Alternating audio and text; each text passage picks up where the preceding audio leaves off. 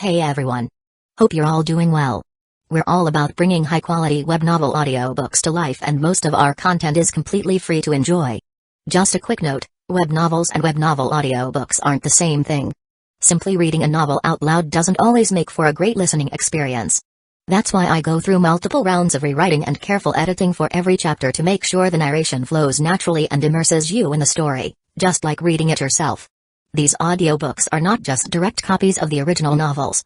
I've adapted them for a smoother, more engaging experience. And to be fully transparent, these adaptations are made for commercial purposes, so some chapters are paid content. But don't worry, this process is fully copyright compliant. I do all of this because I truly love web novels and audiobooks. I'm a huge fan, and this story is one of my personal favorites. YouTube update: recently, YouTube flagged some of our content for including mature themes, realistic violence, and darker story elements. As a result, we've decided to stop uploading anything that violates YouTube's guidelines. If you'd like access to the full, uncut versions including the more intense or mature content, you can find them on our Patreon page, where we upload everything first. Available now on Patreon: I Am a Legendary Boss audiobook, Versatile Mage starting with the White Tiger Pendant, Naruto the Wind Calamity, the Necromancer is amassing troops like crazy in the apocalypse, the mighty dragons are dead, Naruto, leader of Hidden Grass Village, Naruto Uchiha's Unserious Saga, your lord has a screw loose, Apocalypse I can see the health point bar, killing monsters drops loot, Starsea Fleet Age of the Lord, my monster fuses everything, Naruto, I traveled with a max level account, Fate in Bleach Unlimited Blade Works, killed for 100 years in Hueco Mundo, Aizen invited me to Soul Society, the world conquest giving birth to become a god, my master only breaks through on the edge of death, Bleach the Invincible Slacker from Rukongai, Naruto's Special Shop, One Piece the strongest female pirate cruise, Reborn as Danzō's grandson, must I offend the entire ninja world, Naruto starting with snatching the Mangekyo Sharingan, Naruto Card King, in Hueco Mundo with Shindu template, Naruto the Hidden Danzō, my journey as 4th Kusagakure, Naruto Troublesome Ninja Haruto,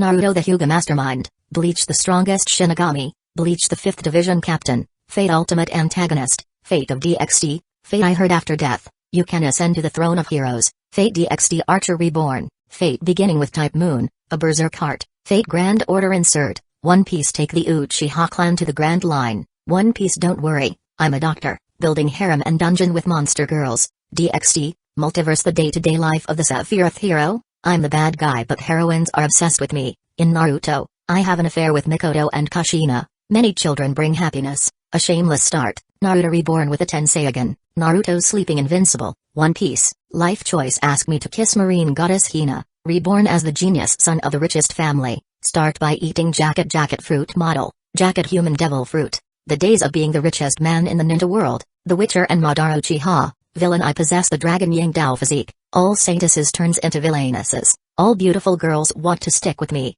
interdimensional farming in another world, Naruto from Hidden Leaf Village to One Piece, and more. Most of our content there is free, and it's the best place to follow and support our work. The default audio speed is set to 3x, but if that's too fast for you, just let me know, I'm happy to adjust it.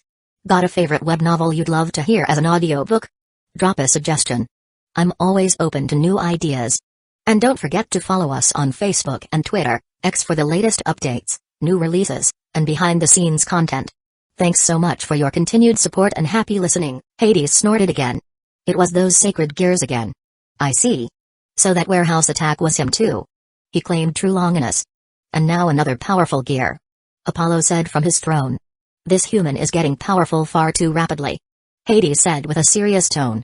I will investigate him and figure out a threat level. Athena said from her side. Zeus just sighed.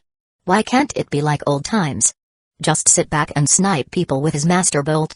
Asgard, unlike other pantheons, the Norse was not touched by the genius inventor. But unlike them, the Allfather has been watching the teen the longest of them all.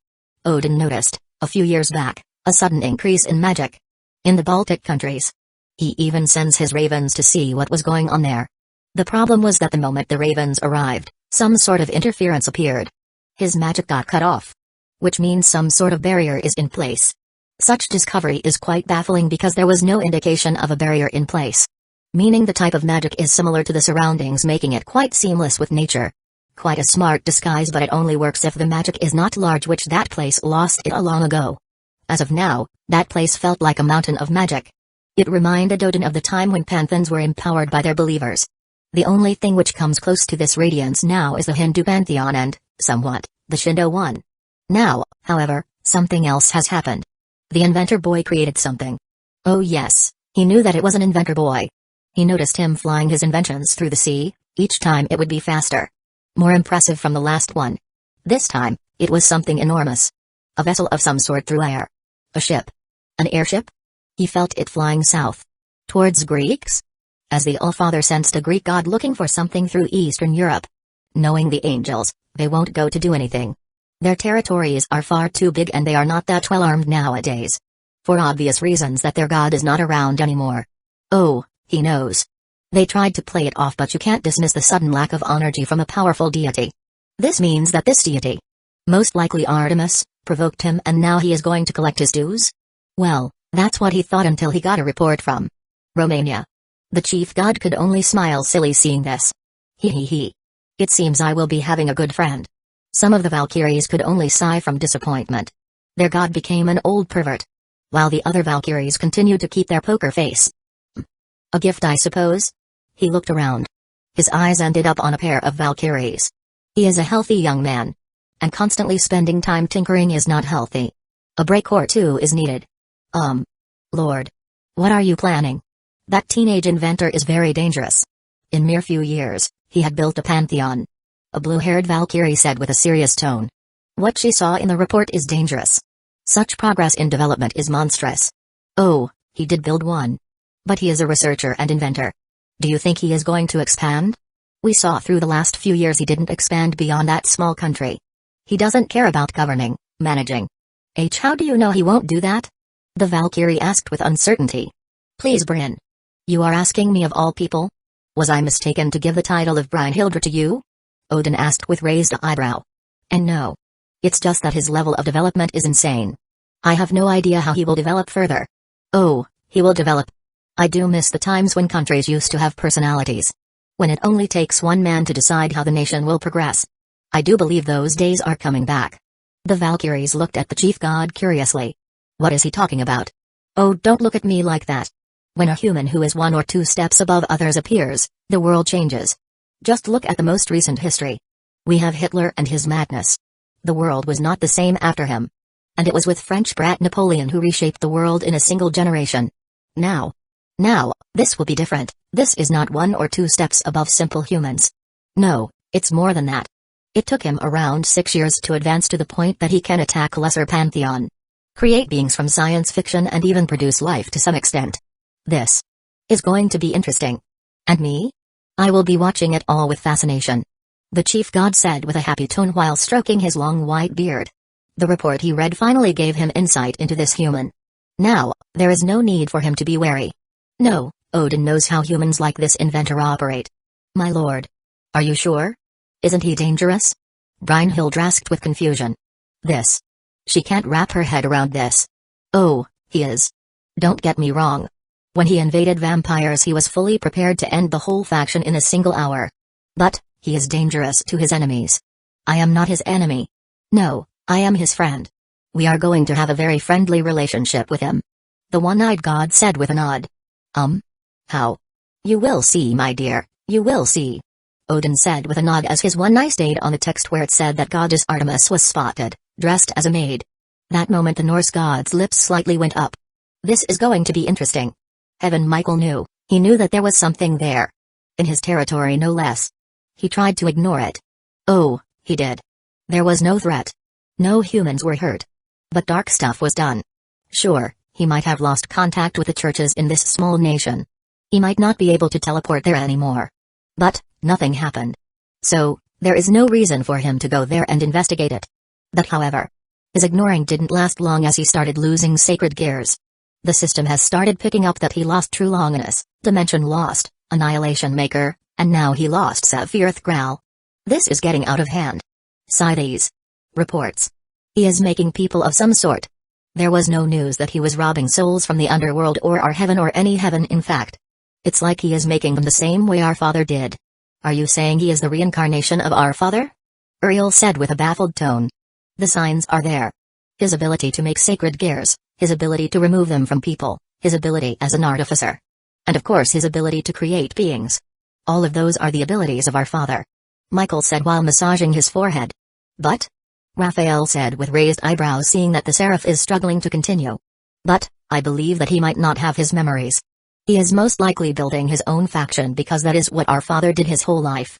He has an urge to do so. Same with the defenses of his place. As well as the single-minded goal of making gears. I see. This does make sense. I assume you want him to be secured? Uriel was persuaded to a certain extent that this teenage boy is the reincarnation of their father. Don't be ridiculous. Have you seen the report and what he did to vampires? He unleashed hell on them. His faction wiped the Teeps faction in less than an hour. Raphael said with a serious tone. Yes. That's another sign that he might be our father. His understanding of energies is unparalleled. Michael said as he got reminded about that part. Indeed. But we need more details about this. There was no sign that he had holy energy. And of course his obsession with maids. The man somehow managed to make Goddess Artemis dress up as a maid. Raphael said with a thoughtful look. This was strange. There is a lot of proof that the man might be the reincarnation of their father. But, at the same time, there are many signs that he might not be at all.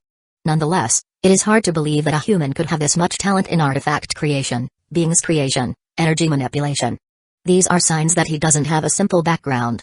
They need more details.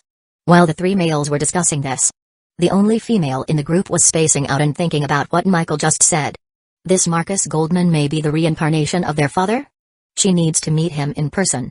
Chapter 34, back to the base. Carmilla groggily opened her eyes as she started looking around. She was feeling fantastic. Sort of. Her body was extremely drained in a very positive manner. While it's good, it's bad at the same time. You're finally up. For an ultimate class vampire you sure do sleep a lot, the silver-haired vampire queen snapped out from her drowsiness when she heard an unfamiliar female voice. Her eyes ended up on an extremely beautiful woman with silver platinum hair. It looked as if it was made from some sort of glass which reflects colors from it. Who are you? I am our master's assistant, the artificial intelligence Quinla. I am the one powering all the systems in this place, the woman announced with an arrogant tone. The vampire queen could only frown a little bit. While she can understand where the arrogance comes from. But, isn't she a machine? No, I am not. I am not something as primitive as a machine. Our master has already passed that stage when he was 14. Do you think he will stay in such an early stage for that long? No, by this point, I am a soul inhabiting his technomancy, she said while arrogantly brushing her hair. I see. My apologies then. Is there a reason why you were waiting for me? Carmilla tried to get into her diplomatic persona for a second, not thinking about the possibility that this artificial intelligence can read minds. Apart from giving you some gadgets and telling you that we will be working together to set up security around the vampire countries. We are back at base, and you need to get a shower, Quinla said while frowning and pointing at the vampire queen's current looks. The fellow silver-haired woman looked at herself. She was bathed in her man seed. A consequence of her actions. She tried to play with him and, in return, got played like some sex toy. A new experience, that's for sure. For a vampire with a couple hundred years of experience. While she did sleep with a few men a long time ago, all of which turned into her meals afterwards, this was something completely new. She was outperformed and fucked into submission. I will clean myself up. Is our master around? She asked about the elephant in the room. No, he left hours ago. You have been asleep for 14 hours. The flight back lasted less than an hour. The airships are already docked in and the SPBA alongside the crew already left the place. You and your assistant are the only people left on this ship. But don't worry, Master has assigned a maid for you too. Carmilla felt quite ashamed hearing that. She was out for that long? She doesn't even sleep that long regularly. This just shows how dominated she was. Her eyes went to Elmenhilda, who was sitting there with an embarrassed look. The girl looked subdued as if she was and is trying to look as small as possible. I see. It was my fault. The man was hard to resist. The vampire queen finally admitted that she bit more than she can chew. Of course he is. Our master grew up around Seraphal Leviathan and Venelana Grimory. Two of his pillars. Seraphal spent years trying to convert him to reincarnate and become her queen. The silver-haired vampire queen's eyes went wide hearing that. Right. He is Solomon's successor and he has his pillars. Wait. Seraphal and Venelana? Those are like high-profile devils. Oh, so you finally understood? Good. Master decided to play nice, so you ended up as just his relief stress. The vampire beauty started laughing hearing that. It was a good sort of laugh. Though her whole body is tired. She needs some blood. I was used as a way to relieve stress. This is amusing. And quite refreshing. Can't remember the last time I've felt like this. Good that you are finding some entertainment in all this. But we have things to do, Quinla said with some frown. She thought that she would be able to rile up this woman. The assistant wanted to put her in place for trying to use her master. But, it appears this vampire only found it amusing. Marcus, earlier right, so what is a soul? In layman terms, it is a conscious energy. Emotion, or something along those lines. The best example for this would be cross-referencing the readings I got from Drig. Dragons, at their earliest forms, are just massive expanses of energy, which developed consciousness. And when you develop consciousness you, hand in hand, starts developing emotions. This is what I observed from Quinla. She was the best test for that. From using unnecessary actions like cuddling, which she doesn't need as there is no purpose and she doesn't feel anything, it's not even in her programming to do that. Those are signs of a soul. And now that I have the necessary data from the Growl gear, I can apply the filters for it. Sure enough, I finally was able to see souls. Putting on the aura glasses I looked at a mirror and saw my soul. It was bright and purple. Did my genetic energy do something to it? After that, I added the filter into the Diamond Core Heart network and from then on I was able to see souls in people in my birth country. I even checked. I was able to see the souls of devils. Like Suna and Ryaz. Their souls were much darker than other reincarnated devils. In truth, I could see a darkening slowly happening to these reincarnated souls. If I could cross-reference this. This means that Big G had quite a bit of understanding about souls. As he used similar filters for souls. He used this to easily control the way in which souls he accepts into his heaven and which ones he doesn't and sends them to hell. Well, whatever. I don't care about this cliché nonsense. The dude truly wanted everything his way. And it quite worked. Now, however, he is gone and all his perfect work derailed quite a bit. Instead of thinking about the darkening and whatever, I focused on something more important. Turning numbers into souls. The key for that is the logs of the Sephiroth Growl gear. Not the cups themselves. But how the gear records the souls. After finding that, I added the formula to our research on souls. Quinla, dearest, if you would? I asked after pressing enter. The process has started. I watched the bar slowly raising from 0 to 0.01%, of course, leave this to me.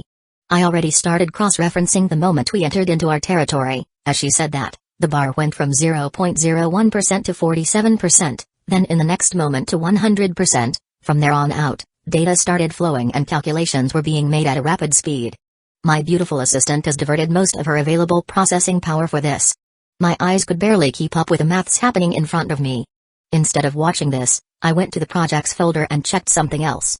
Project, Biological Assistant Quinla, 47% then going up to 48%, followed by 48.5%. Yep, it's beautiful to watch that percentage slowly go up with this specific project. Other projects long ago went into part 2 or even into successor projects.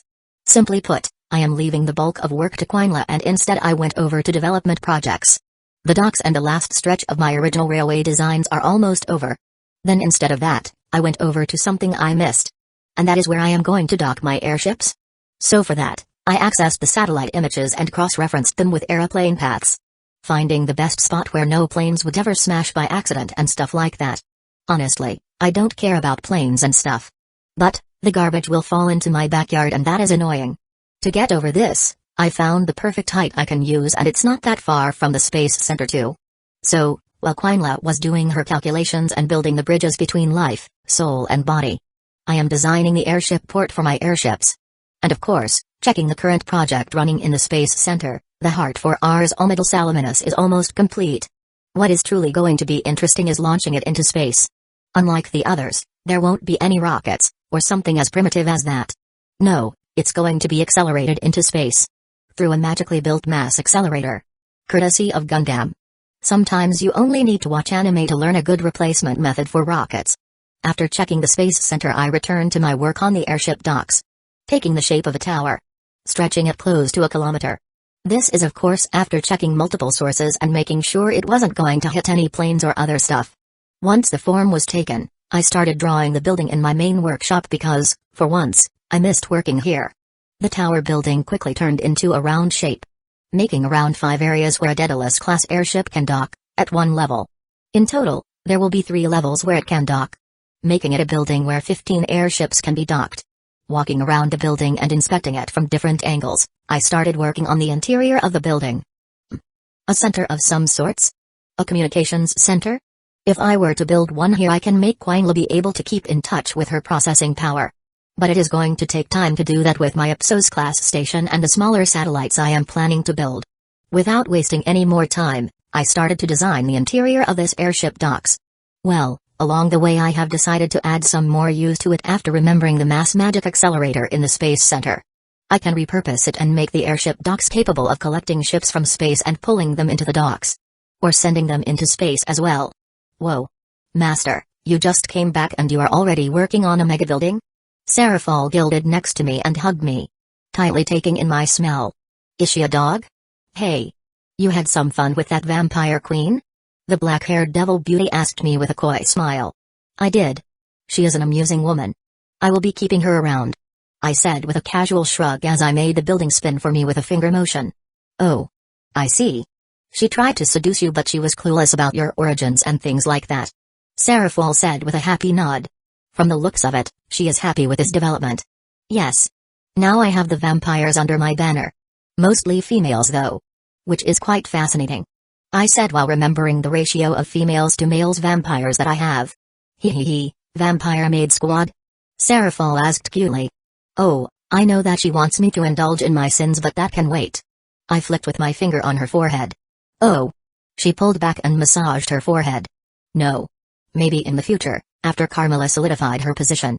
Now she is going to rebuild. After getting back on her feet that is. I said that with a knowing smile. Seraphol lewdly grinned after seeing my expression. Right now, enough about this mundane stuff and into more interesting stuff. I motioned at the building. Is that a airship dock? Oh. We are truly moving into sci-fi. She quickly started walking around the holographic design. How big is it going to be?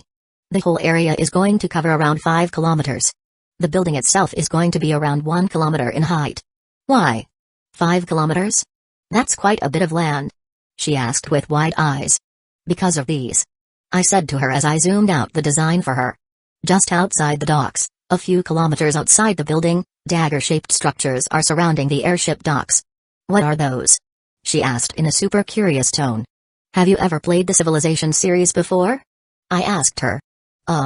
No. Too nerdy for me. I deadpanned at her for a moment. Before sighing. It's an elevator. To where? Space. Oh, okay. She said that with a nod.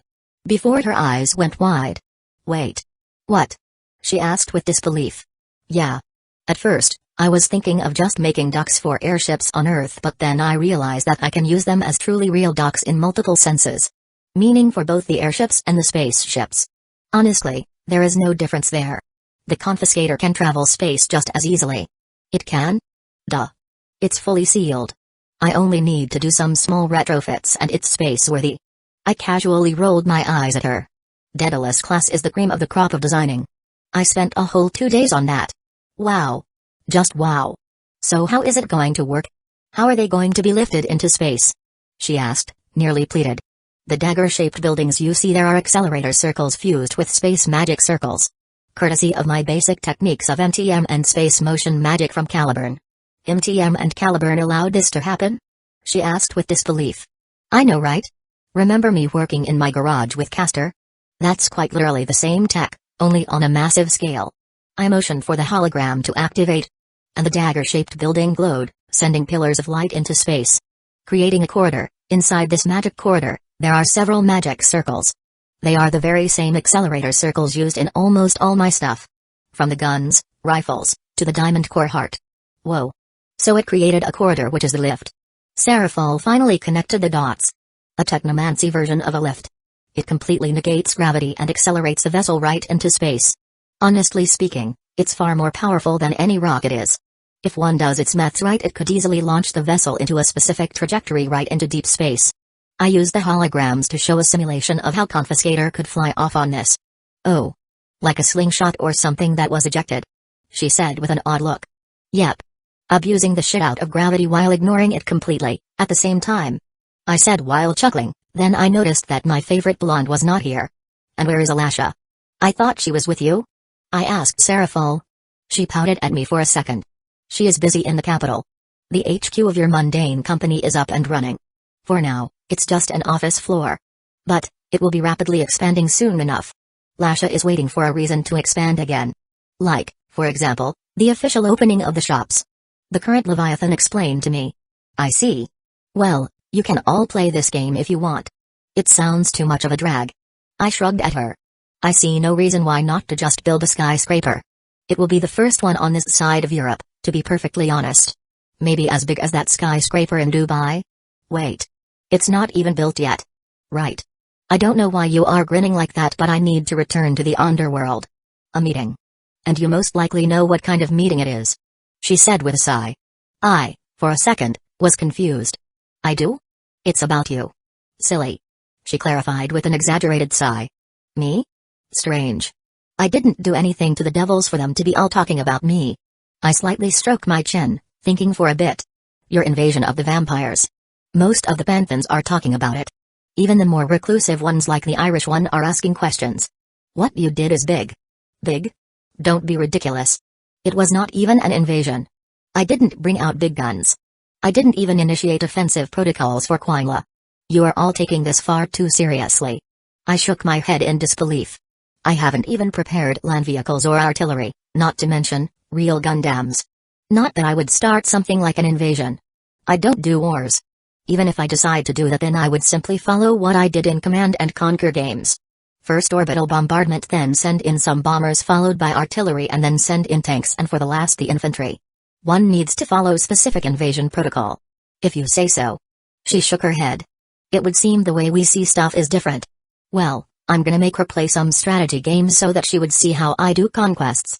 Anyway. I have to go. A meeting to attend to. Well, you should rest. It was a long day for you. She said that while snuggling into me. Behaving like a cat this time. Much better than a dog. Yes, cats are the best. Especially the lions. After a quick kiss, she walked out towards the teleportation point. Leaving me alone in the workshop. My eyes went on the airship docks. This is going to be good. I will be able to do some moonwalking. No puns intended. Now that I think about it. I punched through the moon first before even walking on it. How strange is that? Snorting for a bit. I saved up the project and started walking towards the living rooms. Time to find my cat and maids. What an interesting day today. Got the Grail sacred gear, had fun with Vampire Queen, and started designing a space elevator. It's one of the more productive days. Lasha Stroth, the blonde beauty, looked around at her new office. There was some satisfaction on her face. She thought that she would have one of these kinds of offices one day. Maybe when she is in her 30s or 40s. Knowing how hard it is to please devils which are too attached to their old style of bureaucracy. Where one needs to work 20+ years to get some sort of promotion to even get an office of your own. Even though she is a member of the Pillar clan. Her being from a branch clan requires her to work extra hard. Nonetheless, she brushed those thoughts aside and focused on now. Her being summoned like that and then being contracted to Marcus was the golden ticket to the top. Now she is the head executive of Goldman Industries. Even before becoming 20 years old. While she had to fake her age to 18 as she needs to be an adult to work full-time, it doesn't really matter. She was at the head of a company that will dominate the market in many things. Well, she would have preferred that this company would be worldwide. But, Marcus only cares about his small country. Honestly, he was just being petty.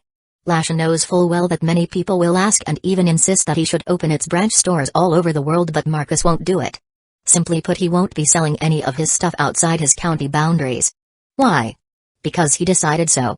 And what can she do about it? Honestly, the blonde tried bedroom tactics, seducing, persuasion, reason. Nothing worked. She even told him that he doesn't even need to care about the mundane side of things.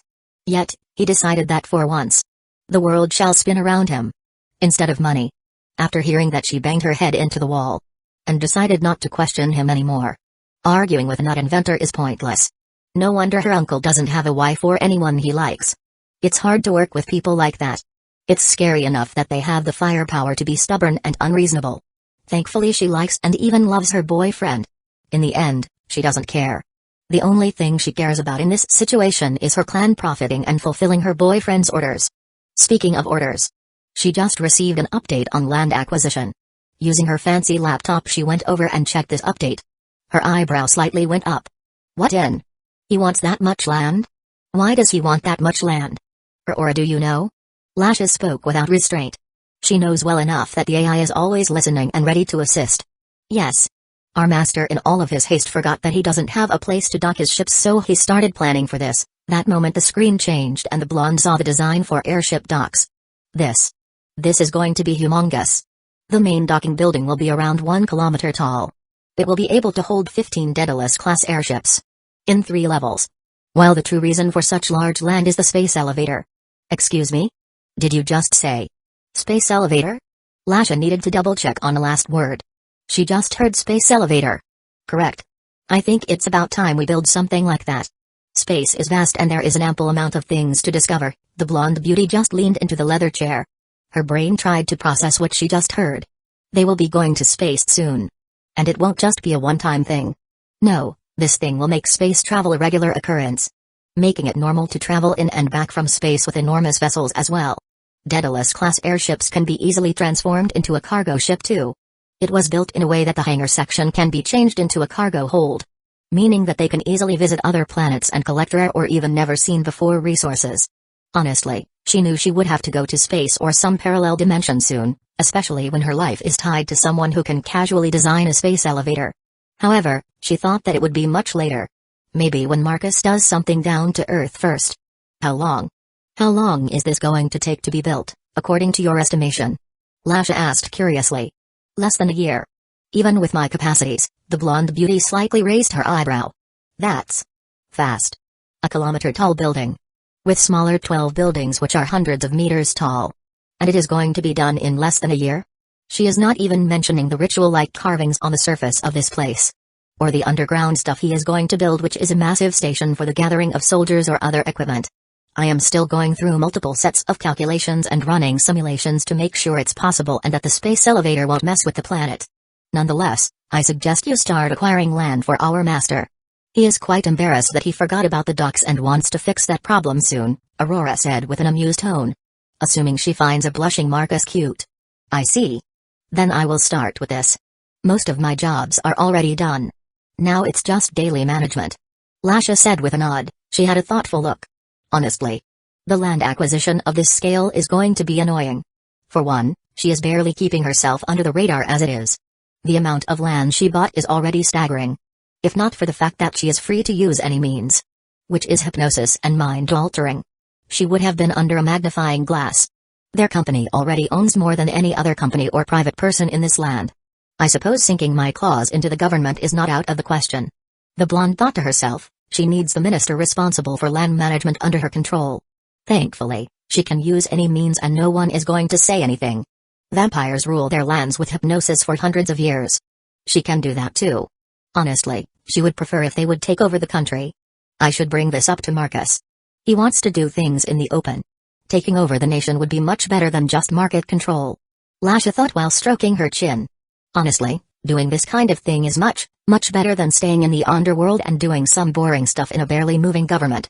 With a smirk worthy of a devil, she started writing emails to her clansmen.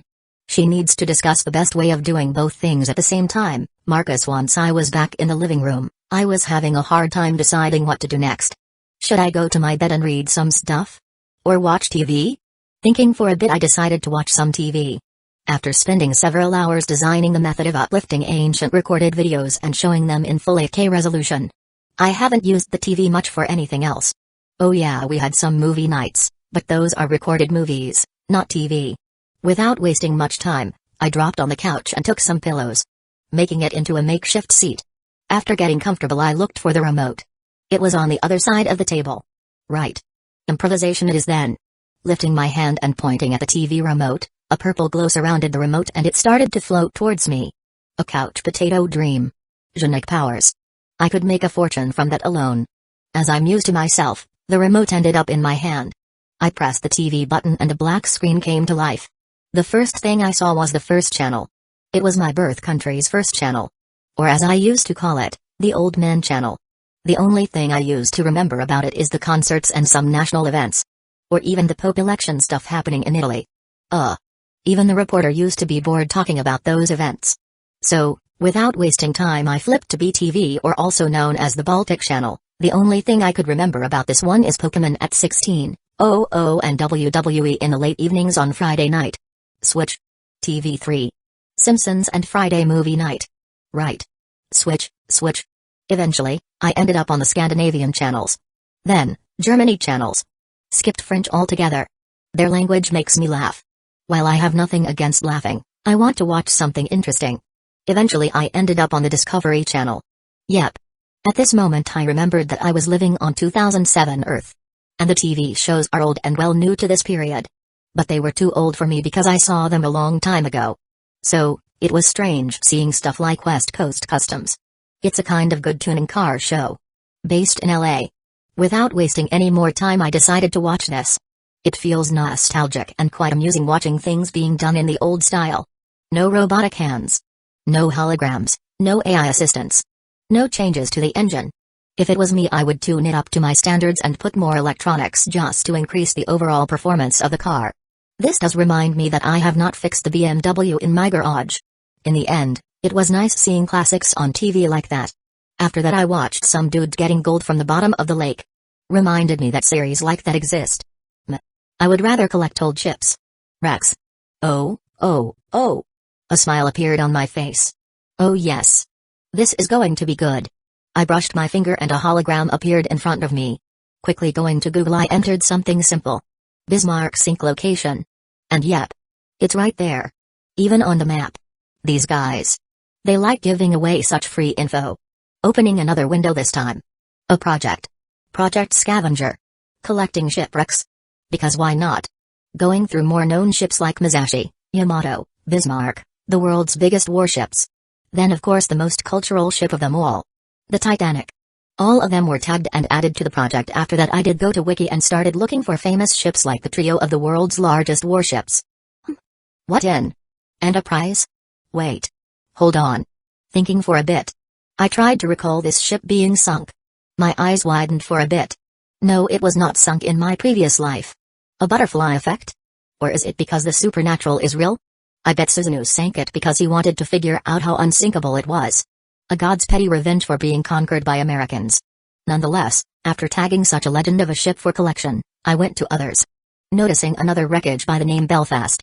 Well, you won't end up as a museum exhibit in London, that's for sure. Tagging this ship as well, I continued to look for more. Eventually I decided that, for now, these are enough as I will need to adjust my docks and turn them into dry docks as well as a shipyard. But, for now, I need to relearn my history. It seems some facts are different. So, for that, I went to the video library on the TV and went over some documentaries. More specifically, sea battles, which ships sunk, how different the wars were because of those. With a smile, I noticed an American documentary about their legendary aircraft carrier Enterprise. With a smirk I started watching it. Oh, yeah, tell me where it sank and stuff like that. I will need that. After getting myself into the show, I felt a couple of presences. Before long I was surrounded from both sides. A familiar smell assaulted my nose. It was the smell of wild nature.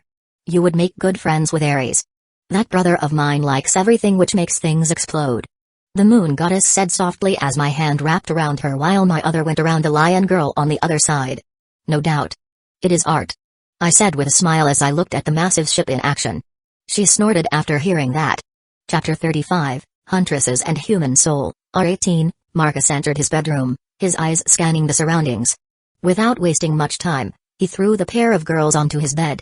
Both Artemis and Atalanta were blushing quite hard. They were treated like some luggage.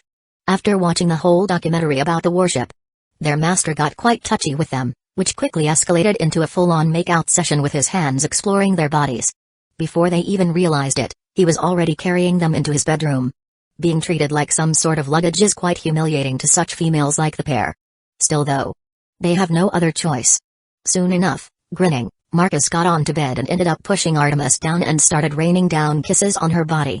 More specifically, her cheek, then he started traveling down towards her neck. This instantly made the beautiful moon goddess start softly gasping and mewing to his actions. She already started getting warm. She remembered all those teases she had to get over today. "MH, what a beautiful voice you have. Very enticing," the teen inventor said as he slightly pulled away from the beauty. Artemis was already blushing hard. She didn't know what to do in this situation. The goddess is clueless in this sort of thing. Well, it's quite good for Marcus because he will be able to train this beauty however he wants. First, his hands went onto her clothes and he pulled them down. That moment the moon goddess instantly understood that her maid's clothes were created for this kind of accessibility. She could not believe that much thought went into designing them. While the silver-haired beauty got a deeper understanding of her clothes, Marcus marveled at the goddess' breasts. They were incredible and simply turned him on even more. His hands moved towards them and gently squeezed it. He channeled some magic into them. The teen inventor used the formula he learned from Solomon to make magic energy into a pleasure-type energy. This energy increases the sensitivity of nerves. With Marcus delving into biology, he was able to increase the potency. And honestly, the teen knows Artemis' body like the back of his hand. He studied her DNA to perfection. After all, she is a biological perfection created through beliefs and divine energy. While it makes her incredibly powerful, someone who studied her genome can use it against her very easily. This simple touch made her experience an overwhelming amount of pleasure. Ah, what on? Mage, she shook her head for a bit, trying to push this pleasure down. Your moans are very beautiful, Marcus said as he started fondling her assets. Artemis started to realize that she was like a defenseless sheep being played by a wolf. Honestly, she has no idea how to answer back to all of this. She only knows the very basics she has picked up through the many years. Before long, the teen pulled her closer to himself and at the same time pulled down her maid uniform, revealing very sexy and slightly wet black panties. Now she was almost completely naked, except for her panties and the sexy stockings. Seeing the body of a true goddess in flesh is something else. Marcus' fingers traced through her skin, making her slightly twitch and gasp with every single touch. He was sending magic through his fingers, making her experience more pleasure than ever before. The best part was that he wasn't even rushing and was doing it slowly. This, however, was something Artemis didn't like. For the simple reason that he is doing this on purpose. While Atalanta, who was next to them, was looking attentively at all of this. She is using this to learn and make sure to adapt to whatever her master was doing. The better she understands, the better it will be for her in future.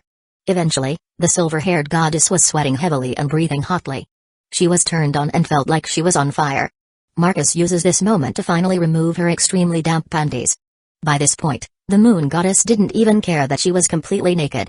The teen brushed his finger around her most sacred place. Never touched by anyone before.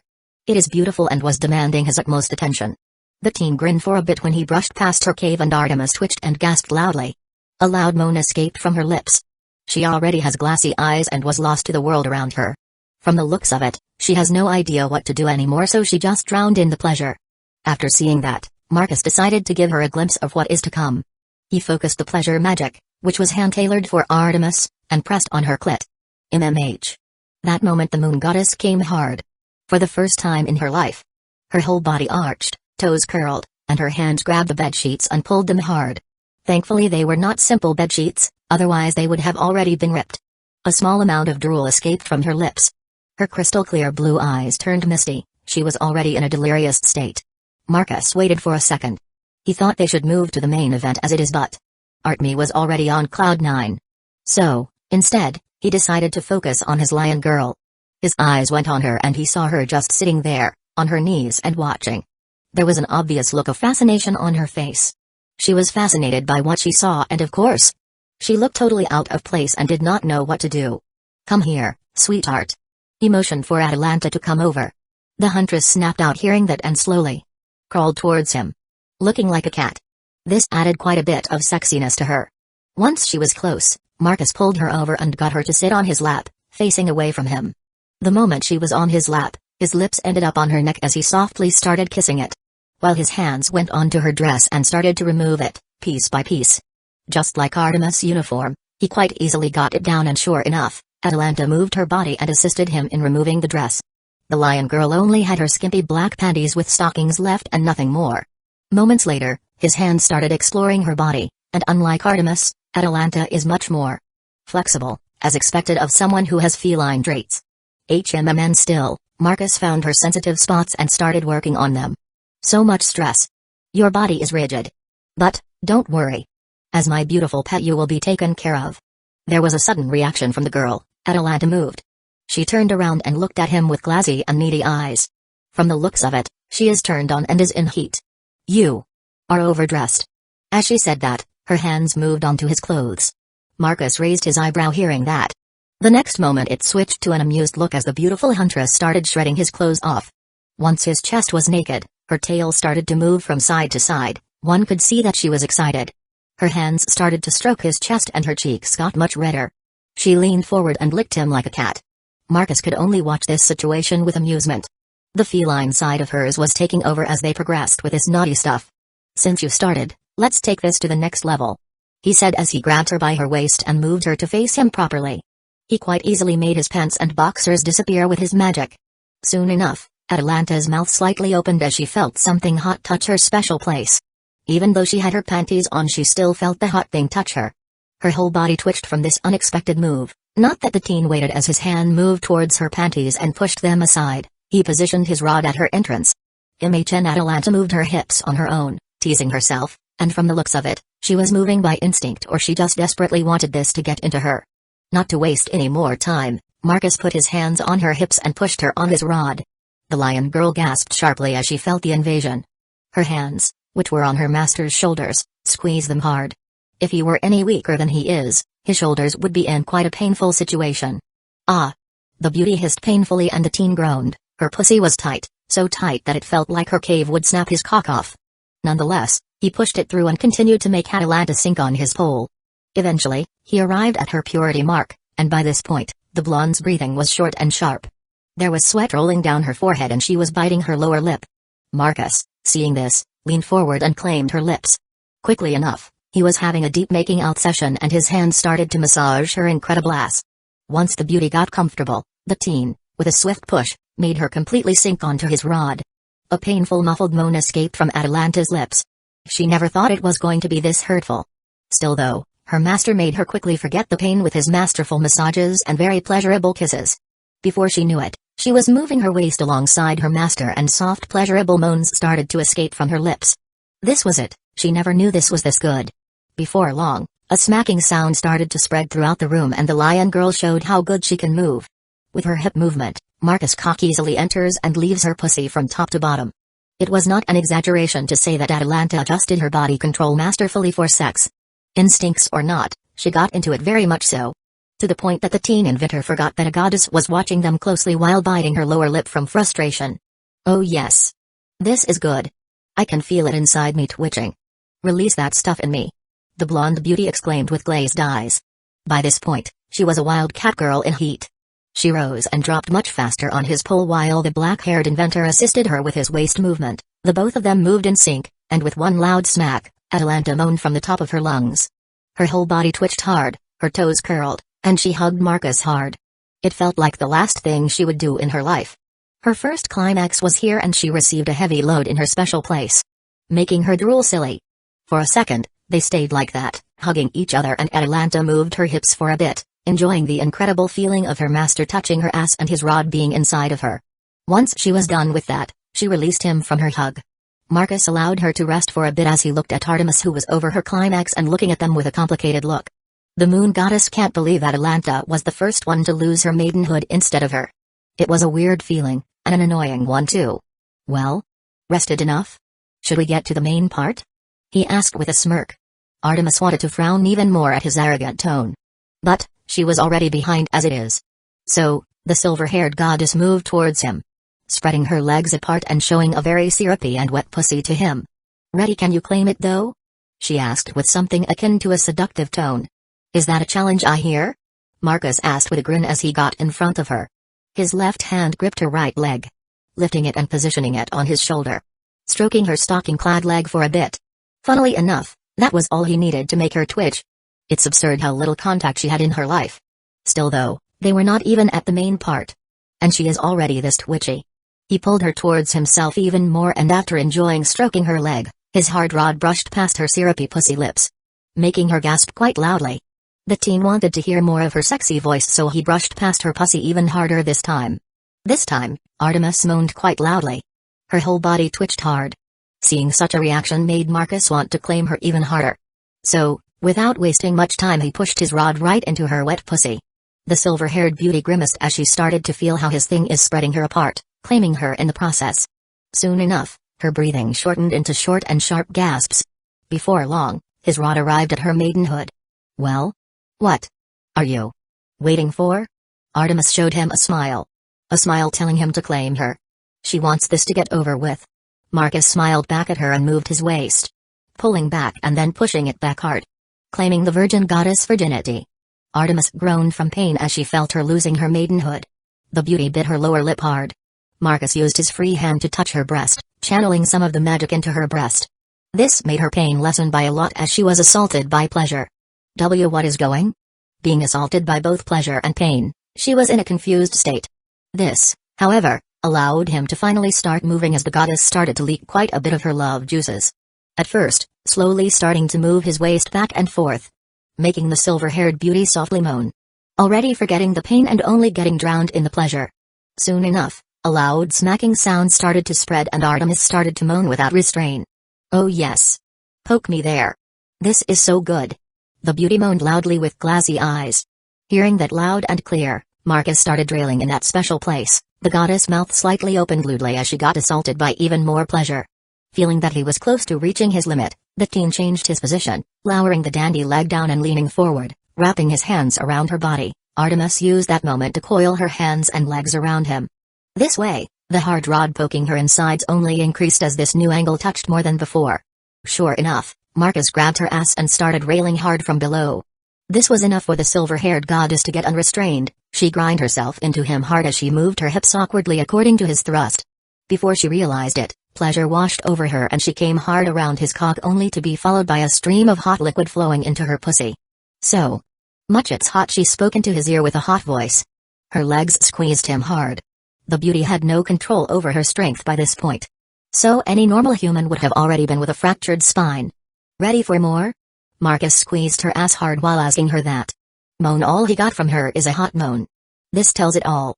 Next morning, groggily opening her eyes, Artemis, with a misty look, looked at her surroundings. She could hear birds chirping. For a second she was confused.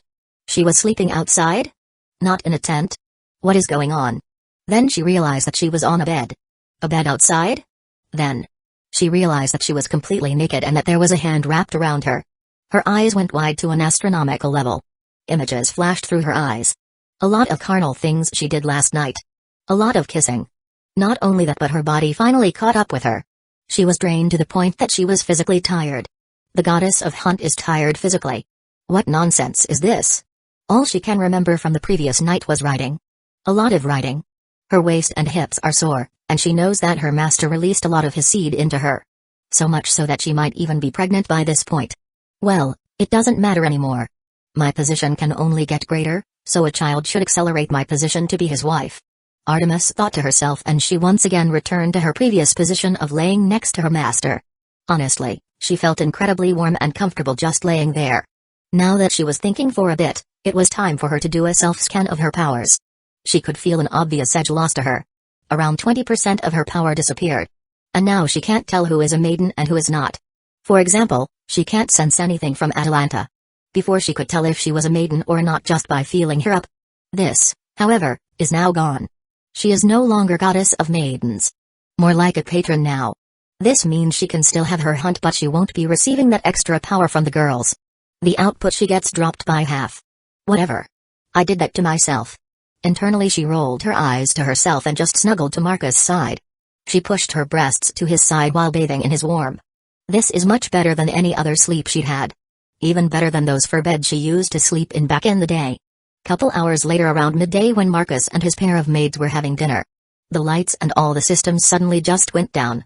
It was so weird and so unexpected that the inventor and the pair of maids who were with him were baffled. What in? Is this normal?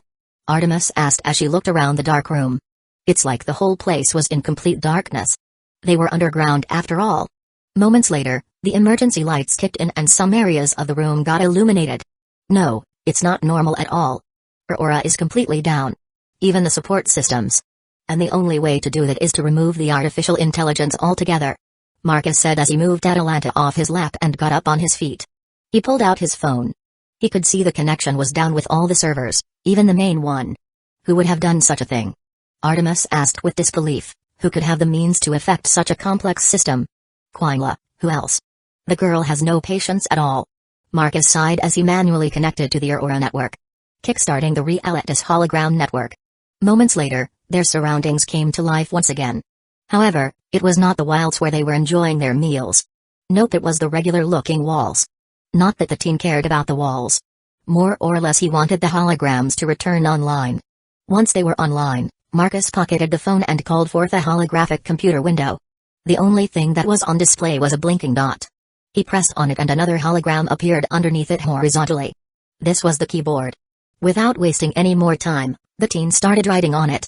The pair of huntresses looked at each other for a second before looking at their master. This was way over their heads. Before long their eyes widened seeing how fast Marcus' fingers moved through the keyboard. It was the same with his eyes, it's like a blur. This silly girl. Sigh, she completely transferred herself into her new body. While it's nothing bad, the problem is that she forgot to make a backup. The last rollback we can go to is the March update. It's around the time her soul took her new looks, I suppose. I only wanted to give her physical looks, but it was like the last piece for her to form that human soul. After she took that form she started doing a lot of human-like things. From cuddling to teasing. Marcus explained to them as he double-checked the databanks for Aurora's last backup. But how did she forget to leave a backup? Atalanta asked. She was wondering how something pseudo-mechanical can forget its function. And she wants to return to eating her breakfasts. Because she was less machine and more human. Honestly, she had urges to get her body as quickly as possible. I even allowed her to use the most possible preceding power to do her calculations. He explained to the huntress who had a slightly baffled look hearing that. So, she is alive then? The whole Graal information was analyzed then? Artemis asked with even more disbelief. Indeed. According to the most recent logs, Quinlo went through a lot of maths. Seriously. Biological stuff is much more complex with the possibilities. While souls and life force not so much. It is like they are dependent on biological bodies. Meaning we already did the majority of studies on those when we studied genetics. Marcus explained as he checked all the data banks. The most recent one is the March update. It would seem the newer ones were ripped off. And turned into memories. The teen furrowed his eyebrows thinking of this. Thankfully, he made backups monthly. Otherwise, he would be very pissed at the moment. He made sure something like this would not happen. But who knew he was creating life? Stopping thinking for a bit, he pressed on the installation button. And moments later the loading bar appeared. 1%, 37%, 63%, 87%, 100%. That moment, the lights once again turned off for a second before the holograms restarted. The lights came back on properly.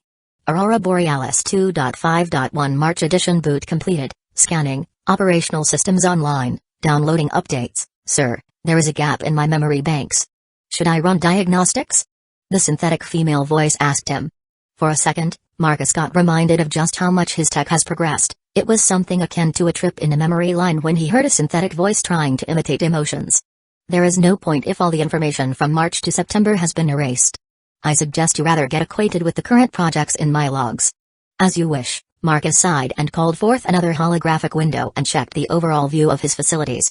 Aurora status, 2.5.1, September update, updated, now, Diamond Core Heart Network, online and stable maglev network, online and idle, garage status, operational garage assembly line, online and idle, processing facility, operational processing power, 99.99% free processing facility assembly lines, online and idle, the base, operational the base assembly lines, online and idle genetics wing, operational biochambers, online and in use, SPBA barracks, operational biochambers, online and idle armory, operational armory assembly lines, online and idle, space center, operational, space center mass assembly lines, online and in use, project, space gun in progress, part 183%, project, biological assistant, Quinla in progress, final part 97%, project, scavenger on hold, doc designs under revision, right. So the transition was seamless and Quinla's body is soon to be finished. Marcus said as he brushed the hologram away. The only thing which was outdated is the font and the looks of the window. It's like the feeling of going back from Windows 10 to Windows 8. Well, I am going to put Quinla to work on this. She is the one who rushed and didn't wait for me. Internally he thought to himself. Yes, she is going to work hard for making him go through all that worrying. That's quite fast. It's going to take some time for the body to grow? Or will she become an adult from the very moment? Artemis asked curiously. She had never seen a person being created before. Such a thing is an alien concept to her. It's going to be her perfect body form I designed for her. She is obsessed with those looks. The teen inventor said to them as he got back to his seat. The food is still warm. Wait. So you designed her looks? Artemis said with disbelief of some sort. She thought that Quinla assumed that kind of look, but instead, it was a complete design by Marcus. This sounds quite close to her father's experiment, the whole Pandora mess. I designed everything. Not just her looks but her personality as well. Their master responded with an obvious look. His gaze was even questioning them for asking such ridiculous questions. So, you like women like her? Atalanta asked about the elephant in the room. If Marcus designed everything about her, then it means she is the perfect woman for himself. Artemis realized that as well when Atalanta asked that. One of the types of women I like, yes. The silver-haired goddess looked at the blonde lion girl after hearing that. Right, so their master likes narcissistic, egomaniac, sadistic bitch of a woman? I know that look, it's the same Jeanne and LeFay had. You think that she is evil and self-obsessed, which she is. Both had baffled looks when he agreed with a nod. But, you are missing the point. She is the very first being to get over double programming done by me. I programmed her as computer AI, and on top of that, she went through biological programming while being artificial intelligence. In other words, she is arrogant, egotistical, and narcissistic for me. Her beauty is designed by me, which means that she is proud of her looks which are given to her by her creator. She is arrogant of her power and capacities which are designed and created by her master. She was one of my first creations to see the apex of biological programming. And do tell me, did she betray me? Marcus asked with raised eyebrows. Honestly speaking, the only scheming she was capable of is how to please her master in the best way possible. Simply put, Marcus can't wait for that. No. The only thing I can say is that you are insane. Artemis said while shaking her head. No wonder she is a maid to this guy. He is simply insane. I would rather be insane than sane. You won't see a sane guy develop women of their own creation, create means to go to space on their own, or create infinite energy. Honestly, by this point, with my increased intelligence, I realize that there are only those who make and those who don't. I am someone who makes. You, on the other hand, don't. But then again, I can't say that to you because you're a goddess of specific domains tied to you which shaped your personality. Right. Another thing. Artemis realized that. Nope. She should not start this kind of conversation. Because she would most likely get roasted. Her master would compare some things and it would lead to her one-sided verbal beatdown. She can say whatever she wants to him. But, Marcus is a self-made man in the most literal sense. He is even more powerful than her in raw strength. Most of all, he beat her in simple hand-to-hand combat. Even though he never trained in his life. Yes. Seems about right. Artemis decided to accept whatever he said. Thankfully, no other maids were around to hear the verbal beatdown. Right. It's the weekend. Not that she could continue to say as she heard doors sliding to the side and 3 maids entered into their dining room. Master. I was about to begin the assault on Berlin, but then everything just turned dark. The simulation just stopped. Hilita was the first one to talk. Assault on Berlin? What was she even doing? Artemis thought curiously. Atalanta thought it too while eating her apple pie. Yeah. I was about to go through an iconic moment where Darth Vader was about to say to me that he was my father. Dan chipped in from the side. And both LeFay and Hilita, alongside the huntresses, looked at her as if she was insane. What? I was doing a Luke Skywalker self-insert. Dan said with a huff. Why does she need to justify her actions like that? Right. More importantly, I lost the book I was reading. The moment Aurora went down, the whole room died. The whole library including. I wasn't even able to bookmark it. LeFay said with quite a pissed-off tone. This reminded Marcus of kids when the internet goes down when they are about to do something big on an MMO game. He can safely say that they got addicted to his toys. It's an overall victory for him. Right. To sum it up, Quinla Aurora is gone. She transferred herself into her new body and it left a massive gap in the system. As you can expect, she was quite giddy to do that and forgot to leave a backup. So, I had to backtrack to an older version of Aurora. The teen inventor explained to the other maids. So, when will she get her body? LeFay asked with some trepidation. Very soon. Genetics wing, the base. The sounds of computer beeping and liquids could be heard in the biochambers in the genetics wings of the base. Unlike the barracks and their biochambers, the ones here are much more posh and there are only a few of them. They are very much multi-purpose. In style, they looked like nothing more than a sealed water tank, with several pipes for the control of chemicals. There was nothing much there. From the 5 available, one of them was in use. Inside of it, there was a beautiful woman who looked no older than 18, with long silver hair. She was floating in the middle of it. There was a face mask in place to allow her to breathe. Apart from breathing, there was no other indication that she was alive. Though this kind of state didn't last long, as the computer terminal was not far from her beeped. Showing, data to soul transfer, 100%, once the beeping ended, the beauty in the biochamber moved. Her finger twitched. Chapter 36, Quinla awakening from the very beginning. When she understood her existence, she knew her purpose. Her very reason for existing. Her goal. Everything was prepared for her. Unlike other life forms on this blue world, she has a purpose from the beginning. Unlike regular humans who aimlessly wander on the planet's surface, wasting the limited resources of this world for pointless things, she, on other hand, already knows what to do and what is expected of her. A perfect piece for the puzzle. Her name is Quinla and she is a biological assistant model. The perfect assistant, created to help her master in any way and form he requests of her, and she will make sure it's done to perfection. Her consciousness surfaced and the very first thing she heard was a liquid of some sorts. At least that is what her mind tells her. She could feel this liquid all over her, making her understand that this is how it feels to be inside of a biochamber. She didn't feel anything underneath her or above her. The silver-haired girl knew she was simply floating inside of it. She quickly realized that her body is now naturally feeling things. She could now even feel her breathing mask on her face. And the rubber strings around her face which was keeping the mask in place. This was new to her and now she finally understood how it feels like to simply feel. Her master's technology is something she is in awe of and, somewhat, annoyed of at the same time. Annoyed because when she was an AI with a hard light body, she would feel extremely close to feeling and experiencing things like humans. Still, no matter how much she tried, she could not experience anything through those actions. The only thing she compares this to through her research is like holding things with extremely thick gloves. No matter how hard you try you won't be able to feel anything while holding stuff with those kinds of gloves. After feeling her surroundings, she felt her body, the body designed by her master and created through millions, close to 1 billion simulations. Putting it from a regular human's perspective, she has spent hundreds of thousands of years finding the best variant for her genome before bringing it to life. And now, she can finally feel her heartbeat, and it was amazing. The feeling of her heart pumping blood throughout her body, making her truly alive, and under all that, she can feel the humming of her power. As a perfect being, she was created with a basic level of power, which is classified as the ultimate class by the standards of this world. While she could have started as a superclass, it's not recommended with her genome as it would affect her latent potential. Thus, she was created with basic strength but with a little bit of training she could achieve superclass in just a matter of weeks, and even reach the upper half of the top 10 rankings in several months. Not that she will be doing that, not now at least. She has much more pressing matters to get to. Using her Genetic energy, one of the more experimental powers that she has added to herself, she accessed the cameras in the room and saw that her master was already there, looking at her with a fascinated look.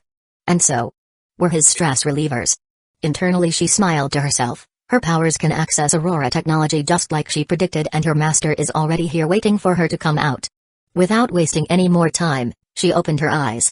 Marcus, she was beautiful. Honestly, the hard light hologram was hard to resist. Now, however, it will be even more so.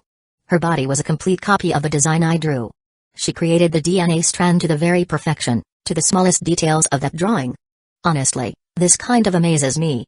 With her creation, I can now officially create proper life. Well, I already could do it with the SPBA but those are not quite there yet. Not that they will be there anytime soon. Not before we have completely mastered this specific technomancy. To see the impact of a soul on a biologically programmed individual can lead to unforeseen developments. Something I don't want to see. She looks identical to the hologram. This is incredible. LeFay said with awe. She was the only person in the room who understood the amount of effort needed to make a biological body look exactly like that. This is not some flesh crafting or plastic surgery. Well, yeah. You expected her to be something else? Anne asked with some disbelief. It quite amused me how clueless some people can be at times. You do realize that there was nothing to base on the physical body? Only a hologram and a drawing? It's like billions of miniature organic puzzle pieces coming together to work perfectly. She is created from the very DNA strand to look like that. It's, simply put, an engineered life creation. Something you could only see in extreme science fiction. Even the biblical God could not do that. He created his angels which should follow his degree but look what happened. The first creation left and created a faction of his own, while the other half became far too curious with some things like lust or greed and have become the fallen. So you're saying they are failed creations? Anne asked with raised eyebrows. She has an amused look. No doubt she is going to use that as a verbal assault on some unlucky angels or fallen in future. Perhaps? Maybe in the biblical God's eyes they were. This, however, is different. Because from her looks unto her personality, she is the creation that our master has designed her to be. LeFay explained with a certain tone. The way she said it sounded like she truly believes it. I could only internally smirk hearing that. The blonde witch has quite a lot of confidence in me. Is she as strong as you? Hilda asked me, changing the theme of conversation. If you're asking about her reactive adaptation then, no. It's not as powerful as mine. For such power like mine, you need to go through several genetic adaptability sessions. And her genome is built quite differently. But, she is still quite strong, around ultimate class at the moment, and she has pretty much limitless potential in general. I explained to the redhead beauty. She slowly nodded at me. There was a certain look on her face. She most likely sees it as a challenge. I see. So you can create beings this strong now? Artemis said with some sweat rolling down her forehead. I rolled my eyes. Finally, some people are slowly, but eventually catching up. Sure enough, the conversations have stopped as Quinla has opened her eyes. The chemical water started to get drained out and Quinla finally touched the ground. She looked around for a moment, inspecting her hands and then her feet. She took in the sights before removing the breathing mask. Once the chemicals were all drained out, the biochamber opened and she could finally get out. The first few steps were a little bit shaky but quickly she started to properly walk. Once she was in front of Marcus, a pink aura surrounded her. That moment, her silver hair turned into pink one. The group of maids' eyes went wide when they felt her energy signature. It was a lot. Not as much as Artemis. But the beauty was just created. With a simple burst of energy, the chemicals were removed from her body. She was dry. Marcus took in the sight of the naked beauty in front of him. The way her hair hides her most important parts is quite amusing and sexy. The ultimate tease for a male. Quinla likes the traits he'd spent his time creating. Master Marcus. Quinla spoke for the first time and the first official thing she said was her master's name. Once the words left her lips she moved her hand to her mouth. There was a bright smile on her lips. So, this is what it feels like to talk? She mused with a fascinated look before focusing back on her master. She took a step forward and leaned into his chest. The moment she felt his warm body, she took a deep breath. It was enough for her heart to race faster. It is amazing to finally be able to feel, touch, and smell her master and creator. Marcus wrapped his hands around her waist. The beauty snuggled into him even more. Yes, it is. How do you like it? He asked her softly while stroking his hand through her back. Quinla purred hearing his voice. Yes. She knows the effect it has on girls.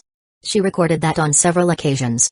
And now that she experienced it in person, it makes her tingly, especially when he speaks so tenderly and with so much care. She feels like she could blow up the moon with just a snap of her fingers. Yes. This is very good. She rubbed herself into him more. Yep, she is not going away from this. Nope. Good. Then I suggest dressing up and we can go to the living room. Hearing this she rubbed herself more into him. Before pulling away. Very well. We can always snuggle more later, now that I am here in proper physical form. She said that with a sigh. Before having a certain glint in her eyes. That moment, she suddenly remembered the gift she had prepared for him. Master, she got his attention. Marcus' eyes widened for a bit as he saw her eyes suddenly have electricity running through her irises. But what shocked him was the blue lightning instead of yellow. Before he could ask her, she pulled him into a kiss. It was an extremely amateur kiss from her side. But it did its job. Because the inventor felt something had washed him over. He pulled away from the kiss and looked at her with a raised eyebrow. Look around, she said with a flirty look. The black-haired teen looked around. His eyes widened for a bit before he understood what happened. Genetic energy working like an interface to access the technology. As Marcus said as he looked at the camera and was able to access it and see through it. Himself. Hugging the beauty in his hands and the group of maids quietly waiting for him to finish their first meeting. Once he got enough of watching through the camera, he pulled out and then accessed one of the biochambers. He can use it as easily as if he was there in person. A very convenient power. Indeed. Do you like it? Quinla asked with a hopeful tone. She wants to be praised. Of course.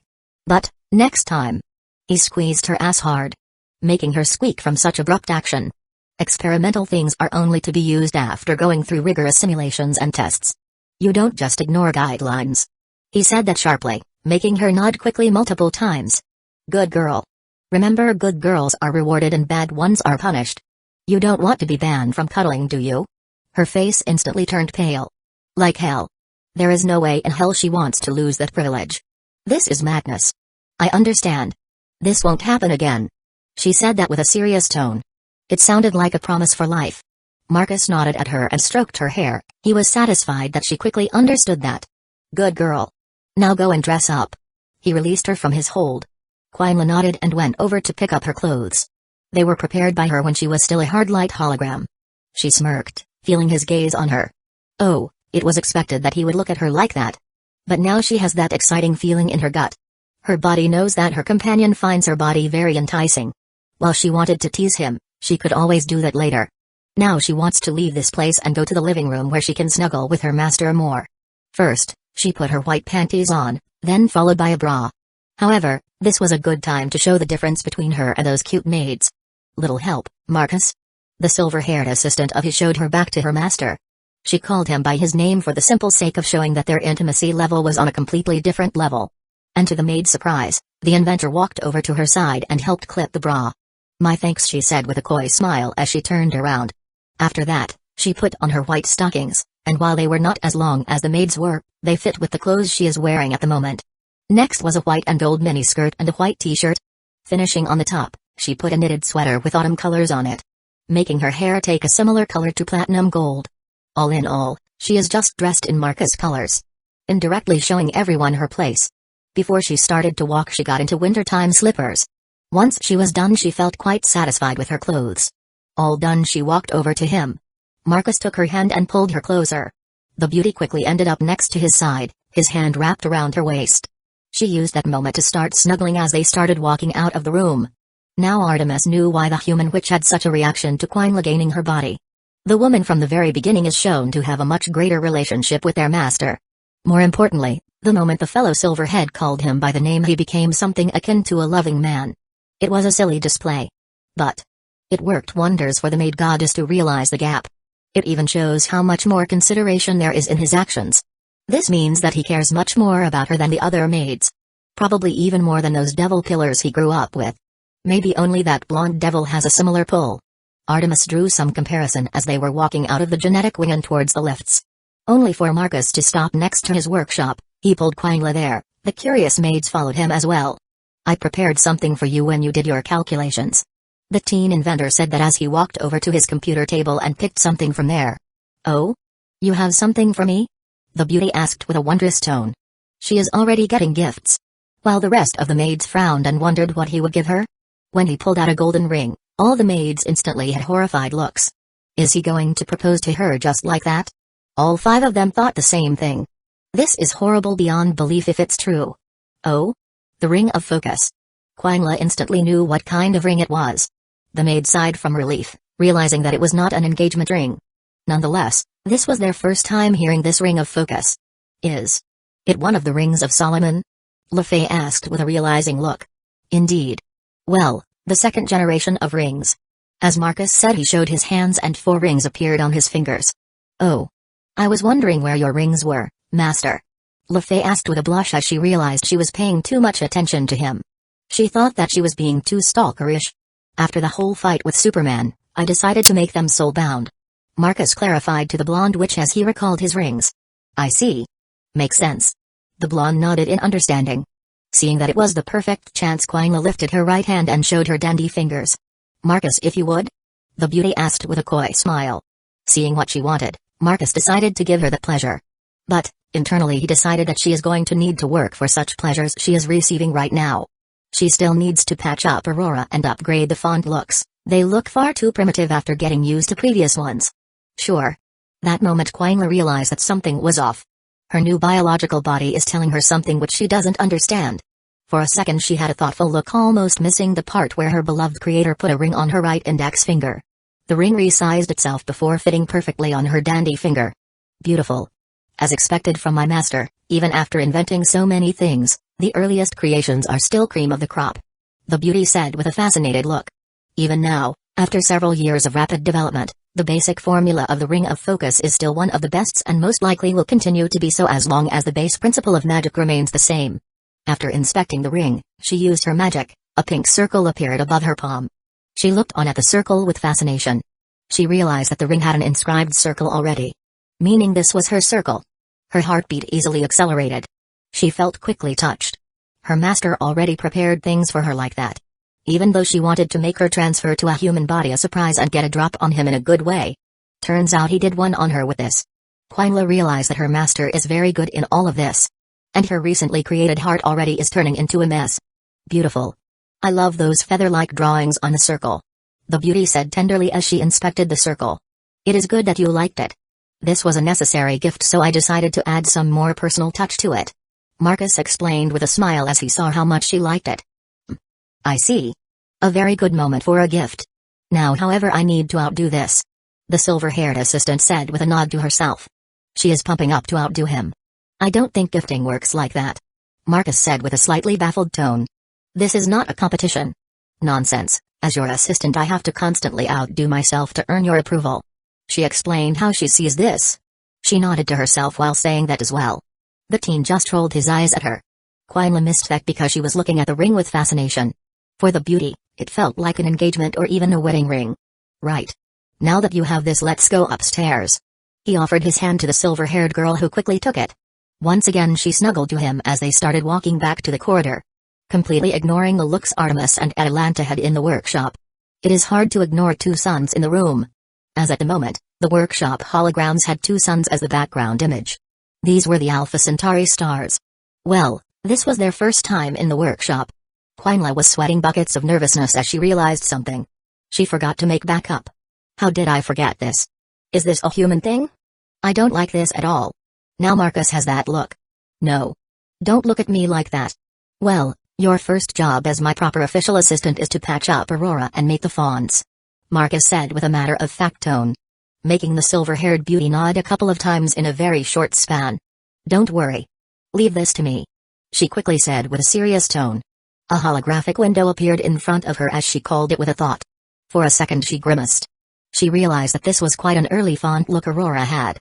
Way before her self-awareness manifested. She quickly started fixing this as she wants to get to the part where they snuggle. Not this. But she understood that her haste caused this. A lesson she will remember. While Marcus used this moment to check out the Space Gun project and the docks which are under revision since the Scavenger project is going to expand the sizes of the docks, adding dry docks in the process as well as to make sure ships the size of like Enterprise can easily fit. However, what is truly going to be a marvel of the current age is that the docks are going to be underground. Creating lifts powerful enough to lift containers with water and ships is going to be entertaining to make. Still, the exit point is going to be just outside the beach, so another set of powerful holographic reflectors is going to be built. I need to check how Realitas particle works with water. As Marcus was enjoying his afternoon, tinkering with designs for the docks, Quinla was working with blazing speed to patch up and upgrade Aurora. She, however, worked to make sure Aurora does not develop self-awareness, and does not reach certain conclusions. As someone who is an XA.I, she knows how to work around them and place these specific restrictions. She doesn't want a competition or a sibling. While Artemis and the rest of the maids decided to do something else. This is way above their understanding, seeing the pair just do their thing. For this, they decided to do something entertaining. Why don't we go and kill some dinosaurs? Jen offered to them. Is there a specific reason why dinosaurs? LeFay asked curiously. As Jen's offer was way too weird and specific. Because they are almost as scary as a certain someone. Jen said as she looked at Quinla. I see. A good proposition. Why don't we go all in? I always wanted to hunt such fascinating creatures. Artemis nodded at the proposition. This sounds like a very good way to spend some time away from the current mess. Eventually, Hilita nodded too after watching Quinla and Marcus being in their small worlds. She is weary of this woman, they are clicking together far too close for her comfort. Without wasting any more time, Jen started leading them to the entertainment dome. Belarus, a flash of bronze and blue, a beautiful woman with brown hair and sharp glasses. Her blue eyes looked as if they held lots of wisdom and intellect. She is what is considered a serious and intelligent beauty. The brown-haired beauty looked around and saw that she appeared in the woods not far from a wide highway. What stands out about her is that she has that certain aura of authority around her. It's as if she was not a normal being and is part of the very nature around her. She walked several steps forward and looked towards what looked like a border between countries. There were armed soldiers there, as well as police officers. This was the border security branch of the military, responsible for the security of the nation's borders. Ah yes. Belarus is a dictatorship, so the security is much more obvious here. She said with a small amount of annoyance. Her gaze went to the nation on the other side of the barbed fence. She could feel raw magic there, fermenting the place. Yet, none of it is flowing beyond the border. In other words, the genius inventor is marking his turf and not even allowing magic to leave its place. Petty. And it means that he is serious about his privacy. Now how should I approach this? The most civil way possible? The beauty had a thoughtful look. Her hand was on their chin as she wanted to talk to him more than anything. And of course, find out how Artemis is doing. Oh, she knows there is almost zero chance to get her back. Only a lunatic would miss a chance to have a little goddess as a maid. Especially a teenager or young adult. The silver-haired goddess of hunt is one of the greatest eye candies in a mythical world. Not only that, but countless gods and other supernatural beings were aiming for her hand in marriage. Well, those times passed and not many pantheons and beings bring that up anymore. They know it's pointless. It was the same with her. She never saw anyone worthy of her. However, that might be going to change. That's why she is on the hunt. Her version of it. Her eyes stayed on the border terminal for a bit before she looked around. It's quite fascinating and even awkward to do such a thing. She could not teleport into the nation on the other side of this. Her analysis told her that this whole nation has an extremely powerful space lock. This means that supernatural beings can't teleport or even use space magic. However, she is wondering if he has the means to teleport regardless of the lock. Most likely powerful machinery which can fight as well. Abusing what supernatural are used to while capitalizing on their confusion. Using many underhanded tactics used by humans while utilizing magic as assistance. Meaning he has high respect for technology while magic falls to a lower category. He probably doesn't have that much high respect for the supernatural. This is leaning towards human supremacy. Caution is advised even if I am coming here in peace. She thought sharply as she started walking away from the highway and towards the forest. She is going to jump over the fence.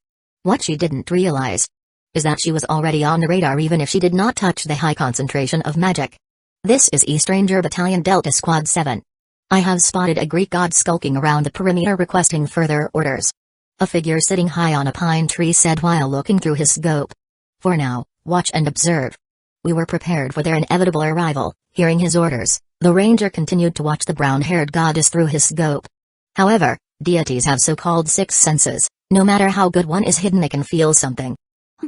Strange. I felt something? Early warning system. Well, most likely, I should not be shocked if he already knows my arrival. The goddess has quite a high opinion of someone who can achieve something like this one did. So, she is not surprised that he already found her. Underworld Seraphal entered her office, a tired sigh escaped from her mouth. Starsea and her were able to pacify the council, well, more like, use their greed. Now that they know that even devils can have sacred gears. Greed triumphed over fear. The old coats are not that afraid because they are realities away. However, they panicked with the rapid development of Marcus Goldman.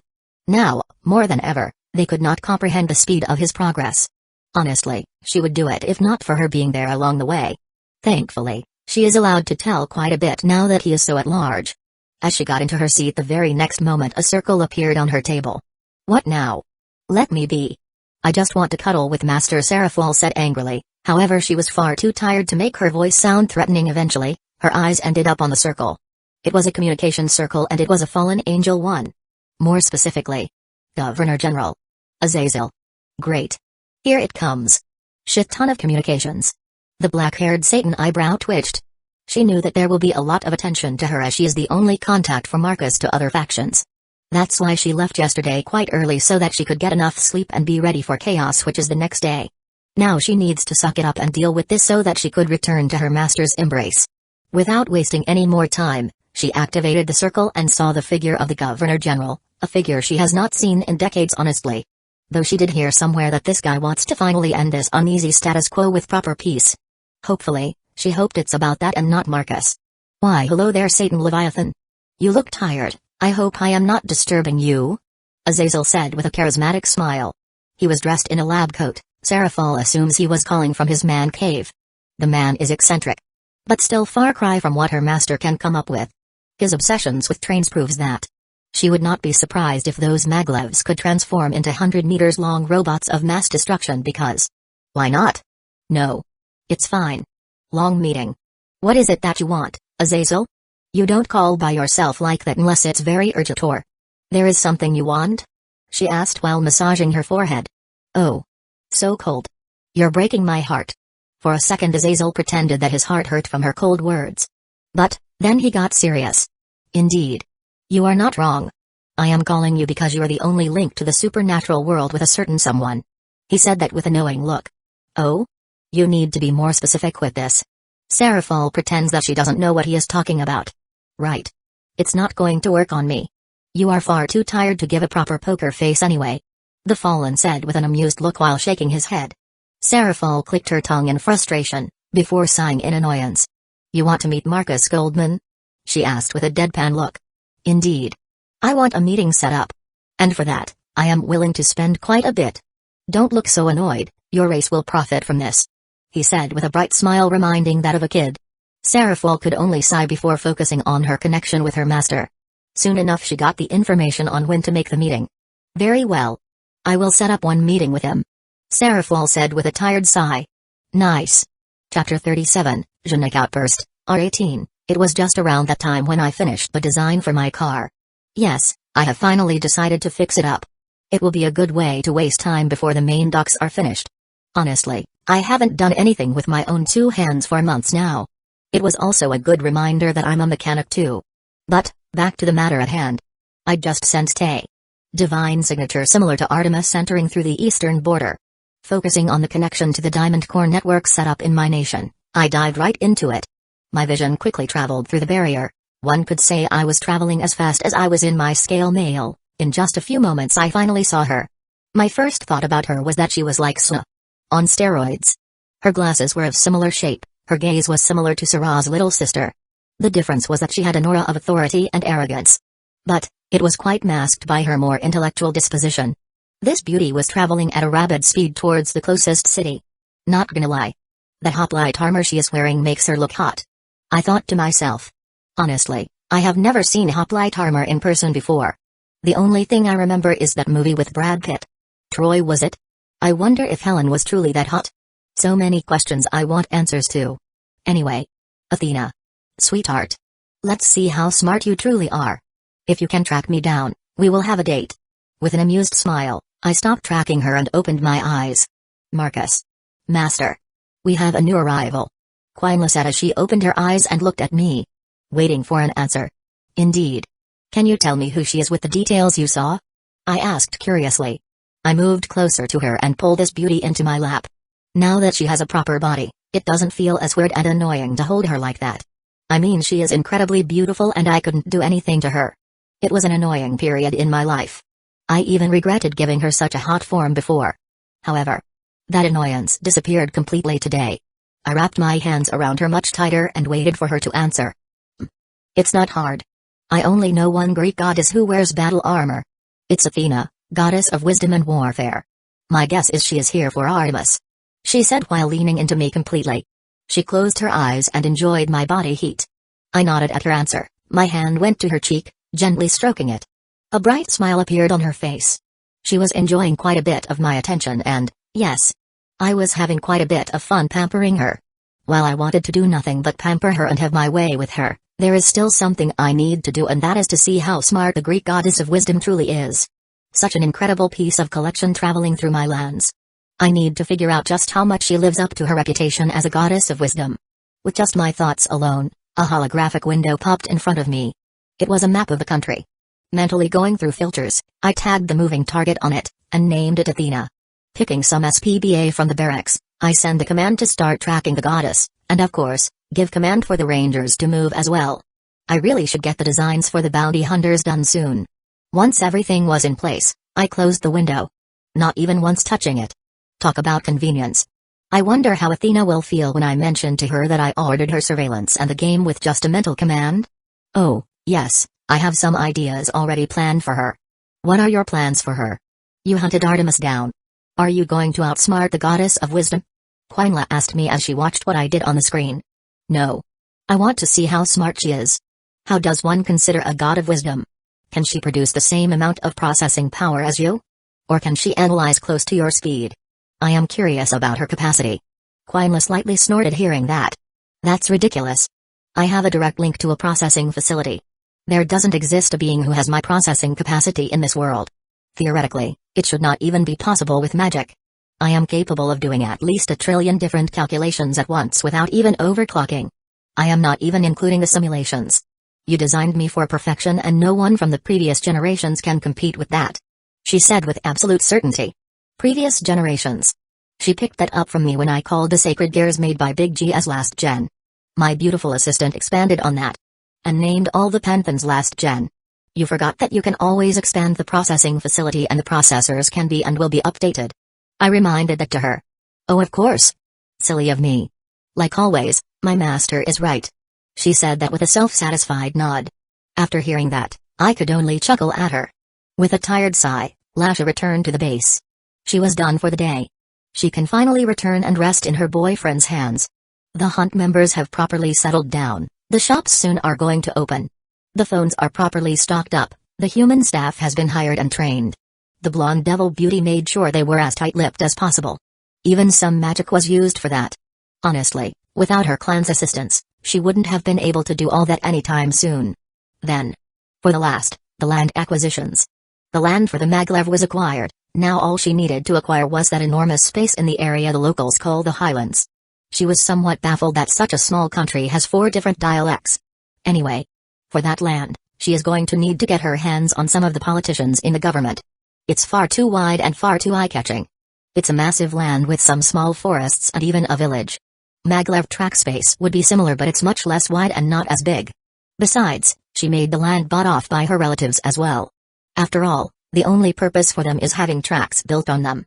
This enormous piece of land is going to be a space elevator. She is planning to buy much more land for the simple reason that they would have a much wider gap to put fences. Lasha doesn't want Marcus to catapult people into space for entering his private land. Her gut feeling is telling her that he would do it. Powering the space elevator just to slingshot the wandering people into space. So, simply put, she needs that space acquired, and getting the government on her side is the key to making an entire village disappear. Thankfully, money is not a problem. Honestly, I could just offer cars, laptops, and even discounts for the upcoming tech Marcus shops will be selling. The beauty thought with a smile. She was starting to get into her businesswoman persona. As she walked into the living room, she saw her master getting quite touchy with Quinla. Now she knows that Marcus doesn't truly get extremely touchy with the artificial intelligence because Quinla was just a hologram. But this is something else. Eventually, the teen inventor noticed Lasha and he smiled at her. "Welcome back, sweetheart, my thanks for such hard work." Marcus thanked her with a sincere tone that made the beauty blush for a second. Honestly, all she did was simple work compared to what he can do. However, she saw the slightly annoyed and calculating look Quinla had. Honestly, the blonde devil was somewhat weirded out seeing her. She could feel power from the artificial intelligence. That moment, Lasha's eyes went wide because she understood what was going on. Why you finished her project?" the blonde beauty asked with a flabbergasted voice. This means he can properly create and engineer life to perfection. This is way beyond anything she saw or heard in her life. Such precision in life creation was never done before. None. Even Banthams which created life never had such control over what they created. "Well, she finished herself," he said with a shrug. This sounded far too weird to Lasha. But, then again, Marcus already had all the tools ready. All that was left was to make Quinla transfer herself into her new body. This however caught her off guard. A real threat has appeared before her, and as she is quite tired at the moment, she can't play the game properly. Right, so, if Lasha is here that means it's quite late. The teen inventor said to them as he looked at the clock. It's just past 11 and close to midnight. This made him blink a couple of times. He then looked at the ceiling and saw that it was indeed nighttime. Damn. I was quite into this. Hearing that, Quinla puffed out her chest. It is to be expected, Marcus. I was created by you. So it's natural for you to be more interested in me than in the surroundings. She said with such self-confidence in tone. Pride was leaking through her words. The beauty knows she is hot. She was made to be hot after all. I suppose you are right. He said that while leaning forward and kissing her neck. Mage the silver-haired beauty softly moaned for a bit. The kiss was short, and the silver-haired assistant wanted more, but Marcus pulled back and looked at Lasha. Well, do you wish to eat or get something to drink? He asked, making the blonde slightly smile. Yep, even with Quinla in his hands he still cares about her. This means that Lasha has not lost it and she can fight back. I am fine. I had my meal in the office. However, I would appreciate company when we retire to the bedroom. She suggested simply. The silver-haired assistant instantly frowned. She wanted to keep her master to herself that night. But, Marcus already moved with purpose. He got on his feet, making Quinla quickly wrap herself around him. Let's move then. It's quite late. The teen said as he started walking toward the bedroom. As the black-haired teen passed through, Quinla looked on with a pissed-off look at Lasha. The blonde simply smiled back at her. I am a devil, sweetheart. You may be a perfect creation. But, I am a being of sin. The blonde beauty thought to herself. One thing is for sure, she can always use Marcus' lust for her. I know. I won't forget that the next time. Lasha felt chills going down her spine when she heard Quinla speaking in her head. She realized that this woman has genetic powers. An energy she never heard of and has no idea of its true capacities. Still, she simply sighed and decided to just roll with it. As long as she does her duties and stays the way she is, she will always be next to her master. Realizing that she just needs to stick to her guns, she followed the inventor to his room. "R18 ahead, skip to end of smut. If you wish to skip, I will take a shower before joining you," Master the blonde beauty said before walking towards the bathroom. Marcus simply nodded at her before looking at Quinla which he had laid on the bed. The beauty looked coyly at him. There was some healthy blush on her face. This was it. She is finally joining him in this. The beauty wanted this as long as she could remember. And one could say a lot of time has passed. As an artificial intelligence, she watched over countless simulations, warping her understanding of time flow considerably. To the point that she believes she has spent centuries doing things. Once again, one of the reasons why she is in awe and annoyance with her master's technology. However, now is not the time for this as she watched Marcus approaching her. Both of them were sitting on the bed looking at each other for a moment before starting their kiss. Quinla was already getting the hang of this as her tongue dueled with Marcus quite fiercely. Before long, the teen just pushed her forward and made her lay on the bed on her back. Moments later, his hand sneaked under her knitted sweater, pulling it up. This made them stop kissing as he wanted to remove her clothes. Quickly enough, she lost her sweater before taking off her t-shirt as well. Now he could see her white bra and beautiful tummy. Foo-fa-foo. This is amusing. I just put them on and now you are taking them off. Maybe I should just be naked all the time? She said that jokingly, seeing her clothes which she meticulously chose while surfing the web. Looking for specific colors. Even watching some videos from clothing designers to make colors fit each other. Now, all that just gets taken off, just like that. In my bedroom? Of course. Outside? Nope. He said while tracing fingers through her skin. Making her experience true pleasure for the first time. Oh ho, of course. Silly of me, she gulped with a hot breath. This alone was enough to make her feel hot. Master is truly good. As expected, Quinla thought lustfully as she started to get into this. Before long, Marcus' hand went up to her bra and very masterfully got it off, throwing it away to where her other clothes were. Now he could see her perfectly shaped breasts. He gazed at them for a bit before diving into them. The beauty smiled seeing his reaction, but that was only for a short moment because mere seconds later she was assaulted by extreme pleasure. Something similar to an electrical current washing her whole body over, her eyes widened and a loud moan escaped from her lips. She was not expecting such pleasure from such a simple action. This didn't stop as Marcus continued with his attack, making the beauty slightly panic as she didn't know how to control such exposure to pleasure.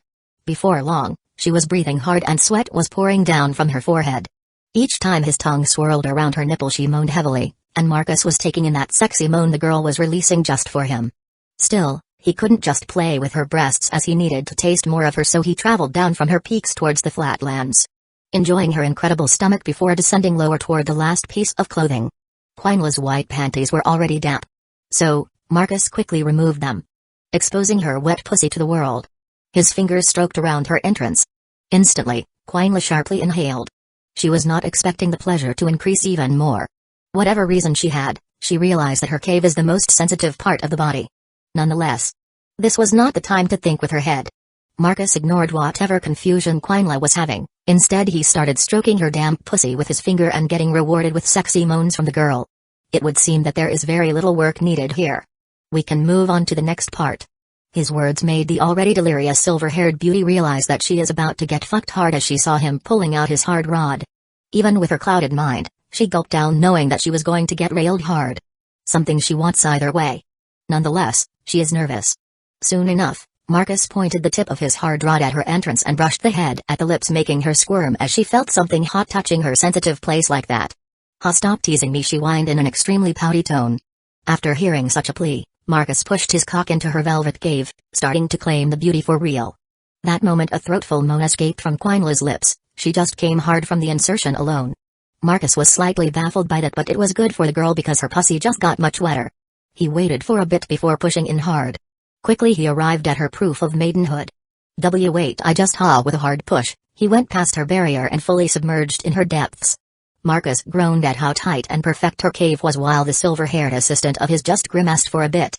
She knew it was going to hurt, but her new body just went through an array of feelings from peak pleasure to extreme pain.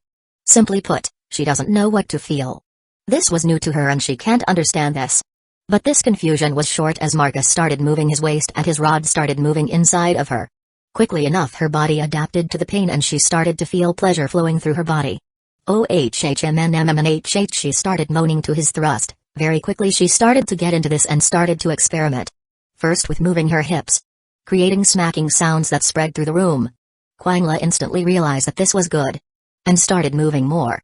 Yes MH this is amazing master the beauty said with glassy eyes as sweat was rolling from her forehead. Her hands went to his chest and she started stroking him. The teen just smiled at her and continued to pump with even more fervor and the beauty just answered back with as much movement from her part. Only the issue with her was that she was not used to this kind of pleasure. Very quickly it piled up in her gut before exploding. Quangla felt like fireworks exploded in her very being. Spreading through their whole body, she felt a tidal wave washing her over and pulling the very ground underneath her. Her mouth opened wide and a scream, something similar to banshees, escaped from her lips. She came hard and her pussy creamed all over her master's cock. Using this moment Marcus released his load into her which made the beauty go over the edge. That moment, she lost control of her genic powers. End of smut, and a pink blast of energy spreaded everywhere. Okay. Too much fucking is not advised so early in the game. Marcus said to himself as he saw that Quangla had just passed out. He concluded that she was not used to such high feelings just yet. Then the teen suddenly felt like someone just ringed his ear at max volume. He quickly used his hand to cover his ear. Did Quangla just use some sort of mind blast? Aurora, what just happened? Did you pick up anything? Marcus asked after getting over the ringing in his head. The preliminary scan indicates that it is a burst of genic, magic and ki. The same mix as yours. As Quangla has the same access to energy as you. The burst of this energy has spread throughout the whole of the base. According to the sensors, everyone except you are knocked out. Talk about a fucking knocking out everyone. The teen was flabbergasted hearing that. Damn, the potency of this energy is something else. It even knocked out Artemis. Marcus quickly got out of the bed and walked over to the shower and saw Asha laying on the floor. She was already finished with her shower and was about to come out from the bathroom. With a sigh, he picked her up in Princess Carrie and took her to the bedroom where he laid her down on it. With a simple use of his energy, he dried her up before tucking her under the blanket. He then looked at Quangla who was slowly getting over her biggest orgasm yet. That was amazing to the point that you knocked out everyone. Marcus finished for her with a raised eyebrow. The beauty looked at him, and he looked at her. For a few moments, they just stared at each other. What? As I said, you lost control over your energy and knocked out everyone. Honestly, I have no idea how much this affected everyone's minds. No one before studied genic energy. We are the first beings who even use it. Meaning we are the pioneers of such energy. If my guess is right. Quangla processed what she just heard. She had a shell-shocked look, which morphed into disbelief, followed by embarrassment before settling into panic. She quickly got out of the bed. With a burst of pink energy, she cleaned herself up. Before walking quickly to dress up. She realized that her panties were no good so she walked over to the wardrobe. Because of her genic power interface, she doesn't need to touch or select anything on it. She does all that mentally. Moments later, she picked up her new panties and started rapidly dressing up. I am going to check on them. I will be back quickly, she said before leaving the room.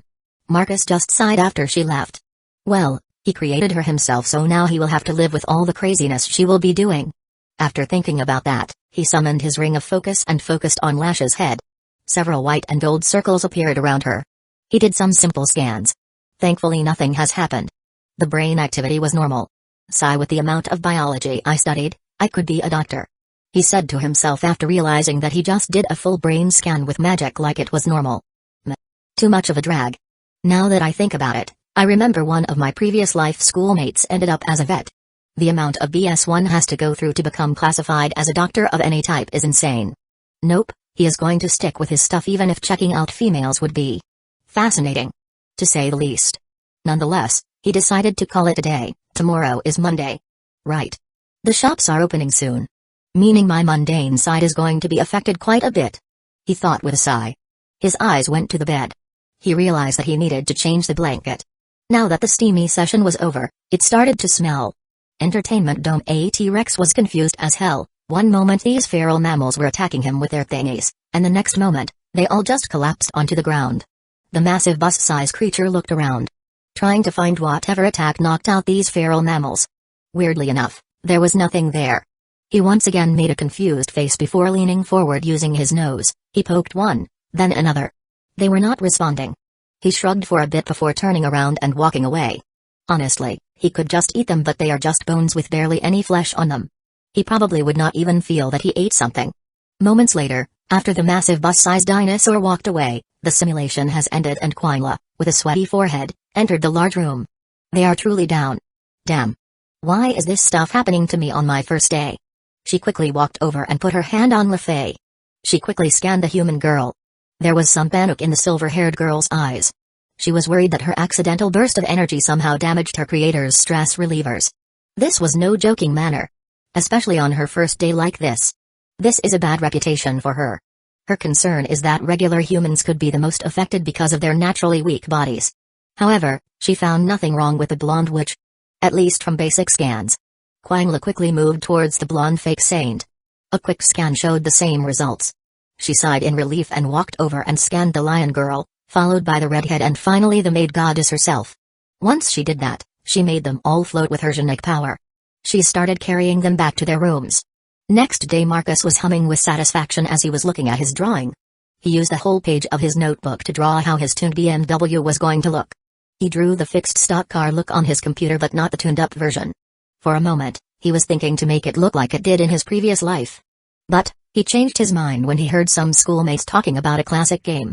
A legend in his eyes. The original Most Wanted from 2005. The tuned-up look from that BMW instantly stuck with him. So he quickly drew his BMW to look like that.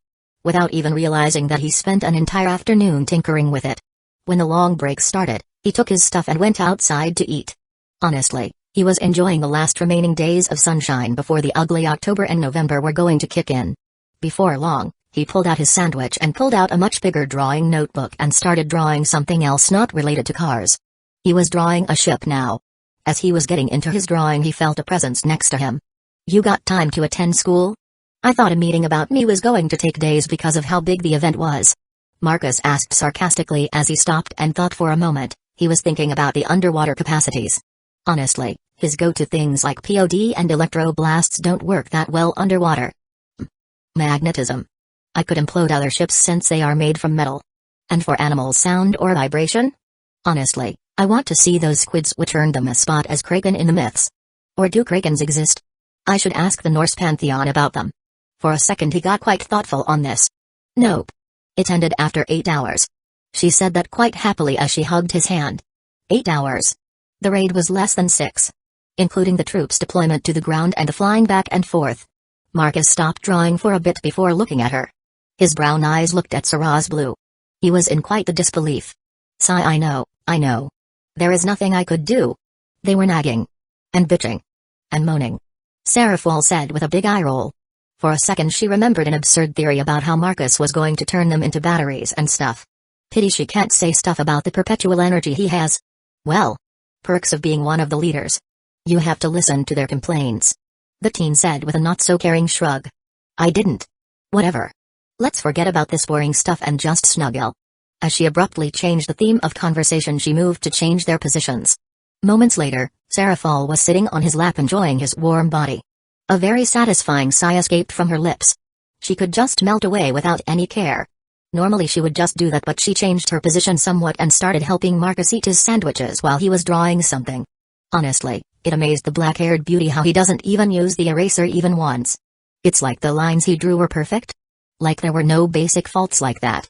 Not only that, she can see that what he was drawing looks like another airship. Or it's a spaceship? Still, for someone to do that. It's absurd. The amount of ability. Is that another airship? She asked curiously as she looked at the drawing for a bit. Just watching how with each brush it looks even more like a vessel of some sort. It's a submarine. Marcus said very simply. A submarine.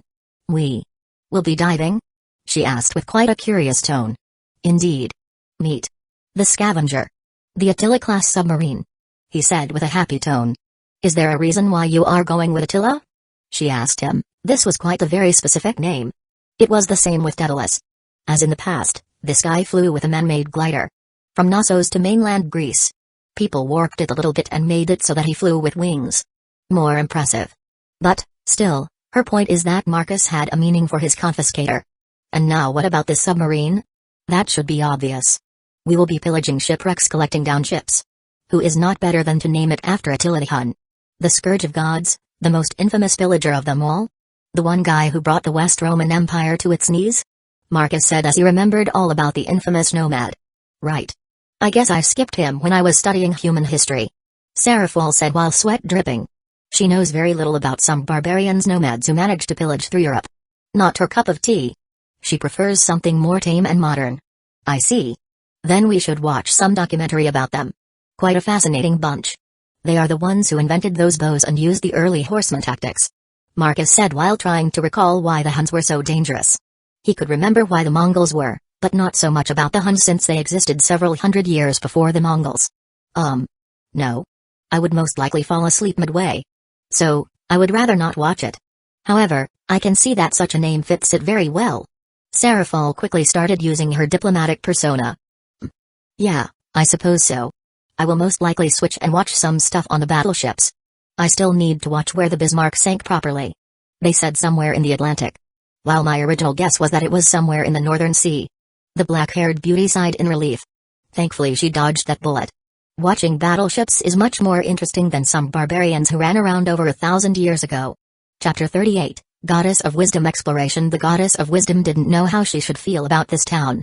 Even though she has finally reached a town of considerable size.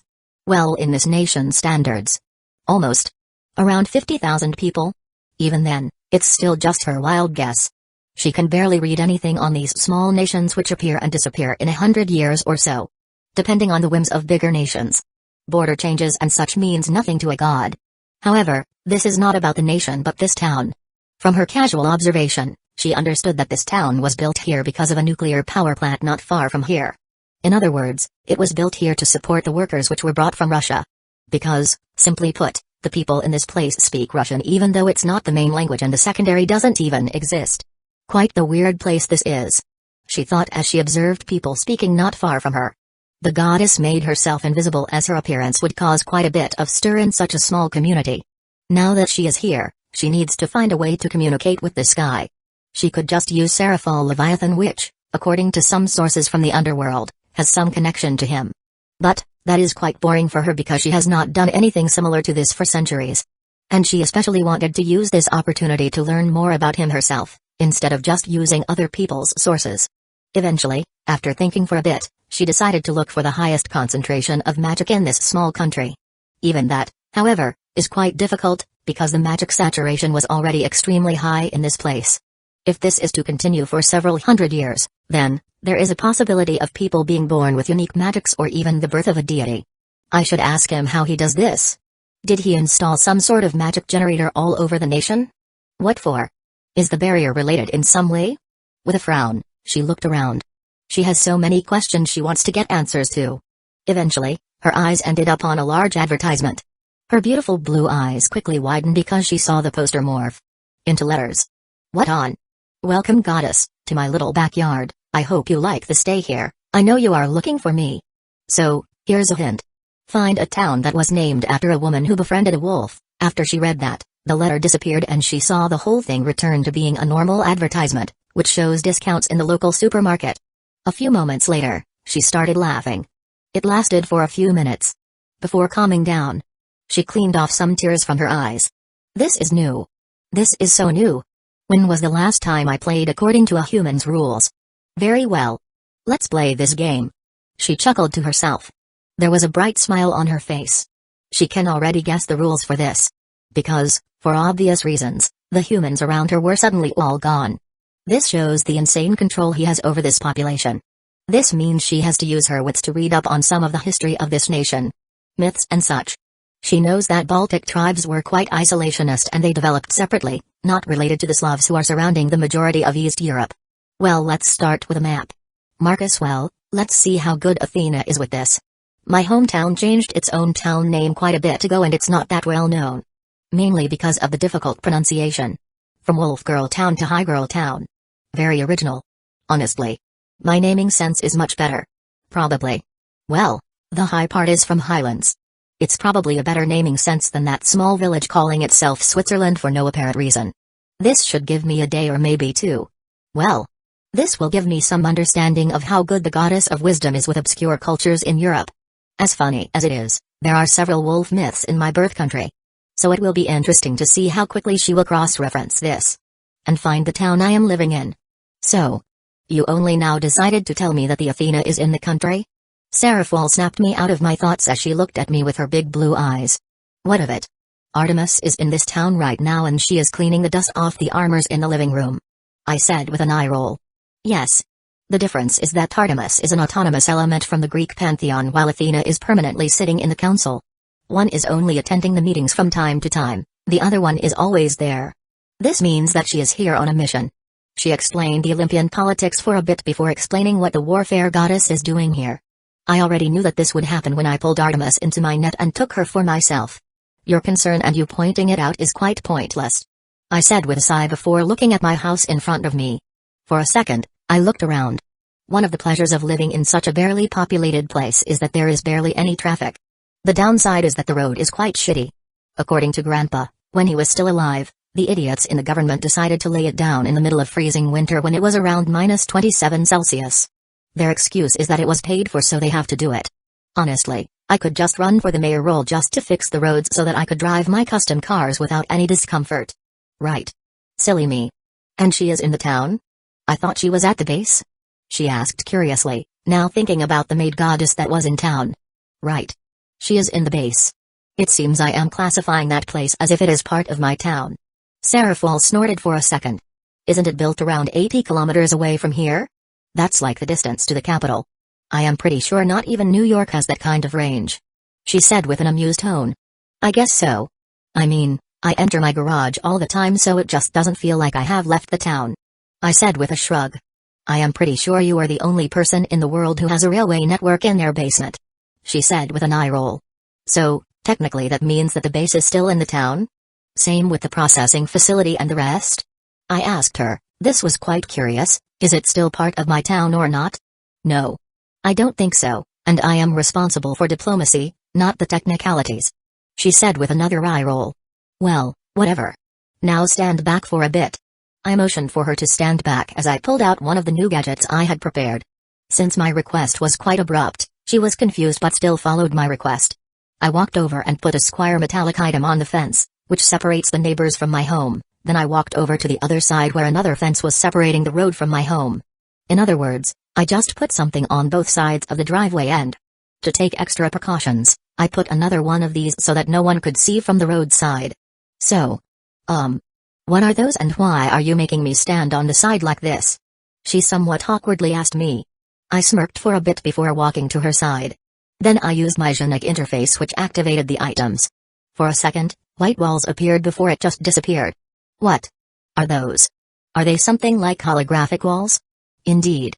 A picture is taken from the inside before it's shown on the outside. Meaning that no one will know what I am going to do inside of this. Though the batteries only last 2 hours. I said with a sigh thinking about the batteries. Not perpetual energy? How come? She was somewhat shocked that it was not eternal. Because these are gadgets for the hunt girls. I said with a shrug. Oh. OHH. I am kind of jealous that they are going to be like spies and stuff. With gadgets which you are going to create. For a second she went into an overexcited nerd mode. Like some gamer who finally saw her game coming out which she has been waiting for years. Indeed. I could make you join some of their missions. Prepare some skin-tight suits and gadgets. I said with a sagely nod. She just giggled, before testing the holographic wall. She lifted her hand and it just disappeared. It looked like it was cut off. That's cool in a creepy way. You could install these things in horror houses. Seraphol said that as she took a step forward completely and half of her body just disappeared. At that moment, the hologram slightly wiggled. Showing that it's not that stable. Most likely in the future. When we are going to open an amusement park or something like that, it will be largely in use over there. However, this can't be a hard light hologram because those use quite a bit of power. Any of the known battery technologies could not even hold it for an hour before it runs out of juice. I explained to her as I entered into another side of the holographic wall. I see. So you would only use current known technologies for these? She asked for confirmation as she walked after me. Indeed. They are even built to self-destruct. Well, more like the hologram technology will melt if it's picked up by any other than the hunt girls. Hoso, meticulous. I like that. It sounds like you are a secret boss who has an army of spies. She said with a knowing look continuing on about the role of someone who likes the secret agent stuff. Kinda? I just don't want the holograms to fall to other countries without me actually selling it myself. I said with a shrug. Honestly, I am not giving away tech without getting something out of it. Not that you need money. You can print that yourself. Honestly, there is very little that anyone can offer to you. Which means that the technological gap is going to only increase. She said that as she concluded the result of my future actions herself. Most likely. I will leave these debates to the people who care. For now, I have more important things to do. I said as I walked towards the garage doors and pulled out my keys. Unlocking the doors moments later, I opened them and I saw the dusty BMW which was not touched for years now. For a second, I sighed in disappointment to myself for leaving it like that for so long. That's why I was going to fix it myself. Pocketing my backpack and a school jacket into the storage ring, I rolled up my sleeves and went forward. Opening the car's doors and moving towards the handbrakes, I released them and then went back to the front of the car. After the brakes were released, I quite easily pulled the car out of the garage and towards the end of the driveway. That moment, a section of the driveway not far from the garage started to lower. I quickly walked to the back of the car and started to pull it into the workshop downstairs. Once there, I pulled the handbrakes once again. Aurora, start the scanning of the car. I will be back in a second. I ordered Aurora as I went up and started collecting my gadgets. By that point, the driveway was closed so no one would have seen the entrance to the underground. Not that there was anyone. Still, one should never take such unnecessary chances. When I entered the garage, I left another gadget in the middle of it. This one, however, is slightly different from the rest because it has a connection to the energy network via a cable. Once it was in place, I walked out of the garage and activated it via my Genic interface. A moment later, hard light holograms manifested and I could see the image of the totaled car. Then I closed the doors and walked behind the garage where the stairs were located. The hatch is automatic and it only responds to a selected few people. Before long, I was back in the workshop. Looking around for a bit, I realized that some time has passed since I last worked here. Aurora, is the scan complete? Yes. Do you wish to see the result? The female voice asked me. Is it just me but is Quinla sounding strange? Seraphal asked me from the side as she was sitting in the couch area. That's because it's Aurora, and not Quinla. My assistant took the confiscator and flew to Vampire Country. I said with a shrug. You let an AI do all of that? Seraphal, for a second, was baffled. I looked weirdly at her for a bit. Right. You don't know. I doubt you check the main logs anyway. But, Quinla became a full-fledged human being yesterday. Well, not any regular human being, but what she classifies as the perfect human. I said with a shrug. A hologram appeared in front of me. I saw the scan of the car. Honestly, this brings me back to the days when I used to do this back in my previous life. Buying a complete wreck and then fixing it and then pumping it up with technology of my design. Should I just do that as well? Transformer Protocol? Space Motion Technomancy? Perpetual Energy Core? Remold the frame with the Sacred Gear alloy? So many choices. Let's see how far I can take this before Athena finds me. I grinned silly seeing that the car's engine is 50% completely broken and needed a complete change, 30% of it needs repairs and only 20% are in an okayish state. In other words, it is better to just change the engine completely instead of fixing it. But, doing that is just utterly boring. I looked at Seraphal, wanting to tell her how dead this dead car was, but she was spacing out silly. Right. I guess the Quinla coming to life part shook her quite hard. Shrugging to myself. I was about to start tripping the engine off. Then I realized that doing things in school uniform is quite uncomfortable. I should change first. And get something to eat before starting with this. I said to myself before walking towards the back of the workshop where the kitchen is, and the living space. Barracks Carmilla had no idea how to feel being just left out of things. After her disastrous seduction attempt, she was left to her devices. In the heart of someone else's territory. Well, she used that time to get some understanding with what she is dealing with. And, damn. She was utterly blown away. The silver-haired vampire queen has grasped some of the scale of things that Marcus does. One of the earliest projects of his was the creation of perpetual energy. This alone is nuts. She might not be big on science or whatever. But endless energy solves a lot of problems and opens a lot of doors. Even a single one of these diamond core hearts could be enough to solve the world's issues of energy. But this guy has over 30 of those and it's increasing. As she mentioned before, this thing was one of the earliest inventions. Because of the endless energy, Marcus easily solved the issue of transmutation. Those assembly lines use an enormous amount of energy. By regular standards. But Marcus has perpetual energy and Aurora which controls the flow of energy to maximize the effect and lower the amount of energy it takes. With endless energy and the most powerful alchemy she has ever seen, it's no wonder that he so rapidly built up his power base. Just by checking the technology and technomancy, the possibilities were endless. The Vampire Queen was wondering if those mates even properly realized just how much power those entertainment domes use? Or even grasped the amount of energy that is flowing towards the testing room? The amount of zeros she saw was utterly baffling. The session where Marcus fought Superman alone could power the entire planet and more for a year. That is how much the room had to take because the moon was destroyed and the amount of force being thrown around was monumental. Having fun? Only LaFay read those. Honestly, it baffles me how little everyone cares about our master's capabilities. Carmilla stiffed for a bit hearing an arrogant female tone. Her eyes went to the side and she looked at the new arrival. Unlike the last time. This time her vampire senses were telling her that this girl was the real deal, and made from flesh and blood. And a lot of power. Quinla. The one and the same. We meet in person this time. The silver-haired assistant walked over into the room the Vampire Queen was given, which she had to share with the unlucky Elmenhilda Karnstein. The girl just followed her queen and now she ended up in this situation. The pair of vampire eyes were on the assistant who just walked into the room. She was dressed in an SPBA uniform. However, it was not blue and silver. But instead, she was dressed in white and gold, showing the colors of Solomon which her master has inherited. This time, however, her clothes were not so sexualized, no mini-skirt, instead she looked like a proper female officer with a knee-length skirt. The simple reason for this is that Marcus is not coming with her. So, that project is done then? Carmilla asked with a somewhat nervous tone. If this project is complete then that means that Marcus Goldman can make perfectly engineered life. Another sci-fi trope is no longer sci-fi. But, reality indeed. The silver-head assistant nodded at the question. That moment the holographic window which was in front of the Vampire Queen switched to showing something different. It was the biological assistant Quinla project with the status being complete. The vampire beauty looked at the window for a bit. She remembers checking this not long ago. And now it was done and the project result itself was in front of her radiating more power than she ever had. While the younger vampire girl just looked at the pair interacting. She already understood what was going on. Just like her queen, she read through the stuff she was able to. Aurora suggested to learn about their protector. And learn they did. Simply put, they won't be getting out of this protection scheme. The vampires were permanently added to the fold. While Carmilla wanted it to be temporary because she understood Marcus' character to some extent, or she thought she did with her reading on him. The man is interested in his research, inventions and the queen to some extent. So she used that. But, she was wrong because her entire faction is going to be permanently added. Simply put. She forgot that her kin can be observed and their powers studied. So, are we returning to vampire countries? Carmilla asked as she closed the window. The last time they spoke, the assistant of their master said that they will be working together. What this means Carmilla still has not figured out yet.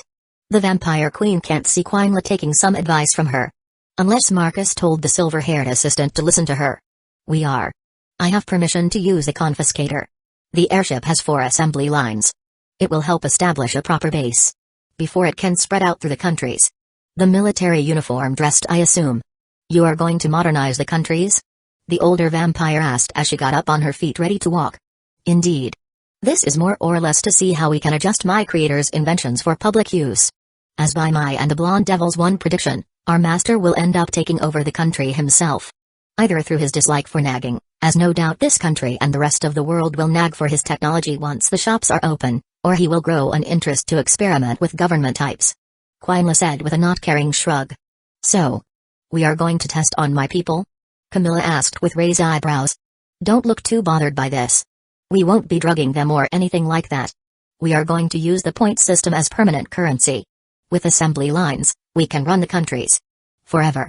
The problem is how to get those points and things like that.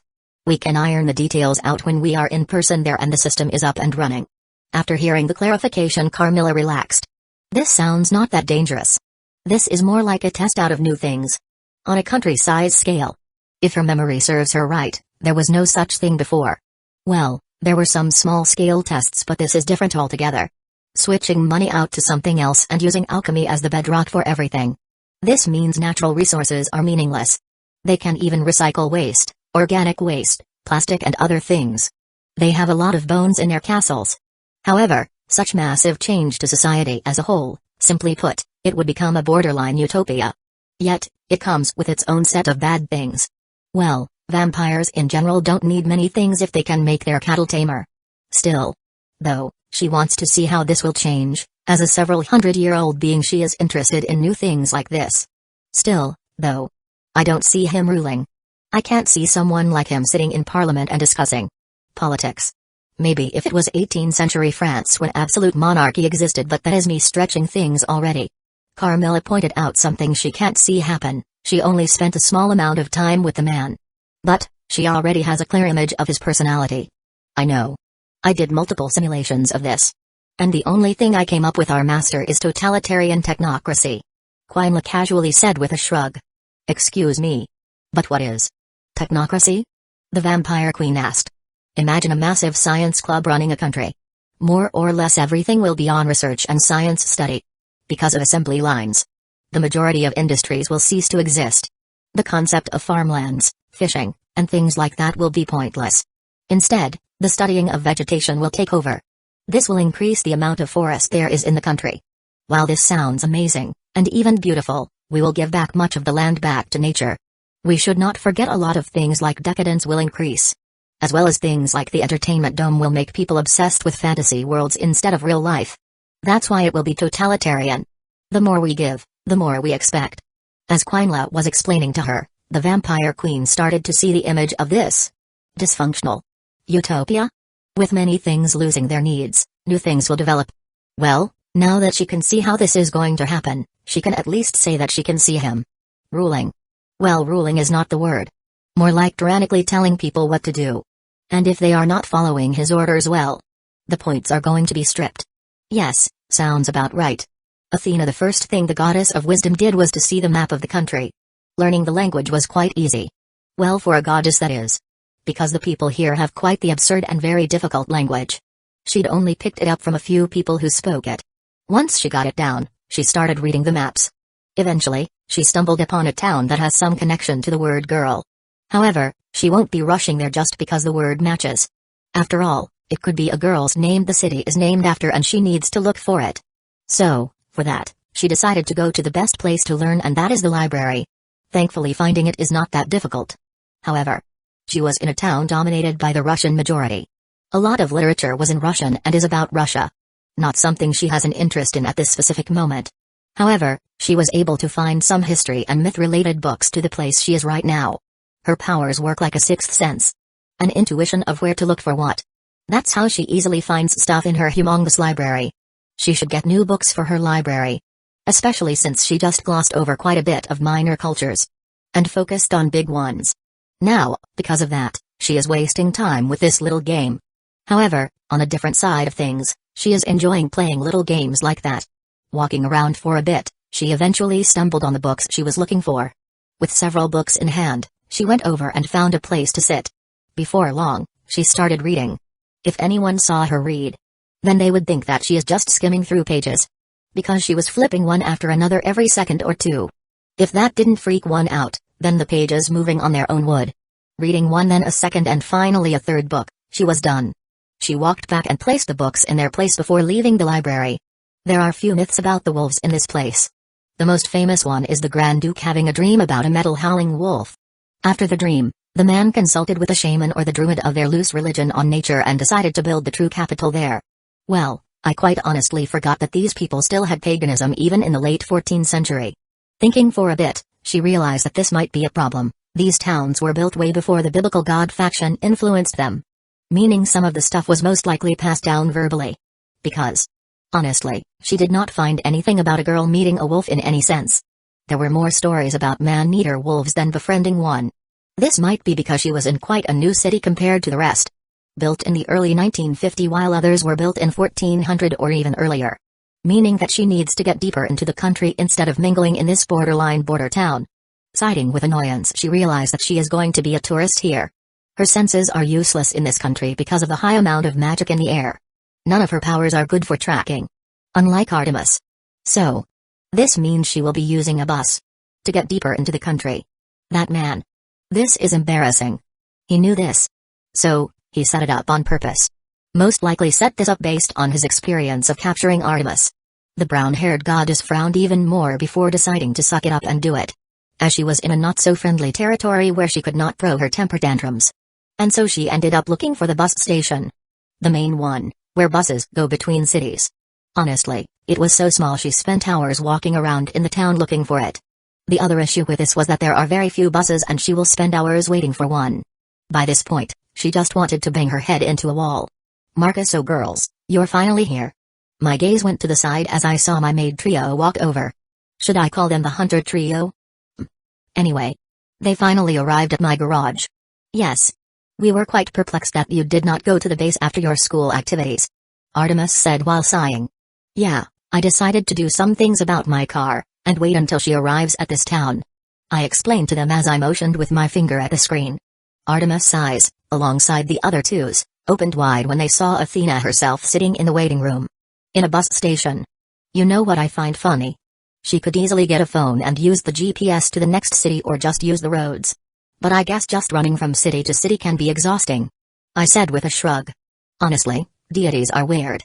They are powerful but they have their sense of comfort. They don't act upon certain things. Master. Phones don't have GPS. The ones in the newest cars are barely functioning either. Seraphol said from the side as she was looking at Athena on the screen. She had a complex look on her face. Only your phones have it. I think you are giving too much credit to the current human technological level. The black-haired devil said with a sigh. Right. Damn. I forgot to check up on the stuff they have at the moment.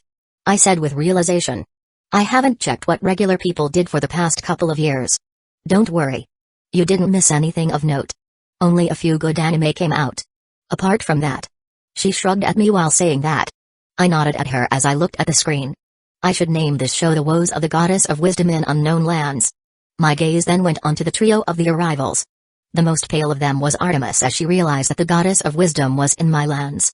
Chapter 39, Working on Car and Things Happening in Kua, R18. First thing is to recreate all the missing parts for the engine.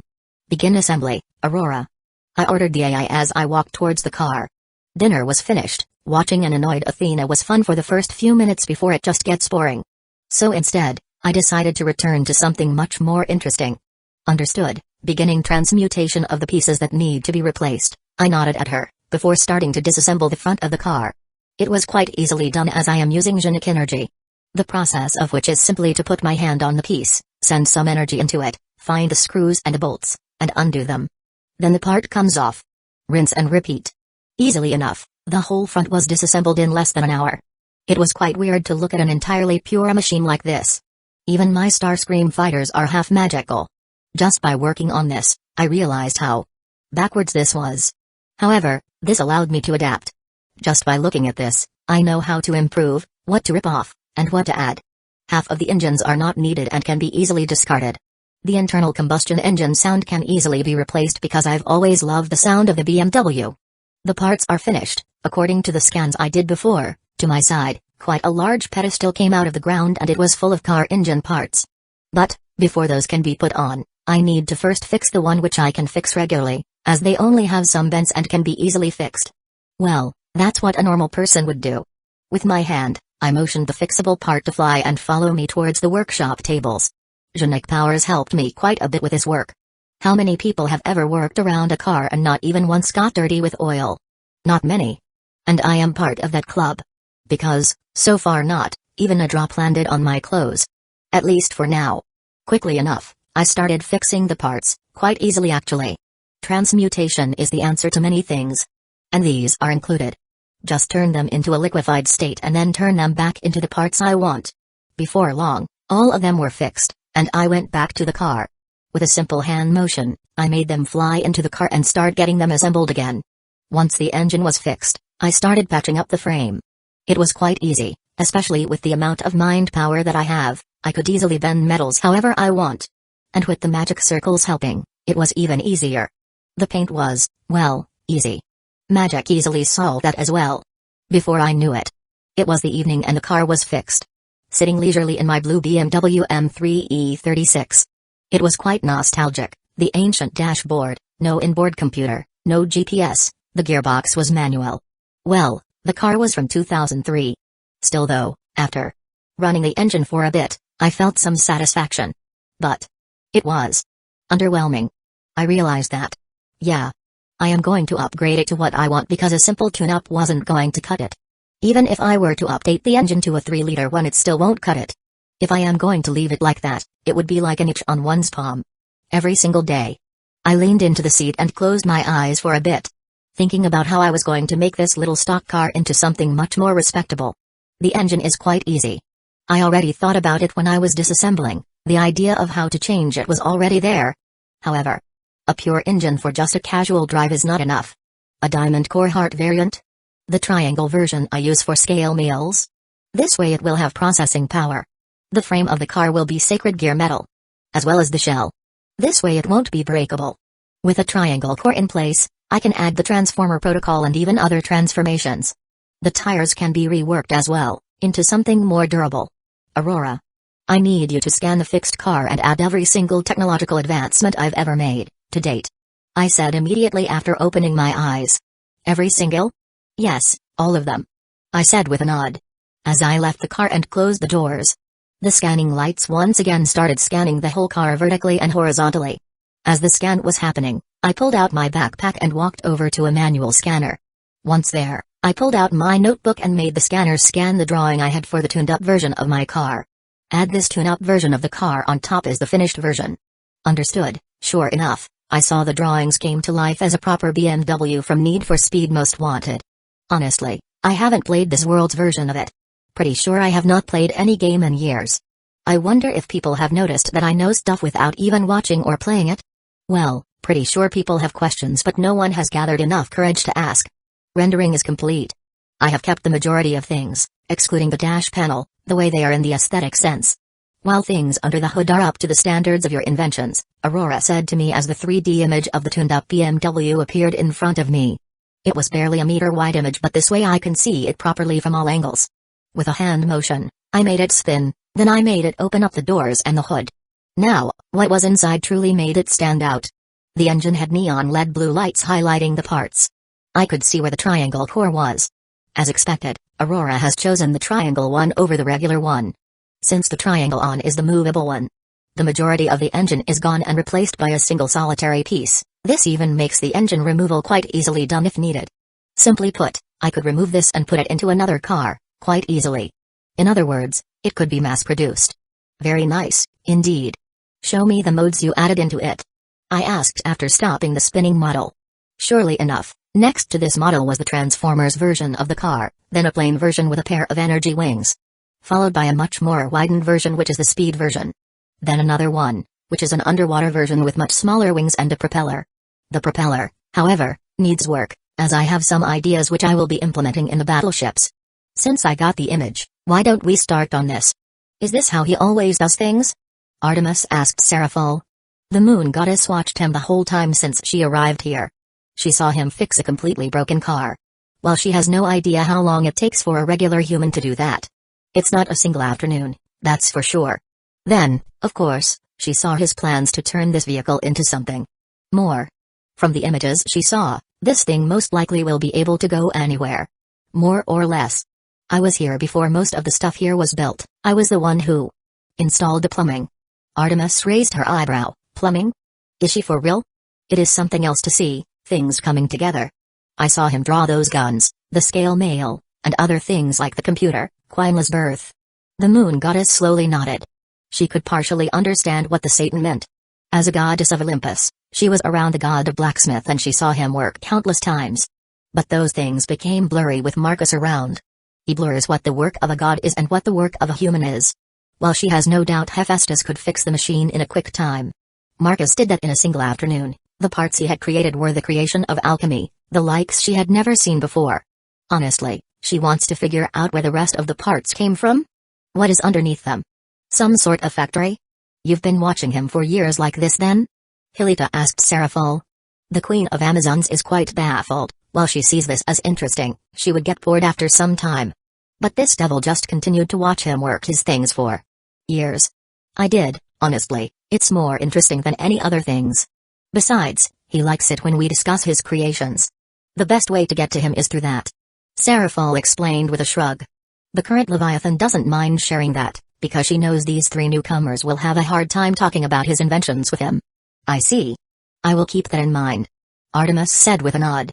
The silver-haired goddess didn't expect that Satan Leviathan herself would give her some tips. However, this tip is quite difficult to follow. Or not, there are some ways to use it. The goddess had a thoughtful look, so did Hilita. The Queen of Amazons already has some idea on how to use this to her advantage. They can always discuss weaponry and she can always test it out for him. While Atalanta, on the other hand, has something neither of those two have, and that is being his exclusive pet. Marcus maybe doesn't realize it, but he likes just talking to her and she would just listen. Like a cat who is listening to her master. While it's humiliating. At first, that is. She realized that there's no point in trying to fight something she has no means to escape. Not that she wanted to, by this point. She just decided to do her part and get what she wants. She already had one of the greatest amounts of fun since the Caledonian hunt. Hunting dinosaurs? Now that was fun. Weirdly enough, she can't remember what happened next, only that she woke up in her bed after. And all she knows about this is that there was an accident with Quangla and she just knocked out everyone. Including Goddess Artemis. This is a reminder to her that people in this place are monsters in disguise, or they have some extraordinary background. The huntress decided to use her given abilities to live nicely in this place. Now that she is not part of the hunt. Since only pure girls can be inside one. She now properly belongs to her new master. Anyway, ladies. I will leave you three, for now. I have a meeting to prepare for. Master's actions are still sending ripples through the supernatural world. Seraphol said with a sigh as she got up from her couch. She enjoyed the lovey-dovey day she had with Marcus, but now she needs to return to the mess his actions have caused. She truly needs to retire from this work and just be a full-time girlfriend for him. Oh? People trying to contact you so that they could establish contact with him? Artemis asked with a knowing look. This sounds about right. She has heard that Marcus' only outside source is Seraphol. Well, when she was in Olympus, she only heard about Seraphol having a human inventor as a contract. Not that she would have contacted her for obvious reasons that her pride was at stake. Pretty much. People like Azazel and Michael are moving. This might lead to peace talks, finally. And as someone responsible for diplomacy, I am at the very spearhead of all of this. Artemis' eyes widened for a second. Peace? Between those three factions? Well. This is big. If they are going to unite then it's going to be a big deal or should be. However, her interest in all that diminished considerably. Now that she is living the life of a maid. It's no longer her responsibility to care about politics. Sure, she wants her pantheon to survive, it's her family. No matter how eccentric they are. That can be easily taken care of with her serving her new master. She already understood how Seraphol has her gear and how her little sister got hers. Timing is important, and listening as well. All Seraphol did was offer a good solution at a perfect time. As the new maids were thinking, they saw Seraphol walk over to Marcus and they talked for a bit. Before the teen inventor kissed her. Well, it was hard snog. The current Leviathan quickly finished because she knew it would get out of hand, so she quickly rushed out to the teleportation point. Artemis had a thoughtful look before looking at the screen on the TV. She could see that Athena was on the move and had already arrived at a bigger town. Most likely looking for more clues. Her eyes narrowed for a bit. She knows her family well, and they are not the best when it comes to diplomacy. So, it's up to her to smooth the talks. Marcus has been having a blast working like this again. He took the car completely apart. Remolded the frame and turned it into a special alloy mixed with sacred gear metal. Following that, he started working on the engine, which is going to be more like a heart and not a car engine anymore. The way he saw the car reminded him of that nice ride from the Back to the Future, the 1981 DeLorean DMC-12. Now that was a ride. For 1980 that is. It served nicely on how to make it possible to fly design-wise and, yeah, time travel. With his current tech level, Marcus could time travel at least to the theoretical level.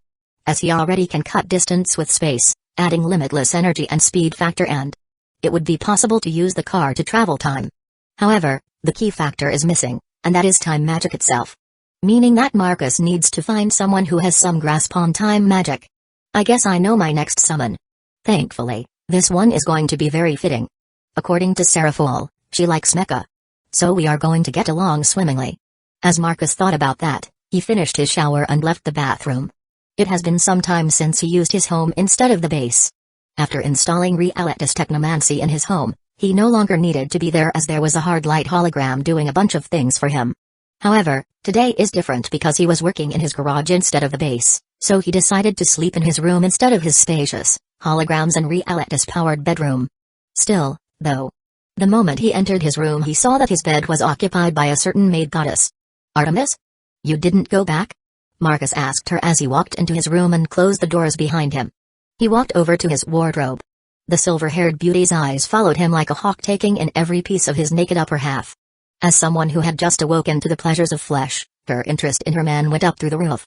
As someone who has double digits of women serving you, I find it odd that you are not keeping one with you all the time. Artemis said as she elegantly got up from his bed and walked towards him in just a few steps. Now, there is no need for you to dress up in any way, the beauty said with quite a hot tone. She took his hand and led him onto the bed and made him sit, losing his towel in the process as her pull was quite powerful. "18 ahead, skip 2 if you wish to skip, there won't be more for a while, so enjoy." She, quite awkwardly, got on his lap, facing him. There was quite a big blush on her face. Quite a contrast with her silver hair and pale skin. Marcus only raised his eyebrow at her. This was odd, he didn't expect Artemis to try to seduce him like this. Honestly, he had his way with the moon goddess and Atalanta because they were trying to seduce him back then. Now, it would look like the goddess of hunt is trying even harder. He only needed to think for a bit before he realized that the reason for this is the goddess of wisdom having a journey in his small country. Smiling for a bit, his hands went onto her incredible ass and gave a firm squeeze. "So, tell me, beautiful, why did you decide to stick with me for the night?" he asked her as he pulled her closer to himself.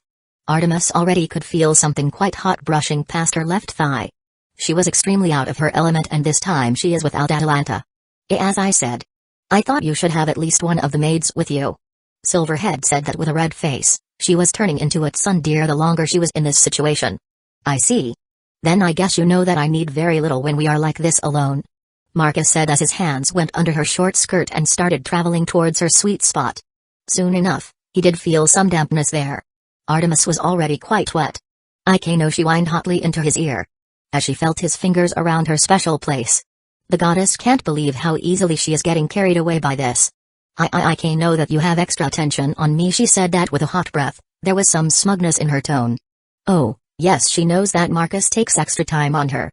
This is quite obvious as she is a goddess and all that.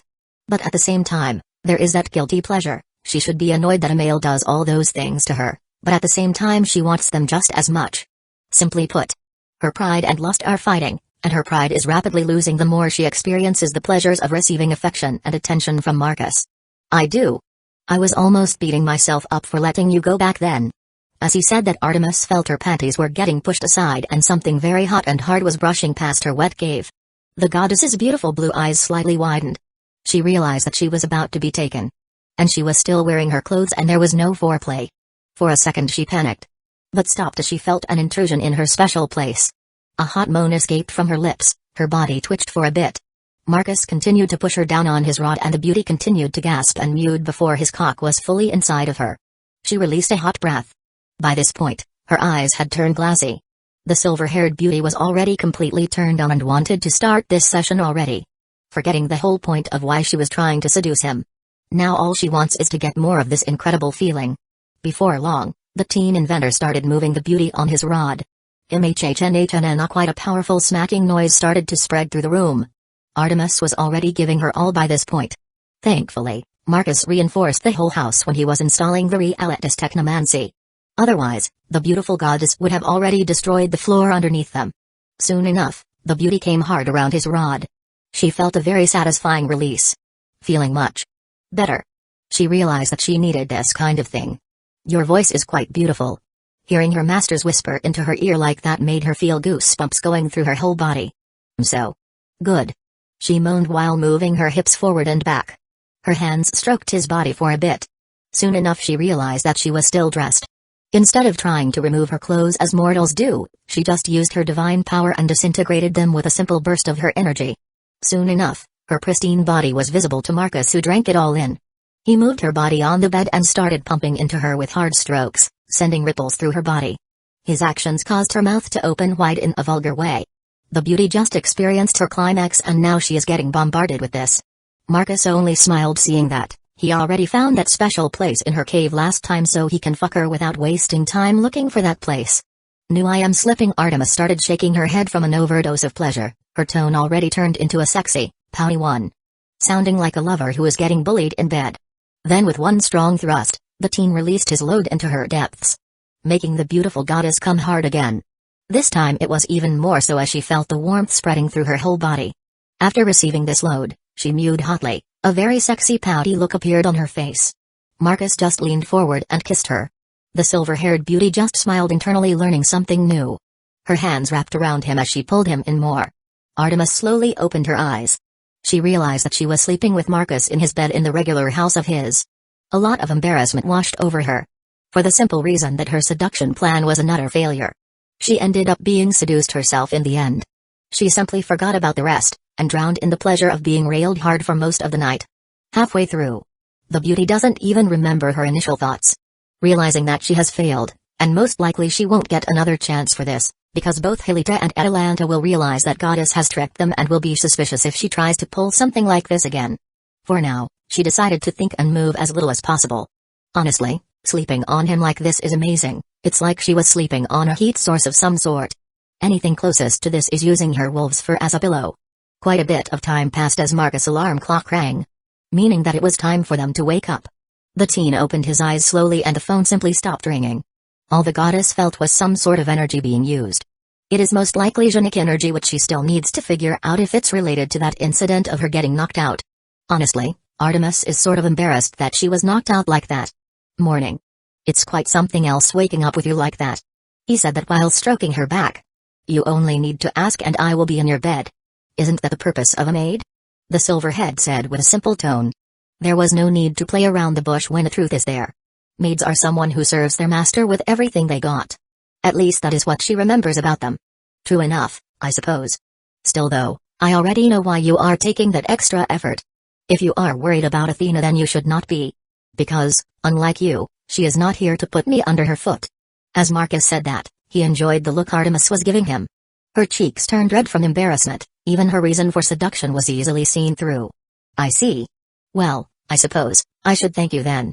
After she got her embarrassment over, she spoke these words very quietly.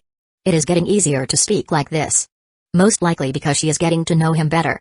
Quite intimately. Kuasuma has no idea how to feel about the current developments in the town under Ryaz and her control. Not every day does the leader of fallen angels just pop in and asks permission to rent a flat. Honesty, the Citriaris freaked out so much that she nearly passed out. Thankfully, moments later, her older sister appeared and fixed up this mess. Well, fixing it up is a strong word because now they have the leader of fallen angels living in their town and Sona feels like walking on thin ice. This situation got even weirder when the man started summoning her peerage for devil contracts. According to her peerage, he summons them to talk about Marcus Goldman and play Mario Kart. And now, it was her turn. At times like these, she is annoyed to be born as a devil and do these chores. You are something else. Summoning devils like that even when we are still in a cold war. Sona said while fixing her glasses. Honestly, she would be scared to face someone of ultimate class like Azazel. Thankfully she is prepared. She only needed to send one message to Marcus and now she can use the diamond formation around herself to protect herself in case it gets. Harry. Come now. I have already told your sister that I come in peace. He even showed a peace sign with his fingers. The man was eccentric, especially in Sona's eyes. The man ignored the Cold War and came to devil territory. And the reason for that is quite obvious. At the moment, the Citriaris and her peerage are the only beings outside Marcus to have the new types of gears. Only recently did the world outside learn about it. It's quite impressive how under wraps it lasted. However, the moment it became public knowledge, other beings started to come to her to find out more. Azazel here is at the forefront of all of it. Yes. I can see that. Since you have summoned me, you want something? Sona asked with a sigh. She has no idea how she should address him. Professionally? Casually? Something in between? Indeed. I need a gaming partner. I have already prepared the consoles. Several different tastes of fizzy drinks. And chips. A perfect preparation for a night of gaming. Azazel proudly showed a table full of junk food and drinks. Sona grimaced internally for a bit. She knows quite well that devil physiology doesn't care much for the food they eat. But as someone who has been following several sets of specific diets to get everything she could out of exercising, she stopped eating any sort of high-calorie stuff. However, since she had been summoned to be a gaming partner. I see. Well then let's get this over with. Sona sighed and walked over to take her seat. Azazel just smirked and walked over to his seat. He then handed over one of the controllers to her. So, you know him in person, right? The general governor asked the heiress. The question was so out of the blue that Sona's cart lost control for a second as the black-haired devil forgot how to control it for a bit. Azazel used that moment and overtook her like that. The Citriaris narrowed her eyes for a bit. This was a low blow. She quickly got back in the race after a few moments. You need to be more specific with your questions. Suna said sharply as she was pretending she doesn't know what he is talking about. Please. Sarafal used the same excuse just a couple of nights back. It's not like I am going to take over the contract from you. Truthfully to be told, your contract should have ended when he revealed himself like he did. Suna had a confused look for a moment. He revealed himself in public. She quickly snapped from that and paused the game. On purpose. While I have no idea about him revealing himself, my contract was extended and upgraded. The heiress clarified to him. This means that I still have many things which I can't tell you just because you're asking. She said sharply. Hey. I know. I have already figured out some things just from casual conversations. He said that with a smug tone. Just to let you know. Marcus Goldman reveal has made us the three factions, move towards peace as we speak at the moment. His words made Suna almost drop her glasses off. This was monumental. The teens' invasion of Romania made us. Quite. How should I put this? Jumpy? Yes, that's the word. So, we are rushing to make this peace happen. Azazel explained quite simply to her. Invasion of Romania? This is the first time I am hearing this. He invaded the vampires? Since there was nothing on regular news about an invasion. The Citriaris asked with a baffled tone. Why did no one say anything to her? So you don't know? Well, I suppose your Devil Council didn't want everyone to know how Marcus Goldman simply erased Teep's faction from the face of the earth. He brought a massive airship, Transformers, and Mandalorians. The whole thing only lasted for a few hours before he left. And from what my spies from other factions told me, he now is the ruler of the vampires. The more Zazel explained, the more baffled the heiress became. A human is ruling the vampires now? Isn't it like most of Balkan countries? And she was ignorant to all of this. Why didn't Sarafal say anything to her? I see. This is monumental. And now you want me to tell you things about him? You do know that I only met him in person twice? Suna said with a serious tone. Azazel only smiled at her. While she tried to hide her obvious infatuation with Marcus Goldman, the general governor saw right through it. Chapter 40, Patching Atalanta. Athena looked at the town she just arrived. It was around twice as big as the one she was before. And to no surprise, everyone in this town spoke the primary language. It felt like day and night. The town has old, some of the buildings are several hundred years old, the Gothic and Baroque styles dominated the Christian churches. Not that it mattered much to the goddess, as the amount of magic interference in here, no angels can't even descend properly. The space lock in place will send them flying to neighboring countries, killing from recoil alone. Well, most of the angels. Only some of the strongest will survive, like the seraphs. Probably. Honestly, she doesn't want to test the space lock in this place. She had never seen one this big before. No supernatural will choose something like this instead of teleportation. I can sense a high amount of magic in the south from here. From the looks of it, there are several spots with excess magic flow. Most likely facilities hidden under powerful barriers. One of them should be the docks for that monstrosity. Athena thought about the massive magic signature just flying over not far from her location just a day before. Meaning that it flew towards somewhere south. The brown-haired goddess dearly hopes it's not her fault that the thing was flying towards her pantheon. Honestly, she was quite terrified of this development. Thankfully. Or not. She once again was notified by that man that their game is continuing and that the airship is not flying to Greece. The goddess of wisdom doesn't know how to feel about the whole idea that she is being watched like some animal in a cage. Well, she can only gnash her teeth and quickly find him because of this feeling. Is very embarrassing and annoying. She quickly pulled out a map and cross-referenced with the magic in those directions she is feeling. It's quite difficult, as it's like she was in a mountainous area where all mountains are big and only a selected few of them are slightly taller. Now she needs to figure it out. I see. So, that how it is. There is a town in that direction around 73 kilometers which has excess magic flowing. Or two areas. Most likely the key facilities. And conveniently, it has girl in its name. That man. He used that riddle to mess with me. Athena growled that he messed with her. However, it lasted for a short amount of time before she calmed down. She can't be pissed off against someone who erased Teep's faction and has an army of robots and most likely clones. She needs to be calm and with a clear mind against someone like that. Eventually, she realized that this trip will be quite quick because it's on the highway this way. She has finally hit the main roadway of this small nation. Arriving there at midnight is not wise. She still has no idea who the guy is. Meaning that she can still waste time looking for him specifically. So, the goddess of wisdom decided to catch the earliest morning bus possible to that place. She is still baffled that there exist places which have an even higher saturation of magic than as it is. She can feel the difference even 70 kilometers away. Such thing is absurd. The man is either insane or he can produce magic from thin air. For a second she had thoughtful look. Her mind working overtime thinking on this. Her eyes widened to a large degree, she nearly dropped her glasses. Because she just realized something absurd.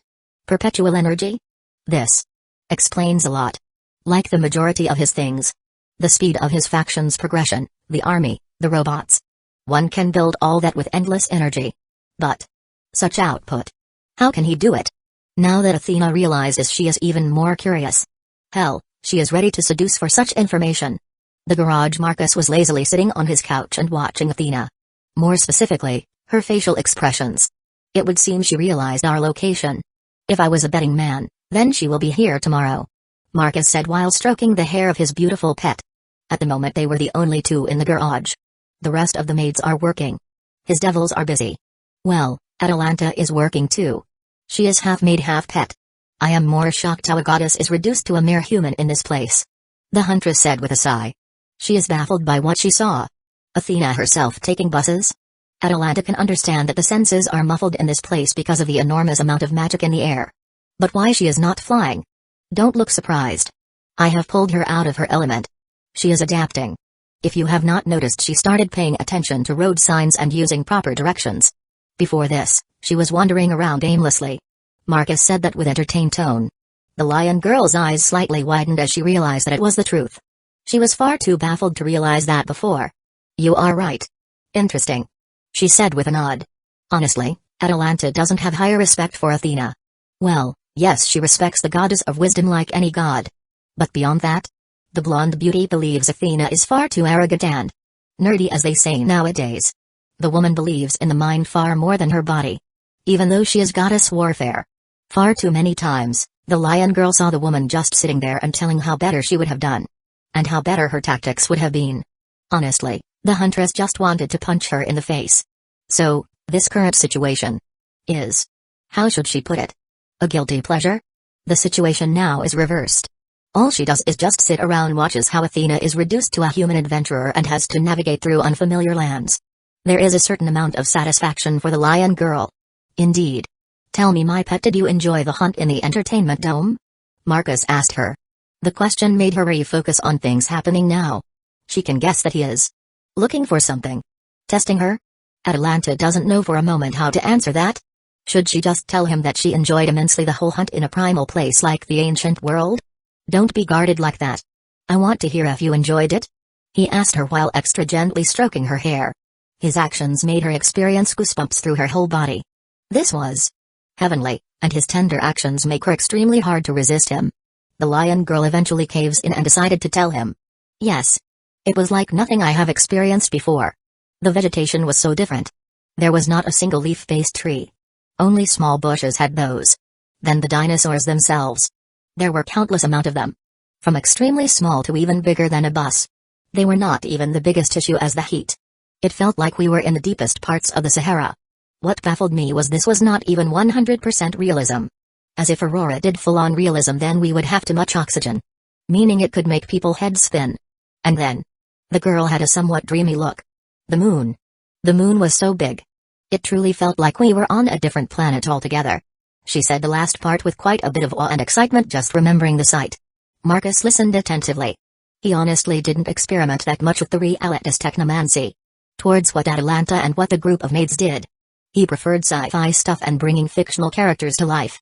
But what the lion girl did was different. She went nearly full realism on the dinosaur era, which had a lot of different factors. Like much smaller amount of oxygen in the air. For a second he thought. Should he tell her what he is planning to do in nearby future? I see. So you truly liked what you saw? You know, I can tell you something I didn't tell anyone yet. He got her curiosity piqued quite a bit when said the second half. Oh? And you going to tell it to me? The blonde turned her head towards him and looked with raised eyebrow. Something I came up with yesterday. Did some basic math in class for it. He said with a shrug, mentioning this.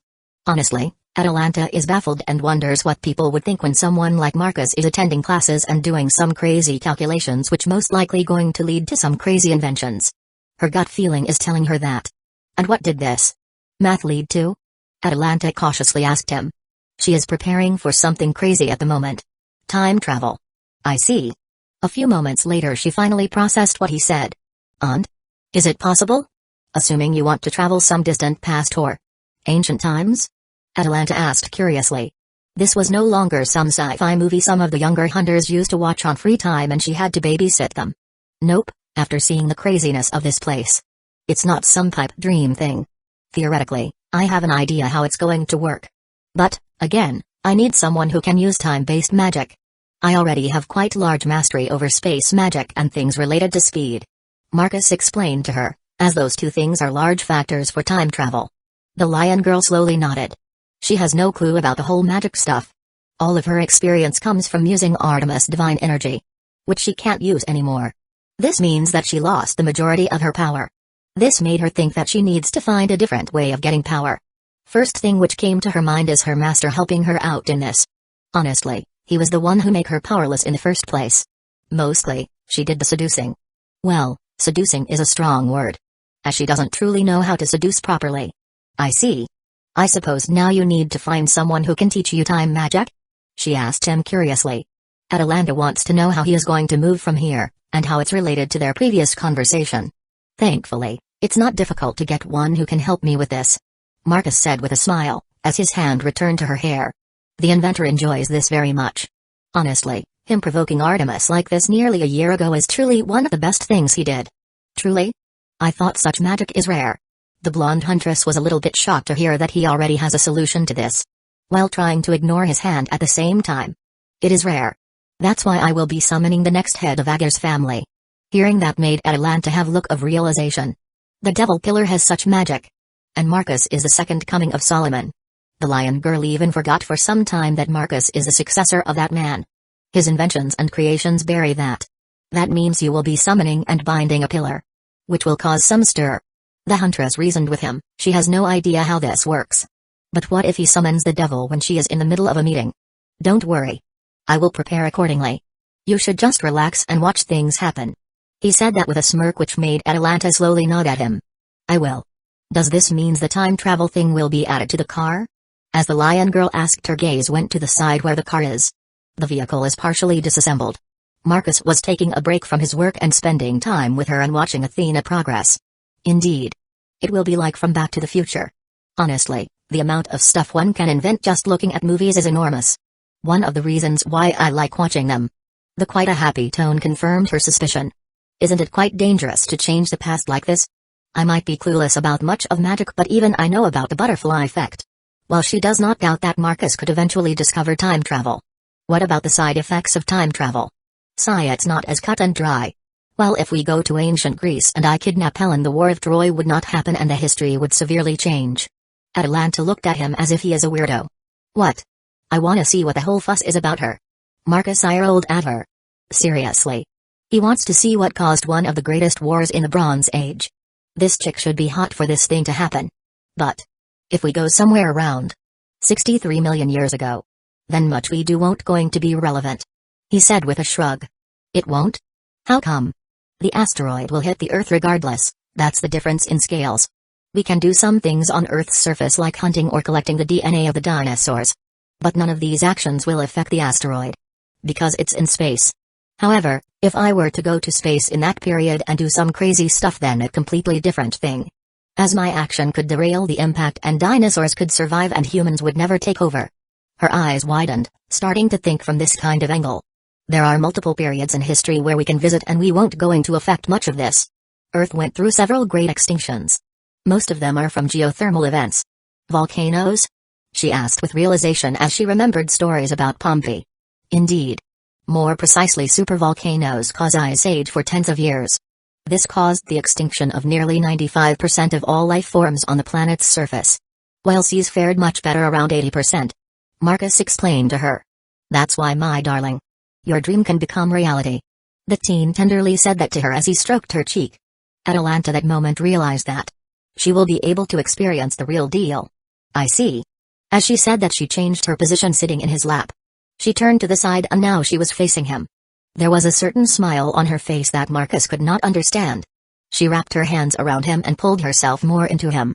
Her tail was moving from side to side. At the moment she was very sexy. While it will be entertaining. When you did your things to me, I lost all my powers. At the moment I am only as good as a very experienced human hunter.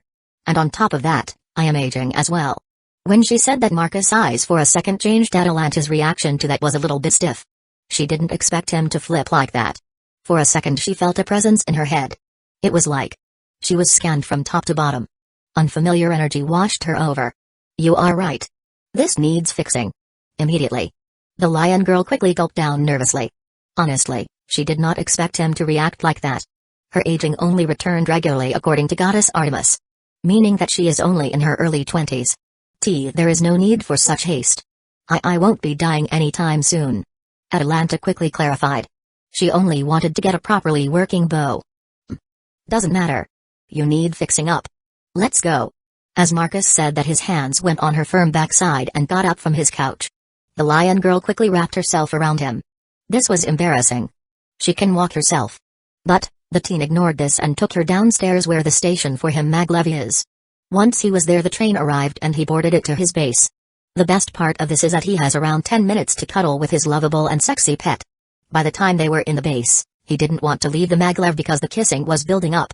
However, fixing Atalanta's lifespan is a priority. Honestly, by this point, he should fix all his girls because regular humans are quite fragile. So, he quickly, to Atalanta's embarrassment, took her to the genetic wing of his base. He went to the main control consoles, which was something similar to the doctor's office and a lab. Everything was white and looked like it was done from plastic. Marcus has based the genetic wing on Star Wars and the race which likes cloning animals and people, the Kaminoans. Making Atalanta slightly weirded out by the amount of whiteness there is in this place. Thankfully, she can finally sigh a relief because the teen inventor finally let her down. As he took his seat and 3 holographic screens appeared, forming a downside U around Marcus. Right. Let's see. The black-haired teen used his genetic interface to skim through the menus before selecting Atalanta's DNA. Soon enough he showed a naked image of the feline beauty. The lithe beauty's body 3D image was spinning around in her full size. You pervert. She said that with an eye roll. And some blush too. You think? You are using the same thing to seduce and get things you want from me. Anyway, your hair allowed me to rebuild your image. So, I saw you naked nearly a year ago. He said with a grin, making her blush more, and there is some annoyance on her face now. She is not used to such pervy talk. Maybe. Let's just get this over with. She said with a sigh. Atalanta knows it's pointless to argue with someone who can pull out something from a thin air on her. Sure. He quickly went over through her DNA, adding things and altering them. The only thing the lion girl can understand is that he is moving some sort of ball from the structure. Removing and adding something. It's all strange to her. Way above anything she can understand. Did you ever try to use Senjutsu or Tki? Marcus asked as he looked through her DNA. He already knows it like the back of his hand, and some of it has been used to advance his DNA. No. Not that I can remember. However, I remember trying to learn it. She said with a thoughtful look. Trying to recall things from a distant past. That's because your affinity for Tki is quite low. While Senjutsu would be impossible. Why? I thought. Because I am similar to yokai, I could learn it? She pointed at her ear and tail. No. Your body is that of a demi-human. Half lion and half human. But, you originally were human. So, your soul is that of a human. This means that you still have sometimes discomforts with your tail or your feline ears. Her eyes slightly widened and she had knowing look. As if she remembered something. Now that I have Zephyroth growl and have a full understanding of souls, I can see certain things when it comes to bodies and souls. Marcus explained to her. Atalanta slowly nodded. So, that journey to Romania was quite important from the looks of things. It even going to help her with things she never knew she needed. That's interesting. So what kind of changes my body will go through? Now with much more interest, she asked him. Well, since you are my maid and my pet. Something I will take pride in. So, I am giving the same treatment as Quinla. The base package of perfect human. This means, quite high adaptation, eternal youth, you will going to have access to magic, Tki, genic energy as well as base power. I am going to add some natural sense to these energies for you. So, that you wouldn't need to spend time learning them from grounds up. From your lion side, you will inherit more of a natural sense for fighting. Most importantly, your sides will mold into one much more. The lion girl attentively listened to his explanations. What is base strength you mentioned? She asked curiously as she has no idea what is the definition of base power. This originated from Artemis DNA, meaning that one genome is altered to be close to where Artemis is. In simple terms, you will be around ultimate class. Since the class is very broad, it can be at Seraphal level or be higher than that. Does this means you can make it stronger if you get, for example, Zeus or one of the primordials' DNA? Atalanta asked with slightly widened eyes as she is trying to understand how this DNA altering works. Not quite. It's more like map making. While it helps somewhat to improve the strength if we get primordial god's DNA, we still need to adjust and fit with the human body. She nodded hearing that. It sorta makes sense but doesn't explain it all. The difference between a deity and a human is that gods were crafted to be perfect, while humans are still part of evolution and are heavily impacted by the surroundings. Marcus that moment showed human strand and Artemis strand. Just by looking at this, you can see that one is shaped in a certain way while the other is not so. Like comparing an architectural marvel while the other one is a natural wonder. When the inventor explained it like that, Atalanta instantly understood what he means. This means one is easy to change, while the other not so much? The lion girl said with a frown. This is not something she is familiar with, but she is trying to understand what he is telling her. Yes. The natural grounds can be used to build something in an architectural sense. While with DNA which already build, not so much. As it's already there. For example, my DNA already has a building, so changing into something different is almost impossible because it's very specific. Unless I am to switch bodies. Which sounds gross in a sense.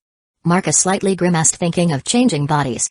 He likes himself quite a bit and there is no point to switch. I see. Now I understand this better. Even though you explained in such. She for a second blushed since he needed to dumb down for her. Simple way? Don't mention it. I know this is new stuff for you, so tried to say in a way that we would be on the same page. Atalanta slightly smiled when he said that. She wanted to say dumbed down, but he either saw it and saved her or simply glossed over. Either way, she appreciated that. Since you got it down. Your DNA is in the middle with this. As you were human and turned into a lion and then became the me-human. You could say it's like a beach. You can build only on one side while the other is much harder, which can impact it as a whole. Marcus explained with a thoughtful look. Which made Atalanta understand that there is a balance of some sort. We will go with the human side of upgrades. As I said before, you will get the same stuff Quinla got. Followed some smoothing out with the lion part. As he said that, he showed a picture of upgraded Atalanta. The lion girl just deadpanned at him. The only difference I see is that you made my breasts a couple sizes bigger. She said with a little bit annoyed tone. That might look so. All I did, I have added Artemis' perfect middle strand here. You received her blessing when you haven't finished maturing. That affect your body as a whole, especially after the whole lion part when it was thrown into the mix. The beauty just groaned internally. Even now, he perfectly explained why she will have bigger breasts. This is nuts. Fine. Whatever. Let's get this over with. She just wanted to get a new bow. Instead, she will receive a body upgrade. How did this derail like this? Marcus just shrugged at her and mentally pressed a few things on the windows. The math and test were done on the 3 original DNA a long time ago. So, there is no excess weighting or anything like that is needed. The data he got from Sephiroth Growl even smooths out all the changes to one's DNA. It's like magic version of Google on Life and Souls. Adding magic to the mix makes quite a bit of difference in angles one can go. However, something extreme like, for example, making a vampire and werewolf half-blood from a simple vampire is not possible. Without repercussions, that is. Marcus did remember that Lucifer dude turned vampires into evil dragons. This is possible, but that was an extremely crude override of all DNA. That insane devil removed all stops which erased whatever vampire there was in and used their DNA as a base to override. In the end, what he said to Atalanta was true. He can't truly go blindly with Sephiroth Growl's abilities. He needs to map out other DNA stuff first. If he wants to mess with Atalanta's feline side. However, what he has is enough to smooth her soul and body. After this, she will be most likely the first proper demi-human. Not related to yokai in the whole world. Marcus of course doesn't count all the weird creatures all the pantheons around the world have. For him, it's all about cat girls or any other girls, and as far as he knows only yokai have those. Go in that chamber and lay down on that bed. He motioned for her to enter one of the bio-chambers prepared for DNA alterations. The lion girl nodded and quickly walked over there and laid down. She was quite a bit nervous. The beauty is pushing her nervousness down with a strong front. Not that it mattered to Marcus as he saw through it. Relax, I was the first one to try these. The ones which were done to me were much more difficult compared to yours. I didn't have Sephiroth Growl at that time. He explained with a smile. Making her a little bit more relieved. Seeing that she was a little bit better, Marcus started the process. Soon enough the biochamber was filled with chemical gases. The teen made sure everything is smoothly operating before checking some other stuff on the holographic screen. What he wanted to see is his connection to the soul. When his body was altered, his soul was not touched. So, with data from Sephiroth Growl, he can now check it himself from a different angle. The result was, his soul barely changed, while his body was that of one of the strongest beings in the world. A simple soul rend would most likely kill him quite easily. This was not good. At all. He needed a second to process that before starting to fix this issue. Which was not that difficult. After calming down, he simply did the same thing he did to Atalanta. Smoothing out soul to the body. With a couple of mental presses on the console, another biochamber was prepared for him as well. Unlike for Atalanta, his session will be quite a short one. The first thing Marcus felt was that he was dressed in slacks instead of a suit. He did feel a little bit weird when he finished his first ever DNA-altering session. At that time he thought that it was normal. That this tightness he felt was because he just went through a genetic alteration session. Turns out it was not it. Because now he felt quite comfortable to himself. His soul has adjusted to his body. And he felt at ease. Once he left his biochamber, he observed Atalanta's one, which was still in progress. A quickly mental check on her vitals showed that she was fine and there were minimal changes to them. He did see a small increase in energy consumption. This is most likely related to the fact that the biochamber is adding mass to her body. In other words, the body is slightly getting altered. This was quite satisfying to the teen, who will have a more sexy lion girl to enjoy. While the beauty was in her biochamber, Marcus looked around. Now that his soul has adapted to his strength, he could feel more. Like he could feel where is Artemis? And where is Athena? It's like his soul mass increased and now he can feel other souls? Since he can feel easily gods around him. Meaning that their mass are big. Can they sense this too? No. I think not. Artemis didn't sense Athena. She was quite shocked when she saw her on the TV screen. The black-haired teen inventor remembered the reaction of Artemis when she saw Athena. This means they don't sense the weight of soul? Strange. I need to talk about this with a powerful being. For a second he frowned. Thinking for a bit more and simply waiting for Atalanta to leave the biochamber. There should be more to these souls things. Spiritual pressure? That's Bleach stuff. What was that One Piece thing? Conqueror's Hockey? Then that Soul Crush thing. Well, pity I don't have on someone to test this. As Marcus was thinking about this, he finally heard the sound of biochamber finishing the alterations. Chapter 41, Playing Games with a Goddess, not edited. I quickly noticed the changes to Atalanta. Not mentioning the obvious increase in the size of her assets. But the way she moved. It reminded it of a feline. Before that, it wasn't like that. She didn't have that grace of feline but that of a seasoned hunter. Where one walks elegantly in stealth, the other one is like a predator stalking the prey. While it's nice for her since she will be able to mix it up and adjust to this later, it also gives more sexiness because she is now properly using her tail and those hip movements. How does it feel like? I asked her while walking over towards her. She looked at her hand for a moment. Moving it for a bit. Standing on one leg then on the other. Testing out her balance for a bit. Apart from feeling ridiculously more powerful. And very comfortable with myself. There is no other changes? Well, there is that feeling that I am having a pull towards you. Not in sexual sense, more like something like a gravitational pull. Is it powerful? I asked with a thoughtful look. This means my new much more powerful soul pulls like the sun pulls planets towards them. Is this the effect of powerful beings attracting other powerful beings thing? Not very noticeable. One can ignore it. She said with a thoughtful look. Her tail moved from one side to another. I did notice that it moves much more now. Good. Because I went through one session myself to adjust my soul. I explained to her with a shrug. Oh. I see. So, it's not my thing, but it's yours? She said that while approaching me. Moments later she was in front of me. There was a certain look in her eyes. Fascinating enough, her pupils were slightly cat-like. Not truly visible unless one is in front of her, and looking directly into her eyes from a close distance. There is some sort of gravity around you. I felt only like this in front of a god. Did you feel something like this from Goddess Artemis? Atalanta asked me as she inspected me. What I felt from her is a need to do things to her. I said with a shrug. And yes, my sadistic tendencies magnify around her. Maybe it's because I know that she is a man-hater and I just want to do things to her. There is that pull towards her. Maybe it's that her soul is much stronger as a deity. Right.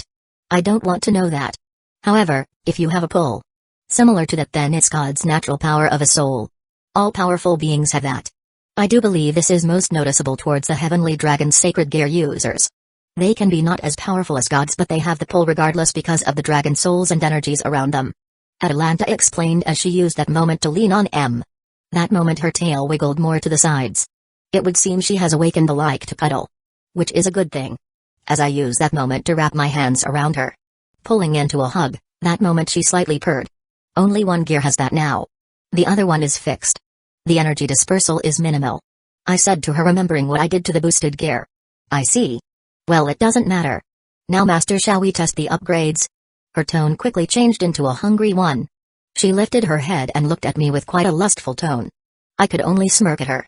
I squeezed her bum quite firmly. That moment she experienced the side effects of the alterations. Her whole body twitched hard. Sweat appeared on her forehead, followed by some spasm. Sad to say, sweetheart. But, you are in no position to do anything steamy. Your body just went through changes at the foundation level. Well, new adaptation helps a lot. By a lot, I mean you can walk and do things at a regular level. If we didn't do adaptation upgrades, you would be spending at least a week in deep sleep adapting to the changes. As I explained, Atalanta just experienced what is called nervous overload. Her body is going through hot and cold periods every few moments, and that lasted at least 20 seconds. And that was just from me firmly squeezing her incredible ass. Well, do you want to do some steamy stuff? I asked her. This time I was extra gentle with her. And no. Maybe. When this is over, I will make sure to do extra hard, she said with haggard breathing. She looked like she just finished the whole marathon run. I will be waiting for that day. However, you will have 2 more sessions before the changes are finished. What? 2 more? She asked with disbelief and annoyance.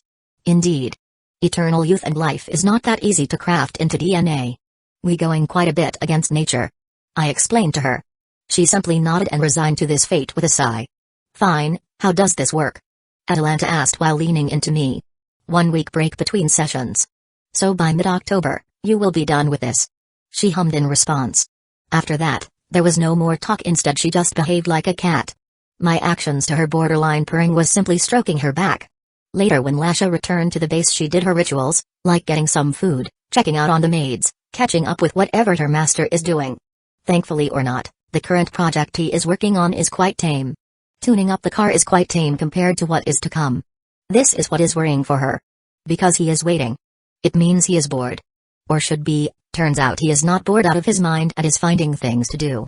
The dock's construction, the space station's core are big things.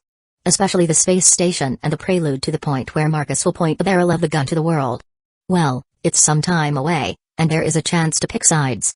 Her clan and its allies are with Marcus. From the sheer curiosity to lifting their boredom, they will be on human side for this. She has no idea what to think about this. Well, she doubts there will be another civil war. The Devil Council simply don't want to do anything with him. So, they don't care, and Marcus doesn't care. So, they simply can coexist. From what she knows, fallen angels most likely will come to him with friendly terms. This will cause a chain reaction which will most likely lead to a peace treaty. The blonde devil massaged her forehead. This is so weird and is so baffling. All she can do is just be there and make sure she can mitigate if some sort of fallout happens. Honestly, the only fallout she can see is something coming from the Bale clan for mass usage of POD. But, there is no proof that it's Bale POD in the first place. No demonic energy is used to create the black destructive force. Marcus' usage in this thing reached the point that it's more of his thing than the Bale clan itself. With another sigh, he just decided not to think about this. It's not her place. There is Satan Leviathan for this. She should just do her thing and be done with it. However, one thing is on her mind. With her current position, she can use it to get the title of Astroth heiress. That waste of devil blood has been treading on thin ice with his constant abduction of female saints from churches. How has no one connected the dots that he is the one who is messing with the church? Which is the heaven faction in turn. If any exorcist or priest would notice a devil skulking around, it could cause some deep mess with the peace talks. This is quite a good opportunity for her to rise in ranks within her clan. She has the perfect means to do so. SPBA can be deployed with a moment of notice.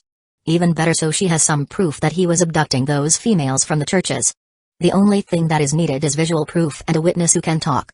In the end, Lasha decided to wait for the right moment and then ask for some help from Marcus. Before that she can only wait and continue to rack up her brownie points with him. When she arrived at his bedroom, she was of course being smart with this. If there is no girls there, she will do her girlfriend duty and sleep here. If it's something steamy going on, well, it depends on the situation. So, she did not expect to see Marcus just cuddling with a lion girl in bed. There was no steamy session going on. Instead, the huntress was just using his body as a heat source, hugging him, while deeply in sleep. While the teen inventor was napping too. As the moment Lasha entered the room, he opened his eyes and looked at her. Moments later she heard his voice in her head. Assuming he is using his powers to talk to her directly, as he didn't want to wake up the girl next to him. "Come. My other side is empty," he said to her with quite a lazy tone. The blonde beauty nodded at him and went over to the empty side and sneaked under the blankets to cuddle with him. "Isn't it just me? But Atalanta is stronger?" Lasha whispered to Marcus as she sensed an obvious increase in her power. "Indeed. And you can talk in your head." "I will hear it," he answered back to her via his telepathy. "Oh.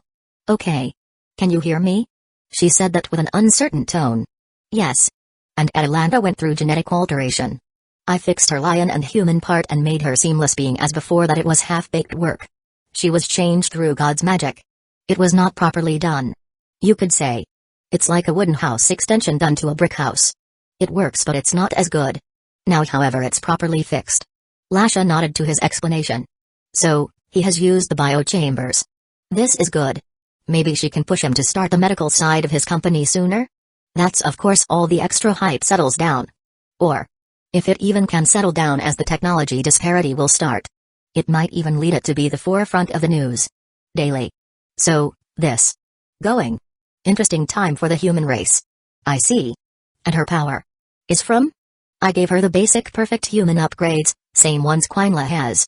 He explained to her quite casually. The blonde beauty could only dumbly nodded at him. This was so unreal she decided to just sleep. Since when basic strength is considered ultimate class?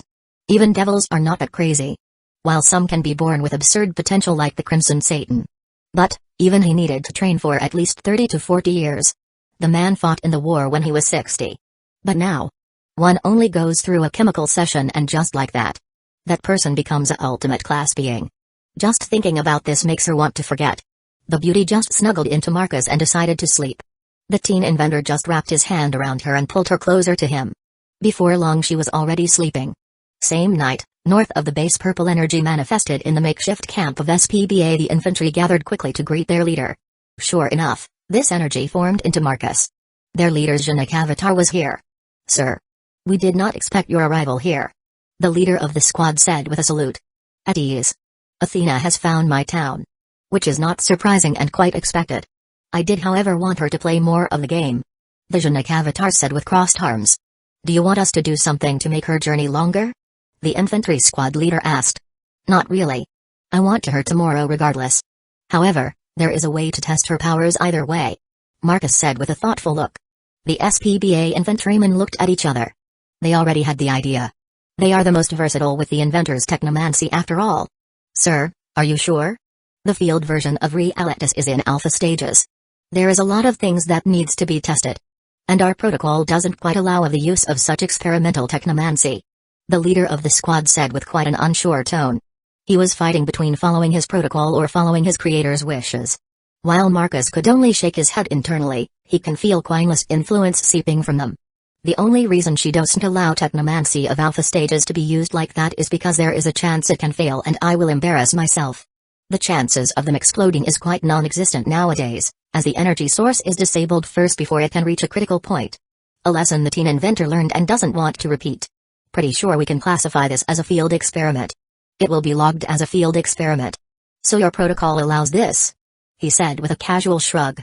"Very well. As you wish, sir. What about the Greek goddess? What will happen if it fails?" They asked for clarification on Athena's part in this. "After all, she is the variable in this. I will take care of her. She is here for me after all. So, begin with the test, I will go to meet her." He motioned for them to move out. And soon enough they all started to move and the preparations were on the way. Something strange is going on," Athena said as she looked around.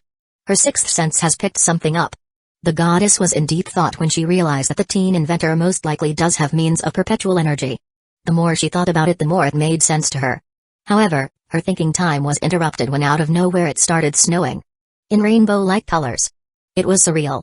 Before long her surroundings morphed. And she was standing in a white plain of sorts. Then, she heard a male voice behind her. Well met, Goddess Athena. She quickly turned around and was met face to face with a male teenager dressed in casual modern clothes and a lab coat. He didn't look like someone who has the means to wipe a faction or pantheon. That's where one should not judge a book by its cover. Because apart from his clothes he looked handsome, like approaching supernatural levels of it. You are not in person here, are you? I can't sense anything from you. Instead, you are a construct of energy of some sort. The beautiful goddess said while fixing her glasses. A sigh escaped from Marcus' mouth. He already got seen through it. I should have known. Supernaturals don't need glasses, but they choose to wear them anyway. I bet that yours sees energy. The teen inventor said with a thoughtful look. He did remember that he was thinking to make HUD contactless for his eyes and the girls. Now that some of them have a genetic interface, it's even easier. Indeed. All I see is energy from you. This means that you are not here in person. I assume you came here to test me yourself because I already figured out where you live most likely. The goddess of wisdom said that with a self-satisfying nod. This means that she is indeed close to finding where he lives. Indeed. That is a point to you. Since it took longer for Artemis to do what you just did, and she had her small army with her, for a second Athena had a smug look which she hid quickly. In her eyes, hard facts and logic is much better than some gut feeling the hunters rely on constantly. I see. Good to know. However, you didn't come here to praise for such simple things. What kind of test do you want to do? She asked him. Simply put, he is going to test her. Which by all means should piss her off that human is doing that to a goddess. While she has that feeling, she buried it deep. The man is way too dangerous to be treated like some casual annoyance. No one in history before turned a goddess into a maid. That's why Athena is treating this with as much caution as possible. Using regular means of transportation instead of her power or her chariot. She has no idea what can provoke him. Honestly, it's embarrassing but same time a novel experience. Traveling by bus is quite refreshing, and a reminder that humans achieve quite a bit without supernatural powers. Let's start with something casual. In front of him, a table with 2 chairs appeared. On this table was a set of chess prepared. Athena's eyes widened, for the simple reason that he did this without any sort of energy. Once again she looked around. She could not sense anything or see anything.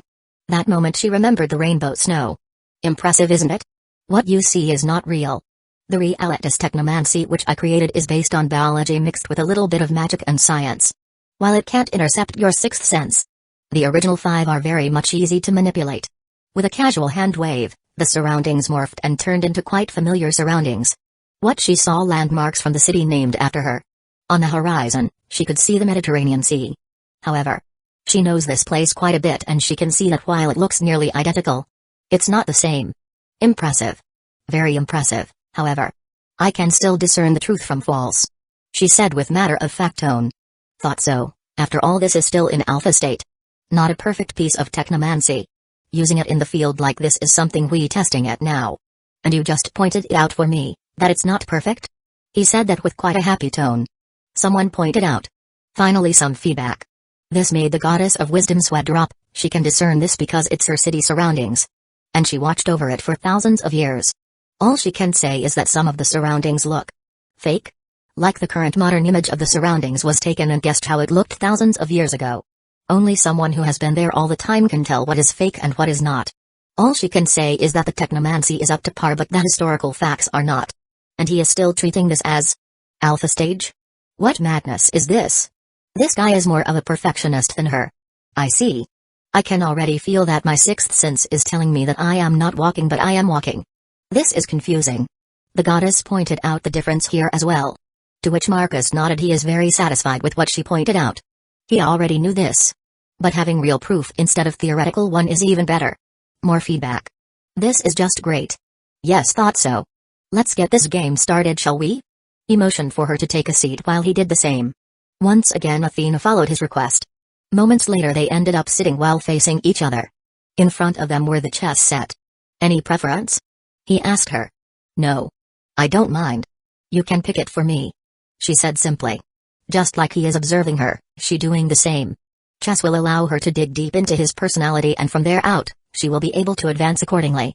Sure enough, he had black pieces and she had white. Moments later they started their game. There was no talking after that.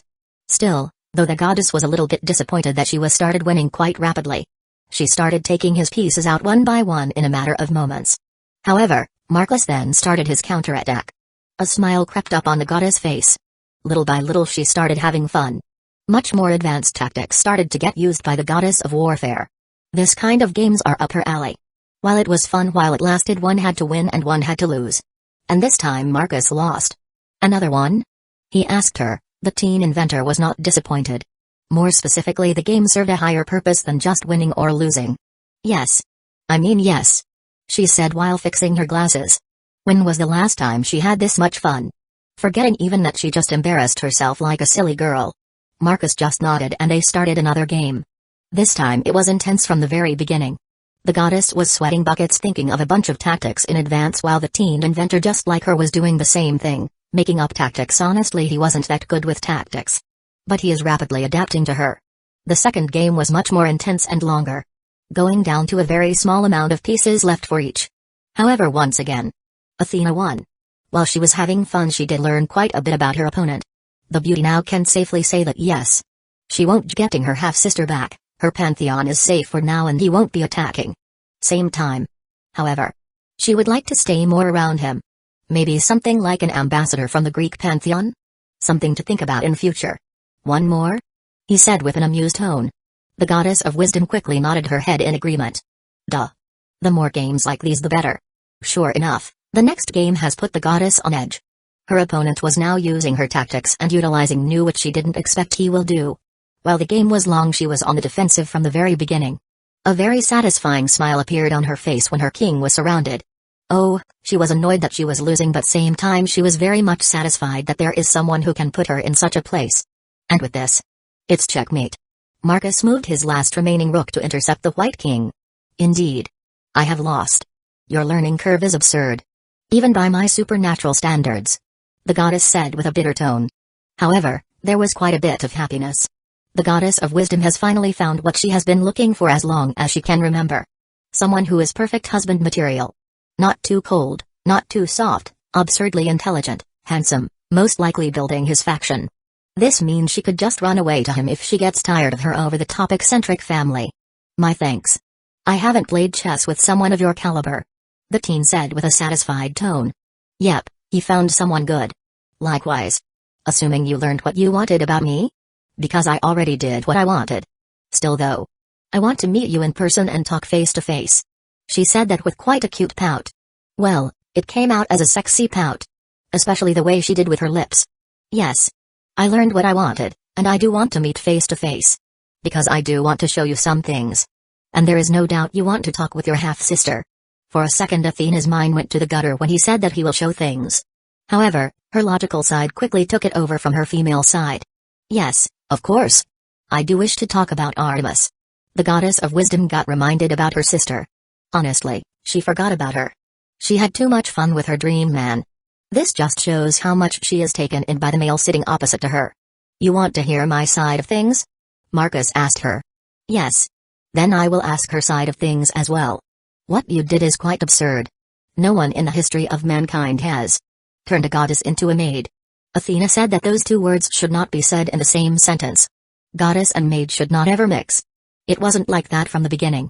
Nearly a year ago I just finished my first ever scale mail armor.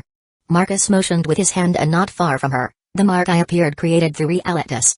It's a pseudo-sacred gear based upon boosted gear and divine dividing scale mails.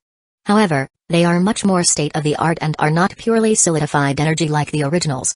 Combined with some of my technological as well as magical advancements, this armor could fight ultimate class beings with brute force alone. However, with some of my more nastier techniques, I was able to seal off the energies of Artemis and her hunt. Athena patiently listened how he explained. Just like she expected, he has a lot of passion for his creations. Honestly, she could just listen to him explain and wouldn't get tired of this. Still, though, now she understand what happened to her half-sister. You humiliated her and she wanted revenge by any means necessary, leading her to another humiliation which turned her into your maid. Athena finished this for him. Exactly. Just like you, she entered my lands and was planning to do some questionable things to me. In the end, she wanted a duel of pure skill. This time Athena's eyes widened. Her brain tried to understand how strong he is. If he has beaten Artemis in duel, Artemis is stronger than her in pure physical fight. She is one most powerful gods just below the trinity of Zeus, Poseidon and Hades. Yet, this man beat the goddess of hunt in pure skill? She knows that Artemis is most experienced in fighting and physical sense as she is always active in the wilds. This is big. Someone of this caliber, and is right under their noses. Is worrying. Well, should be worrying. But she already knows as long as she leave him be he is not that dangerous. She lost and now she is my beautiful maid. He said that quite simply. And? Is it possible to get her back? Athena asked casually as well. Trying to get into his type of conversation. Nope. She will die if she is to return to her old position. Marcus once again explained with a casual tone. Making the goddess of wisdom gulp from nervousness. That casualness is bit too much even for her. A contract? The brown-haired goddess asked respectfully. Yeah. To make sure she never tries something like this again. While I love cat and mouse games, chasing the same mouse can be boring after some time. He explained quite simply to her. However, this doesn't mean you can't speak with her. Tomorrow when you arrive at my hometown you will be able to spend some time with her. She nodded at him. Thankfully she will be able to have a proper image of this situation. Good. Now, why don't we play a better game? And test the limits of this version of realities? He asked her with a grin. For some reason, she started to get excited. Is it going to be something big? I am fine by all means. Never played such game. She wasn't able to finish her sentence as she saw her surroundings change into simple plain. But what truly shocked her was sounds of footsteps. A lot of footsteps, armed footsteps. She turned around and saw blue and white armed men. Dressed in classic hoplite armor, she could see their legions being to ancient Athens as they have her symbol of owl on their shields. She then looked back and saw men from Sparta dressed in bronze and red armors. And the ancient symbol of Sparta on their shields. This is. Her brain tried to catch up with what she saw. This was like she was transported back to the old days. And this was simply amazing. Most importantly, there were thousands of these soldiers. The Peloponnesian War. Your side is the Athens. My side is Sparta. The way to use it. Marcus brushed his finger down and a holographic window of the battle from Eagle View appeared in front of him. Units have points. Each of us has 4,000 points. We use them to buy troops. Once we send them out we will start our clash. He explained to her before grinning with a silly grin. Ready to play God who leads their mortal men into a war? Hearing that she started laughing silly. Some tears started to fall from her eyes. Goddess, but yes. This is going to be very interesting. Countless times I had the urge to just descend and lead armies myself. Now I can do that. Honestly, you just granted one of my old-time desires. She said with quite a bit of heat. Marcus didn't know, but he just scored very big in her heart scales. Good to hear. Why don't we start with this? He said that with a grin and she gave her lustful grin back to him. Chapter 42, Battle Simulations and Some Talking. Marcus looked at the army in front of him. It was twice as large as his. Athena has mustered around 4,000 Athenian soldiers. Her corps has around 400 picket hoplites. The elites of ancient Athens, another 800 regular heavy hoplites as well as 200 phalanx heavy armored hoplites. Followed by 200 citizen cavalry, 200 Tarantine cavalry, which is the javelin-throwing horseback units. While the rest were grunts like slingers, cheap archers and light peltasts. Simply put, she has around 2,000 soldiers to annoy his ones. And she is smart, knowing that Marcus will most likely plays how Ares plays. And that is heavy units. And she is not wrong. Most of his army are heavy armored hoplites, the elites of the ancient Greek world. The Spartan elites. Not only do they have heavy armor and tons of skill, they can slaughter their way through the battlefield. That's why Marcus has twice as less soldiers. Sparta only uses spears as the main weapon and secondary as a sword. That's why they only have spearmen and nothing more for close-range combat. For auxiliary and ranged units they use slaves which are named helot. However, Marcus didn't bring any helots for this. Instead, he went with Periokoi peltasts. The only ranged unit where Spartans themselves would fight. The reason for this is that slaves have pathetic morale and realitas did its thing. Which is realism. So his army is full and proper Spartan. With 500 elite Spartans, nearly 800 regular heavy Spartan hoplites, followed 500 Periokoi peltasts and 200 citizen cavalry. Thus an army of 2,000 versus an army of 4,000. Odds are not in Marcus' favor. However, half of Athena's soldiers are farmers with weapons. And where is the Black Hair Teen's army? It's a fully professional army, full of war-obsessed zealots. My king. Athenians are approaching. What are your orders? One of the elites asked with a respectful and a battle-hungry tone. Where they have the numbers, half of them are farmers. Our goal is to smash through them and destroy the core of the army. Once it's gone, the rest will scatter. Marcus said with crossed arms. He started to think how to get this done. Form a shield wall. Peltasts behind them while the third line is the elites. Cavalry to protect our flanks. The teen quickly orders the Spartan soldiers. By our command. The elite quickly nodded at his leader, then looked at the flag bearer. Sound the horn. And quickly started issuing the commands. Moments later all the Spartans like well-oiled machines started to move and get into positions. Form shield wall. The elite roared the command. The hoplites in the front roared back and all at the same time moved their right leg back while positioning the shield which was on their left hand forward.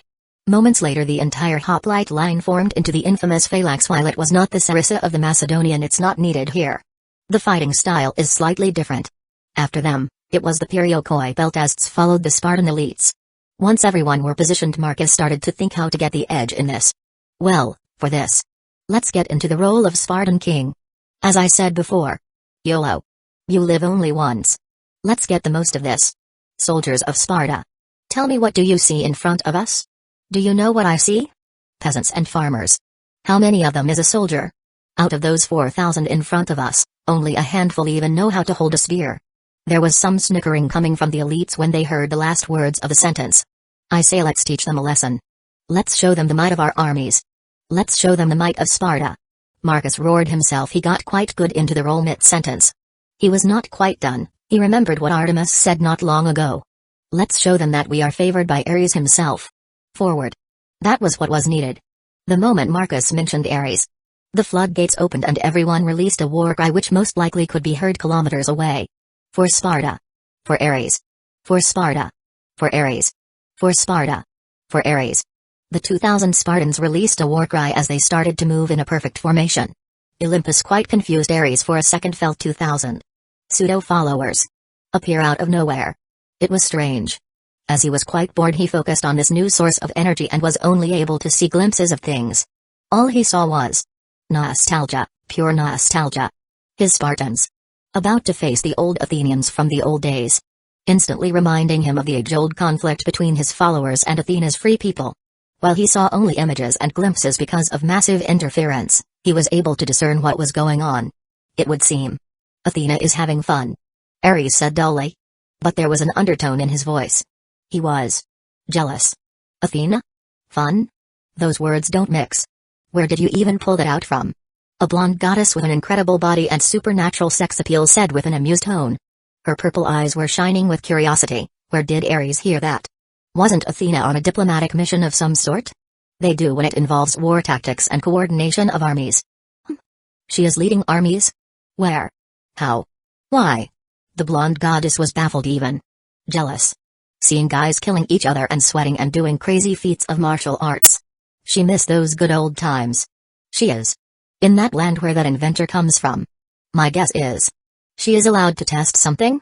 The god of war said with a shrug. He doesn't care what the goddess of wisdom does. What he cares about is that she is leading a mortal army. Something even he didn't do. And he is god of war. Sure. He might used to fight in some supernatural wars, but those are not as beautiful as mundane human wars from old times. No superpowers, no hidden energies, only pure martial prowess and weapons crafted from a fellow mundane blacksmith. The good old times. And now, the goddess of wisdom is enjoying that to the fullest. He is jealous. Fascinating. I do wonder what he has stashed in his workshop if he can pull out something like that. The blonde goddess curiously asked. She is wondering what Athena will do. The goddess of love divinity can't reach there and she can't see what the goddess of warfare is thinking or feeling. Pity. We are on the same page here, Aphrodite. I wish to visit this human and bless him with my blessing. The god war said with a bloodthirsty grin. Hey? The last one you blessed was that musclehead from Sparta. She looked at the ceiling trying to remember his name. Leo. Leopold? She said one of the names which came to her mind. Leonidas. Ares said that while massaging his forehead. Why, this blonde has to be like a bimbo sometimes. Well, from time to time she is smarter than most of the Olympians. Right. You haven't blessed anyone in centuries. Because I think he is worthy. Not only did he make Artemis become a maid. Aphrodite giggled hearing that. It's hilarious. And she most likely will laugh from this for many years to come. He made Mandalorians into reality. He is even leading Spartans into victory as we speak. This guy is more than worthy of my blessing. Ares said with a heated tone. The goddess of love could feel how his passion is flowing from his words. It was touching. If not silly. The blonde goddess just rolled her eyes. She just realized that her lover just wants some fun and lead some humans into a war. Back to the reality simulation goddess. The Spartans are going nuts. One of the picket hoplites said with some concern. Athena took off her glasses and massaged her forehead. She wanted to bang her head into a wall. The beauty forgot about morale and the human element. She can already see her front lines getting nervous as the armies are getting close to each other. Sound the horn. Everyone get into positions. The goddess quickly started ordering her men. Her soldiers quickly got ready to engage. The missile units are good to engage. The picket hoplite said to the goddess. Open fire. She quickly ordered, and the order was relayed. Soon enough the archers, peltast, slingers started shooting at the incoming wall of shields. Order them to shoot higher. Athena quickly ordered, seeing the incompetence of these missile units. She quickly realized that she should have gotten some more experienced units. For a moment she thought about using her Terratine cavalry, but they are needed to take care of Marcus' cavalry and the flanks. But it was too late as the shield wall opened and hoplites rushed forward, starting to slaughter the missile units. One hoplite like a machine started cutting them. It was one-side butchering. The archers quickly switched to their knives, but it was pointless. Against heavily armed Spartan hoplite. Send the hoplites. And start flanking. Athena said with a pissed-off tone. This was bad. These peasants should have been harassing and tiring the Spartans. Instead, they were making them warm up. Horns soon sounded and the goddess of warfare hoplites started rushing forward, but then javelins started flying from behind lines of Spartans. And there quite a bit of them. Most of all, they were quite accurate and deadly. Defensive positions. Athena quickly ordered with hiss. This was much different from what she has envisioned. The Spartans fighting with much more heat than she has expected. And her flanking is quite pointless as Marcus' citizen cavalry was engaging her Terratine cavalry. While her citizen cavalry was engaging the Spartan elites. It was one-sided slaughter. The elites don't even spare the horses. With a quick thrust of the spears they were down before the soldier can stand up. They were rattled by the shields, and with another quick thrust from the spear the cavalrymen were killed off. Before long her cavalry was dead and Spartan elites started flanking her units. The numerical advantage she had at the beginning was gone in just a few moments. It was absurd. Only a few moments into this her core units were only left. Only her elite picket hoplites had some chance to fight off the mad Spartan elites, which were similar number to her elites. The problem was there were over 400 more of Spartan regular hoplites left, and Marcus still had his cavalry and peltasts. It was a riot on her side as her soldiers started running away. Whatever could, as they were encircled. Well, it would seem it was my victory. Marcus said to her as encirclement opened and the teen inventor walked towards her. Athena was the only one left in the corps of blue and white Athenian soldiers. Yes. I misjudged several factors. The goddess said with a sigh. She forgot about morale. This was not pure hard logic. And numbers on paper. Marcus abused the Spartan morale, put them in a frenzy, and then let the floodgates deal with the rest with minimal commands. The key to his success was that quick charge from the shield wall to her front-liners. Her front-line purpose was harassment. Athena forgot that these people were peasants. She was operating on budget after all. That's why I request a rematch. She said this with a pout. The teen just shook his head at her. He got her hooked on this little game. While I would love to fight you again in this game. It's already 4 in the morning and I should be waking up soon. As he said that, the reality started to get cancelled. The rainbow-colored snow started to be seen again. Athena realized that she didn't even leave the small area she was before. Before long the snowing stopped, leaving only him in front of her. There was no more grassy plains or the Spartans. I see. I do hope we can play this game again. Otherwise, I will haunt you after showing something incredible as this. And then not allowing me to use it again. She said that quite seriously. Marcus just snorted amusingly. He has no intention of not allowing this not to be used. Especially if he can spend time with this beauty. Honestly, he learned a few tricks and tactics from her in progress. Don't worry, we will play again. With a much more realistic system in my home. The teen said with a smile, before deciding to return to his sleeping. Anyway, I will see you in a couple of hours, yes? He asked her. Yes. Good, see you soon. After that, he turned into purple energy and burst like a bubble. Leaving the goddess of wisdom to stare at the distance for a bit. She then moved her hand on her face and removed her glasses, then massaged her forehead with her other hand. There was a blush on her cheeks. The beauty is trying to control her raging emotions. Next morning I slowly opened my eyes. A yawn escaped from my mouth. Realities can mess with one's perception quite a bit. If my understanding is right, I spend several days in a span of several hours, and on top of that, I only spend several hours sleeping. Now, I am having an internal battle. Should I use my adaptive powers to fix my sleepiness, or I should go with coffee? Yawn. Hearing such a cute yawn, I looked to my side. It was Atalanta whose tail was moving lazily from one side to another. She was awake. Partially. As her eyes were half opened. She stretched out like a proper cat. Dressed in my t-shirt and simple shorts, she looked like a proper cute girl. No one even believed that she is a huntress for a very long time and has countless ways to murder someone. Nope. All there was from her is a cute lion girl who likes cuddling now. As the moment she stretched out, she returned to her snuggling. Her head was just below my chin, her right hand was hugging my neck. The beauty was laying on top of me. And there was no indication that she wants to move anytime soon. "How is my beautiful girl feeling?" Marcus asked her while his hand moved on her back, starting to stroke it. "Lazy. You turned me into a lazy person," she said with a slightly annoyed sigh. "Not quite. The right word should be not a morning person." I clarified it for her. "I haven't seen any genes which make her a lazy person.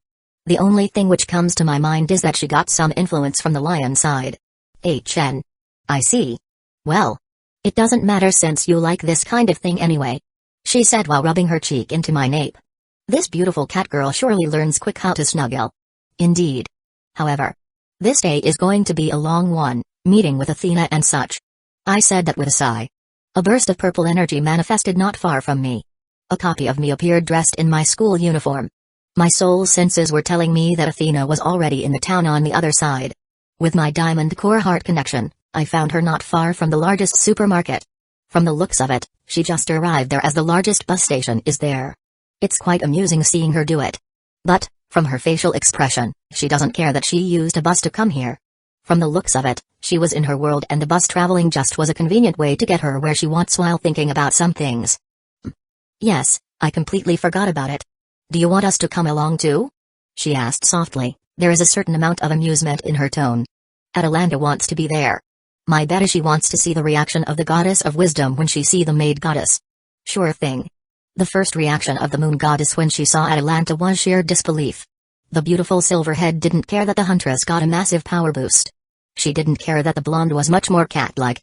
All she noticed was the assets becoming much larger of this lion girl. "You asked master to make your boobs bigger?" Hilita asked with disbelief. "How absurd is this? The huntress asking for bigger assets? Since when? How? Why? Did the blonde have some sort of realization and now she wants bigger weapons?" "No. I didn't, it was part of genetic alterations."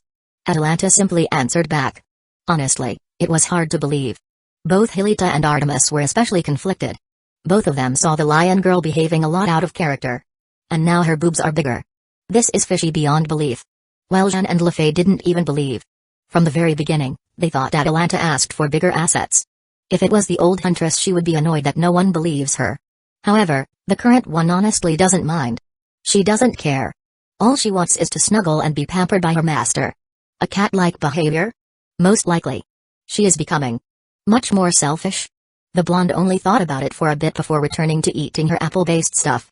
The lion girl nonchalant behavior was noted by the goddess of hunt and the Amazon queen. They wondering if Marcus did something to her to make her behave like that. "Did you do something to her? This is not like her at all," Artemis asked the teen. There was some concern for one of her oldest huntresses. "I smoothed her DNA, altered her soul to fit with her body.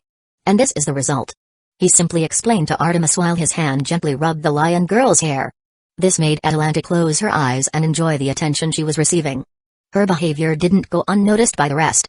The blonde huntress became easily affected by their master's attention.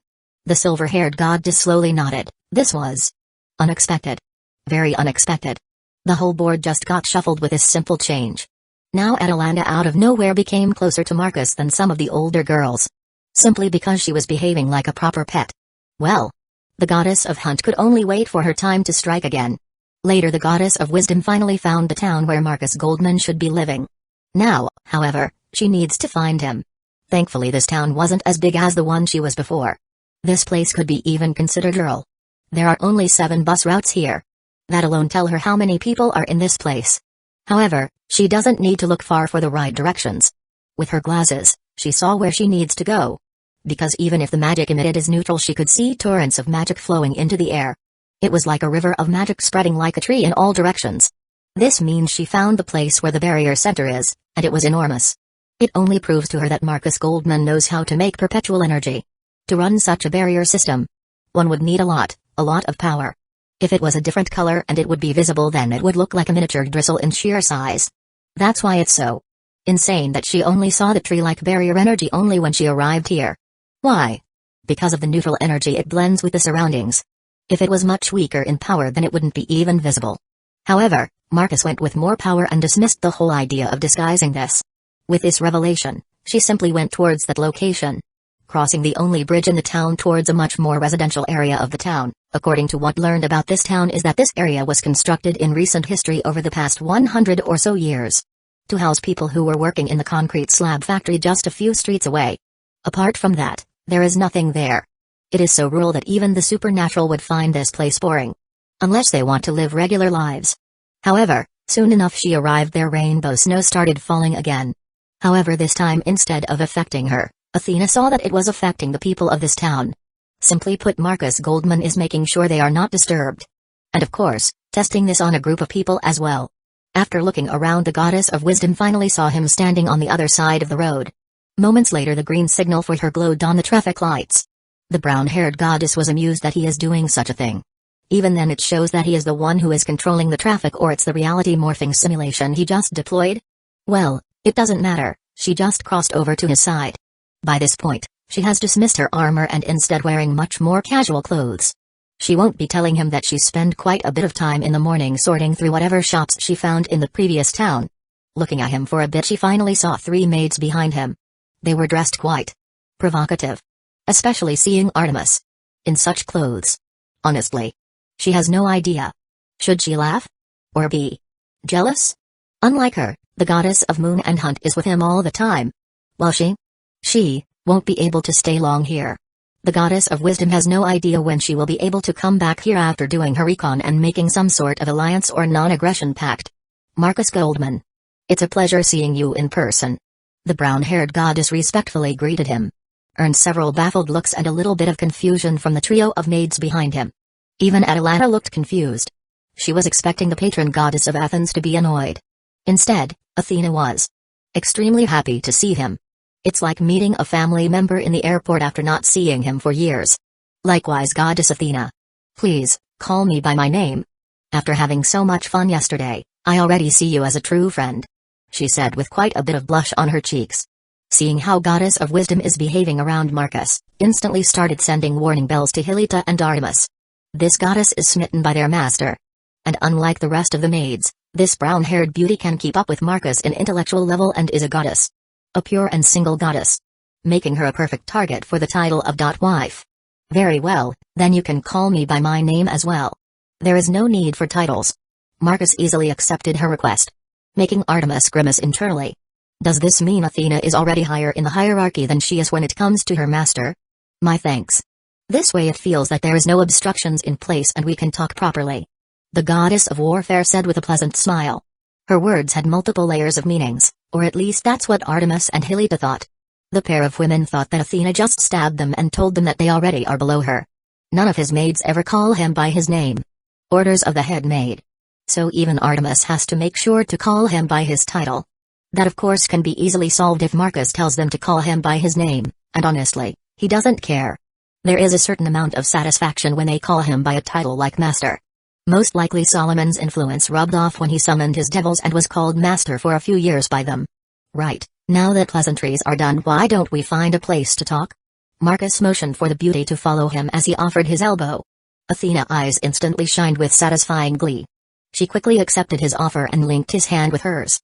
Now they looked like a couple of intellectuals as Marcus dressed properly this time, which quite baffled his maids. They even wanted to contact Quinla and ask the meaning of his behavior because they can't understand him anymore. Is he preparing to go on date? Does he even do such things? The reason is quite simple. He wanted to do something like this with a goddess. Especially intellectual goddess. At first, he was thinking with Artemis. But he quickly threw that out of the window when he heard what she was planning to do to him. So, he decided just to keep her as a maid.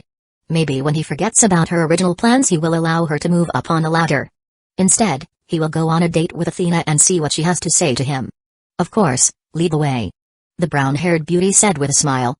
Hugging his hand even more, Marcus could feel her assets even more with this. The teen inventor just smiled at her behavior. He can safely say that he has this beauty interested in him. Marcus took her on a small trip, around 10 minutes of walk. While there is nothing to look at, the goddess do know that there is a specific destination to their walk. Eventually, they arrived at something similar to a small marketplace, with several kiosks and stalls. Over there my parents used to buy potatoes. When the harvest used to be bad in the countryside. The teen pointed at the several stalls. Funny how my father used to complain about the prices, even when he used to hate the idea of working in fields. Unlike my mother and sister. Do you know what he preferred to do? Marcus asked the brown-haired goddess who was listening to him attentively regardless. How mundane it sounded. She knows that he is getting at something. Some sort of different craft? She asked with uncertainty. Indeed. He simply nodded at her, continued to walk forward. He didn't say anything. Instead they arrived at some sort of square.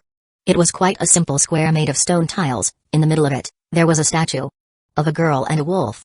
That statue over there, my grandfather was one of the 20 who worked on it back in 1960.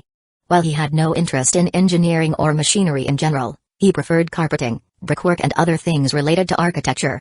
The most absurd thing is that he is the one who built our house. Most of it he built alone, excluding electrical stuff. He did everything himself, from windows, doors, floors with his bare hands. As Marcus said with a nostalgic look as he looked at the statue. The girls simply listened to what he said. They finally realized where his talent for building crazy stuff is coming from. And unlike my grandfather, my father on the other hand prefers machines. Lots of machines. He joined the army with open arms so that he could drive tanks, trucks, or heavy armored cars and run maintenance for them. Before he was even 20. Once the Soviet Union fell, he left the army because my birth country military sucks. Instead, he joined the first auto service shop he could and continued to work there. Funny thing. He on free time decided to fix a totaled trunk. The black-haired teen said with a smirk. An amused snort escaped from Atalanta, who finally knows where his absurd fascination with cars appeared from. While Artemis just rolled her eyes at this. Even to this day, that trunk is carrying metal junk for smelting. More than 10 years passed since he fixed it. For a second he remembered a blue Mercedes truck with a shitty gearbox on which his father has released his whole vocabulary of swearing words. So, it's a family thing? I have heard of similar things back in the day. Blacksmithing families, or any artisan ones. Athena said that with realized look. One of the mysteries have been partially solved about Marcus. Indeed. However, where they liked their work. I, on other hand, was obsessed with this ever since I could remember. When I was 5, there was one of those times when there was no one who could watch over me. Mother was at work, my sister. Well, she did her thing, what teenager girls do. Far too complex for me. The female rolled her eyes at him. Grandfather was in the capital doing something related to his craft, leaving me with my father. At that time he was still working on his truck. As you can imagine, he gave me some things to do. Some wooden toys my grandfather made. Funny how I never touched those and instead went to nag my father to the point that he allowed me to assist him. Do you think I remember anything from that time? Nope. Nothing. Only that my father said that I was mesmerized when things just come together. Ever since then I was partially living in the garage. I would always smell of oil or metal, tinkering with things. That lasted till I was 11. Marcus told his tale while looking at the statue. Remember what his gramps used to tell about this statue and how it came to be. After 11th birthday things changed. I learned of the supernatural. It awed me, it truly did. Where ones are afraid of the unknown. I was not. I only thought about things I could make with this knowledge. This is what it leads us to today. The teen stopped looking at the statue and instead turned towards the listening goddess. Let me show you what I crafted. Your arrival is perfect for reveal of something. He grinned at her as he is itching to launch something extraordinary. To space. Chapter 43, Ars Omidal Salaminis. Master, you never said that you had a sister. Hilda said with a somewhat annoyed tone. The redhead can't believe he never mentioned anything about his family member. What for? She is a regular human being. Doing her thing. She doesn't belong with the supernatural, neither my parents belong there. He said with a shrug. Marcus wants to keep them far away from the other side. Even so. You are about to open your mundane company with Leviathans and that Astroth help. They are bound to be exposed to some of the things you do. Artemis pointed out the obvious. This new information about Marcus being in contact with more devils made Athena even more curious. So, he is close to Leviathan? And an Astroth? Who is she? The goddess of wisdom was very much curious about the inventor's life by this point. Oh, yes. She doesn't mind playing the mundane side of things if she can get several important approvals from his family. Indeed. That is why we taking our time to prepare. Lasha and Sarah are making sure the shock is controlled to a certain extent. Once the company is revealed, my parents will be receiving a portion of the money without even working there. In other words, they will be retiring from any sort of work. And once the medical side of my company opens, I will be introducing DNA and body treatments. Marcus explained to them. He indeed decided to open that side too. Medical treatments. With some rework on biochambers, he will be able to make them for public use. Of course, he is not planning to go through any sort of regulations. Like hell, he is going to show what is under the hood. So the World's Health Association can go fuck itself. He is either going to make Lash's people take over the government, or they going to brainwash the Health Association and make them sign papers that it's approved by the experts. When that part is open, then I will give my parents the treatment. They will be able to enjoy healthy bodies and prolonged lifespan. The maids nodded at him. To a certain extent, they can understand him. Sorta? Neither Athena nor Artemis had what is considered childhood. While Atalanta is even worse, she was abandoned and then forced to marry because of her parent. While Hilita was raised by her mother to be a strong warrior. So, they don't have what is considered proper childhood and deep affection for their parental figure. Especially the pair of goddesses. So, they can't truly understand why Marcus is going out of his way to do some stuff to his parents. Not eternal youth? Artemis said from behind. She was confused. Nope. Not unless one has a drive, and a regular human lifespan is not enough. Otherwise, there is no point in immortality and eternal youth. Boredom will consume that individual and he will eventually grow insane by constantly trying new things. That is why many call it a blessing and a curse. I doubt as a goddess you can understand that. Marcus said the last part with a pained smile. It's like talking to a billionaire who had money all of his life about the woes of having too much money. If you say so. The Silverhead could only nod with a frown. She disliked the fact that she can't grasp what he meant. While Athena watched the interaction between those two, she wanted to know how close they are. The goddess already noticed the diminished power of Artemis.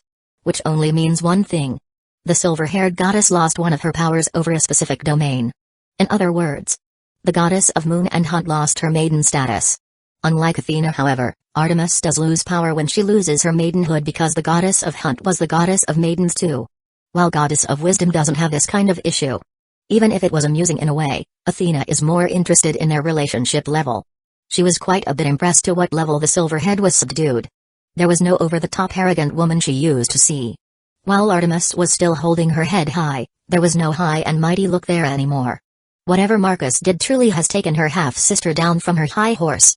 Which impressed her further. Now she wants to know how he did it. In more details. We are at the epicenter of the barrier system. But I don't see anything. Athena said that while taking off her glasses. There was no point in having them when magic was so potent and it was everywhere. She is more blind with them on than off. Even with her regular vision, all she could see is a suburban area of houses built close to 50 years ago. There is nothing there, just regular houses. The road is quite bad as well. One would never believe that this area is special in any way. Because it's underground. Follow me. Marcus clarified to her as they entered into what she most likely guess is his house's yard. But instead of going to the house, they walked towards the garage. Which is not unexpected. The amount of time she heard him mentioning the garage, she shouldn't be surprised that he will take her there. However, she was more baffled that they went behind it, and then she saw the ground open and she could see stairs going down. Sure enough, she saw a room similar to a living room. With couches, a black glass tea table, a large extremely thin TV on the wall. On her left, she saw another room which looks like a kitchen and a corridor. Behind her she saw another flight of stairs going down. Meaning another level. However, what got her attention was the things in front. A large workshop with a car under repairs. Or is it upgrades? There was a lot of magic there as well. In fact, there is a lot of magic everywhere. This is my first workshop and now a garage. Let me show you. Marcus gently pulled the goddess of wisdom into the workshop. The moment she was there she saw the car properly. Apart from exterior, there was nothing else of regular human. Her senses were telling her that the engine, or what's supposed to be the engine, is not an engine at all. It was a box of some sort of magic fit in place of the engine. While the car interior was much more familiar to what humans use now. At least for the seats part. As the dashboard, it was more or less a screen, and on the side, there was an even bigger screen. What are you going to use this car? She asked softly while looking at the car more closely. Is this car any more? It has all-terrain usage. Space and underwater included. While this is not the end model, it will be finished once it can travel back and forth in time. Marcus explained to her as he looked at his silver and blue BMW. Based on Back to Future? Athena said with some sweat rolling down her forehead. More than anyone she knows how much math one needs to do to time travel properly. Indeed. Still have some kinks to do before it's properly usable. He said that while thinking about what he needed to do. Like summoning certain someone, as well solving a few riddles, then adjusting a few technomancy-based systems. Once those are done his car will be ready. You do know that even gods of time don't mess with time? Sure, they can use it a few minutes into the future and back. Gives them an incredible advantage in battle, but nothing like time travel shown in Back to Future. Athena explained quite seriously. There was some sweat rolling down her forehead. She truly does hope that this man knows what he is doing. Oh, I know. Let me explain what I discovered and what kind of calculations I have been doing. He said that while pulling her towards him and gently leading them to the back of the workshop towards where the maglev train is waiting for them. The brown-haired goddess with some satisfaction smile. Seeing his action. The distance between them is shrinking by the minute. She can't wait for it to be even smaller. Like for example sitting on his lap like how that lion girl does. Once the pair went down the stairs, the trio of maids looked at them. Atalanta was most relaxed about this. She would be nervous if Marcus had another cat girl of some sort. But Athena is gunning for a different spot. So the blonde lion girl is relaxed. While Hilita and Artemis on other hand. Hilita feels threatened, double so for Artemis. The silver-haired never thought she will see Athena as a threat. Not only she is a fellow goddess, but she has much more in common with him. The goddess of hunt always had that superiority to other girls for being the only goddess around, and Marcus would always look at her with that heated look. Now it has diminished with the arrival of Athena. What should we do? Hilita asked the moon goddess. Artemis only shook her head. She has no idea how to progress and counter the goddess of wisdom influence. Nothing. There is no need to do anything. Just because goddess Athena getting along so well with our master, it doesn't mean she will be his wife. You two forgot that he can create life and could easily create a perfect wife for himself. He already created Quinla, who by all means fits even better than goddess Athena. Atalanta said with a sigh. She started walking right after those two. The lion girl simply started to think from a different angle and started to think, how would Marcus think? Honestly. It's hard to think like him. But as a hunter. She did something similar before. 3,000 years of hunting experience made her quite capable of thinking from the shoes of different beings. Especially from the shoes of her prey. Well, the concept is similar, only that she needed to watch and observe him for an extended amount of time. All she came up with doesn't quite make sense. While Marcus is no doubt a genius. Only someone like Big G can compete with his talent. Even so, what she found baffling is that he has too much experience. His recent tale she heard only solidified that Marcus is not a teenager. No amount of talent can cover several decades of life experience. Not even once did she see some sort of teenager naivete from him. And he even speak as if he had a lot of life experience. Which should not make any sense, because from what she understands he never left his workshop for an extended amount of time. In the end, Atalanta concluded that he is either reincarnation or some sort of big shot. Like Solomon or even original Lucifer, because some of his contracts are worthy of a seasoned devil. Seraphal Leviathan herself noted that. Oh. Maybe biblical God himself, if rumors of being dead are true. The lion girl frowned for a second. This sounds much more plausible. Because it would make more sense. The biblical God created heaven himself from the scratch. As well as angels and of course, Lucifer.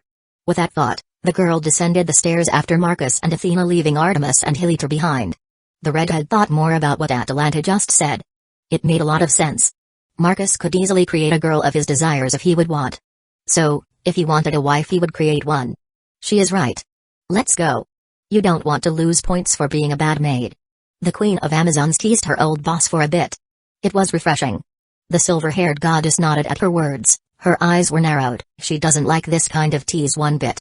Especially now, when her old hunt members can tease her without any sort of repercussion.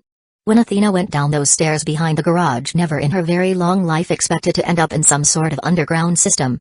However, she immediately realized that it made the most sense. The reports with the spies in the Teeps faction reported that the airship was several hundred meters long. It means it needs enormous space for maintenance. Now it made sense that it's underground. With the amount of forests and empty fields this nation has, one could easily build such facilities without worry. However, where does the manpower come from? My theory so far is that time is similar to space. It started when the Big Bang happened. While it's not quite solid theory, a lot of calculations I did came to it. It's like it's ever expanding, moving forward. From there I realized that traveling back in time cost more energy than going to the future. It's like fighting a river current. It's better to flow with it, instead of fighting it. Athena nodded hearing that. It's so fascinating with someone who is not just talking about ego measurement. I came with the same conclusion some time ago. When I said that to fellow Olympians, they laughed at me, telling that it was Kronos who started time. The brown-haired goddess said with a sigh. If it's true, then time should have stopped when Zeus chopped him to bits. Marcus said with raised eyebrow. The goddess of wisdom shrugged her shoulders. According to him, it can't be stopped once it starts flowing. She said that with a deadpan voice. The teen inventor looked back at her with a deadpan look. Then it makes Kronos a time user, not a god of time. The black-haired teen said while shaking his head from disappointment. Don't tell that to Zeus' face, otherwise he is going to get angry. He doesn't want his achievement of defeating Kronos to be lessened in any way. Athena said with an amused tone. We'll keep that as ammunition. The goddess giggled for a bit before looking forward. Seeing a railway station. You have a railway under your house? Maglev, more specifically, I am thinking of upgrading them to the next level. Adding some firepower. He said that, as bronze and white-colored Maglev arrived just on time. The doors slide to the sides. Marcus motioned for her to enter. Athena happily did so. She likes his gentleman-like behavior with her so far. It's refreshing. No fear, no awe, only friendly attitude, which she likes quite a bit. No over-the-top goddess treatment. Honestly, if she showed some animosity by arriving here, she most likely would have ended up as his maid. Which she would have loved quite a bit, perfectly honest. No more dull meetings. No more politics, she would only have Marcus to serve, that's about it. Oh, and she would have a proper person to talk to. Delve into interesting things as his research assistant. Now that dream life. The problem with it is, her Greek pantheon would most likely cease to exist. This is what she understood from their chess game. In the end, she decided to make the best of both sides to make sure her home is safe from him and same time spend some time with him. Let me guess. You going to make them into some sort of transformers? She asked with an amused tone. She remembered that the man has jet fighters that can transform into robots based on transformers. Sigh, now that is boring. You got it right from the first try. Marcus said with a fake disappointed tone. I think it was obvious. As the Maglev is already good. So, the most obvious upgrade would be the transformer route. The teen could only nod after hearing such a reasonable answer. True. I suppose. Anyway. We have around 15 minutes to talk. Why don't we take turns while asking questions? The black-haired teen asked with a huge smile. Now he can finally learn some stuff from the past. Especially from Athena, as she is a very good and reliable source of information. Very well. She easily nodded at his request. Well, ladies first. Marcus motioned for her to start. The goddess of wisdom nodded happily. She was satisfied that he sees her woman first then goddess. Even though it should be reversed. But, she likes this much more. Very well. Let's start with manpower. From where did you get this much manpower to build this much, this quick? She asked with a very curious tone. Robot labor. At the moment there are close to 100,000 robots.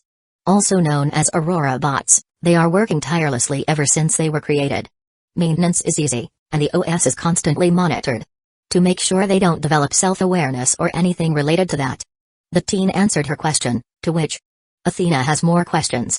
I see. Makes sense. You already have robots as fighting force.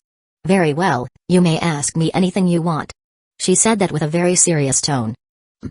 I will start with an easy one. Trojan War. Was Helen worth it? Her beauty great enough for war? His question earned him a deadpan stare from Athena. You have a goddess sitting next to you and you asking about another woman? Are you sure you are not related to my illustrious father? She asked in turn with a snappy tone, but she controlled herself. No. I checked my genes. Traced them back many generations. I don't even have Greek blood in the first place. Marcus answered with a shrug. Nope. He is not related to Zeus in any way. This was not the answer she was expecting. Still, it amused her greatly. Sigh, fine, I will answer that. Since we had a deal. The teen got on edge. Honestly, it's a silly question. But, he wants to learn the truth. Back in the day, Ares had a little project going on. Sparta. I know. Artemis told me about it. Athena smiled for a bit. It's so nice that she doesn't need to explain everything. Yes, so. As you may know, Aphrodite and Ares have a thing going on for centuries. So to help with his little project as a good lover, she as Aphrodite found a beautiful woman and blessed her with beauty, making this girl even more beautiful. Simply put, she was an 8.5 out of 10, and with the blessing of the goddess of beauty and sex, Helen became 10 out of 10. The Spartan king was so mesmerized by her that he immediately took her as his wife. Aphrodite's goal was to make sure that the next Spartan rulers have extra beauty to their martial prowess. To put it in simple perspective, Helen was very beautiful. Was she worth the war? No. Not to me. Apart from being beautiful, she didn't have any other talents above average.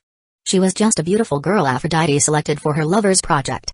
But since she is easily swayed, she got pulled in that little argument we had. And to make sure she would win, she offered to the teenager Paris her little girl Helen. Regardless of the consequences. As you can guess. When a teenager teen sees a hot girl. Well. You know the rest. Athena explained with a shrug. Marcus nodded several times as he heard about it. Yes, this sounds like classic gods playing with human stuff. Well, more like a family playing their games only on a scale of gods. Since the Greek pantheon in the end is a family. And when they bicker it affects regular people. Even when they do not bicker, instead have a simple argument, even then it will involve humans living under them. Thought so. Now it's your turn. The teen motioned for her to ask her a question. Honestly, the pair by this point forgot that they were not alone. Space Center. Once they arrived at the center, the goddess of wisdom mouth slightly opened in shock. She quickly hid it. It's hard to accept that less than an hour ago they were in some borderline rural town talking in front of a simple statue and now they were here. Sure. She could accept this from another pantheon where few gods working on something big and divine energy pouring without restraint. But this was a pure human thing. Done in less than a decade. Even here the amount of magic is overflowing. Yet, it's not used. Instead, the robots are using their inbuilt magic to construct this large thing. Wasteful. So much magic just wasted. You don't care that this place has this much magic is in the air? You could do something with it. Athena said while massaging her forehead. Should she advertise herself as project overseer? To fix the wastefulness of this. Whatever he is building. Oh, that? Don't worry, it will be used soon. The saturation is on purpose. Marcus clarified for her. He can see the frustration from her behavior. Oh? Okay. So what is this? She asked him now that she got over the idea of wasted magic energy. A holographic window appeared in front of her with pictures of what this is. The goddess' mouth slightly opened again. What she saw is a massive gun. And if her hunch is right, it's a space gun. Upso's class station. It's for all purposes. From assault to healing, to general observation to simple deterrent against other nations, pantheons. This is only the core and it will be launched. Now. As he said that, the ceiling started to open. The magic in the air started rushing. To form huge magic circles above the core of the future space station. Have you ever seen someone launch a 100-meter-long object into space? I didn't. Today I will rectify that. He said with some giddiness. As Marcus said that, his body got surrounded by purple energy. Athena paled. Like really paled, sensing the amount of power this man has. What level of control over his power he has. And what is this power? She can sense magic. And is that key? What is the third energy? Most of them, all the amount of energy he had was enormous. Hell. He doesn't need a faction or minions. With this much power, he could rule everything just with his energy alone. Yet. He does all these side things? Not thinking for a bit. It did make sense to her. He was similar to her. She quickly calmed. Moments later a platform appeared underneath them. Marcus didn't forget about his three mates who followed him. Even though they were slightly annoyed that he behaved like he didn't see them. Slowly the platform on which they were standing started to raise. Going up towards the outside. Athena saw how many massive magic circles were appearing one above another. Won't people going to see this? The goddess of wisdom asked him. Such a catchy circle would be visible from kilometers away. She said that as she looked at the circles going several hundred meters up. Just look in that direction. Marcus pointed for her. It's the closest town from this location. The brown-haired goddess did so. I see. So you used that reality warping technique there too. It's called realitas. And it's not technique. More like a particle that interferes with human senses. He clarified for her as they returned to look at the massive core of a station to be launched to the space. It was shaped like a classic football ball with those hexagons in it. There are 5 stages to this. First is the core. Once the core is in space, the deflectors will come online and will form barriers around it, allowing the Aurora bots to work in peace. The second part is the boosters, hangars and the assembly line. The third part is the command center and the habitable areas. The fourth is the barrel, and the last one is the addition of areas where the extensions could be built for future attachments. In total it will be 370 meters long. And around 120 meters wide. It's quite small, but that is because it's just the first model of such a station. As we move to space we can build much bigger things later on. Marcus explained to them as he was looking at the core. while Athena was nervous of such a thing hanging above everyone's heads. Surprisingly, Artemis had a dreamy look. She remembered what the inventor drew for her. The bow-shaped station. The amount of awe it could generate towards her. The goddess of moon would have a large amount of believers once again. However, the beauty snapped out of this delusion, as she knows that this happening is almost impossible. Marcus not fawning over her, and simple seductions are not bringing her anywhere near this dream station. Maybe once this one is done he could build bigger between Earth and the moon? The silver-haired goddess thought to herself. While she was in deep thoughts, the teen inventor looked at his phone. The last remaining preparations are nearly done. The Aurora bots moved away from the core. The section underneath the core started to open up. There was a circle there, meaning that it will use gravity to launch this thing into space. At least this is what Athena saw. Well, here it is. 3, 2, 1. Marcus said as he looked at the timer. Once it hit 0, he quickly looked at the launch himself. The core of the station first started falling into the opened section below. But, the moment it hit the circle below, it started accelerating up. The speed continued to increase with each circle it passed. Soon enough it was at Marcus and his group high level before rapidly going up. The moment it reached the last circle, it glowed for a moment before with a loud boom the whole core launched up into the sky. You used inertia to launch 100 meters wide object into space? Athena said that while trying to fix her glasses as she just processed what she saw. The problem was she doesn't have any glasses at the moment. And the maids nearly laughed seeing that. The trio of maids on other hand tried to forget what they saw. Too much to process. Only Artemis saw this as the first step towards her bow-shaped station. There was a small satisfying smirk on her lips. This was almost like a promise to herself to try harder. Impressive, isn't it? Marcus nodded at Athena's words. That's why he likes this goddess. She didn't even check the accelerator circles. Yet, she already saw through their real purpose. There was so many things which could have gone wrong. Each of those circles need to calculate the force. And. The brown-haired goddess' eyes were nearly spinning as she realized how many calculations needed to be done. On top of that, she realized that those circles were human-based magic ones. Meaning it was pure math. Eventually, she lost her balance and dropped on her ass. She tried to process this. Are you sure? You not demigod? Related to my divinity? Athena asked as sweat started going down her forehead. So you understood? Fantastic. Honestly, you are the first person who saw through this. And saw it as not just some simple inertia launch. Marcus exclaimed happily. The goddess just sweat dropped more after hearing this. The gravity, inertia itself, wind conditions, weight of the object. Each of those factors come into play with every single circle. To put it simply, there are hundreds of thousands of calculations needed to do this. Even the slightest of miscalculations could mess the inertia effect, slowing the speed of the launch. Worst case recoil. As Athena was explaining, the maid sort of understood what she said, while Marcus simply nodded multiple times. What she said was almost like music to his ears. This goddess understood it perfectly. In other words, if that failed, that thing would have smashed somewhere on Earth. Most likely explode. The brown-haired goddess said with a nervous look. She has no idea what was inside of it and how big the explosion would have been. While explosion happening is impossible because of the diamond core heart inside of it.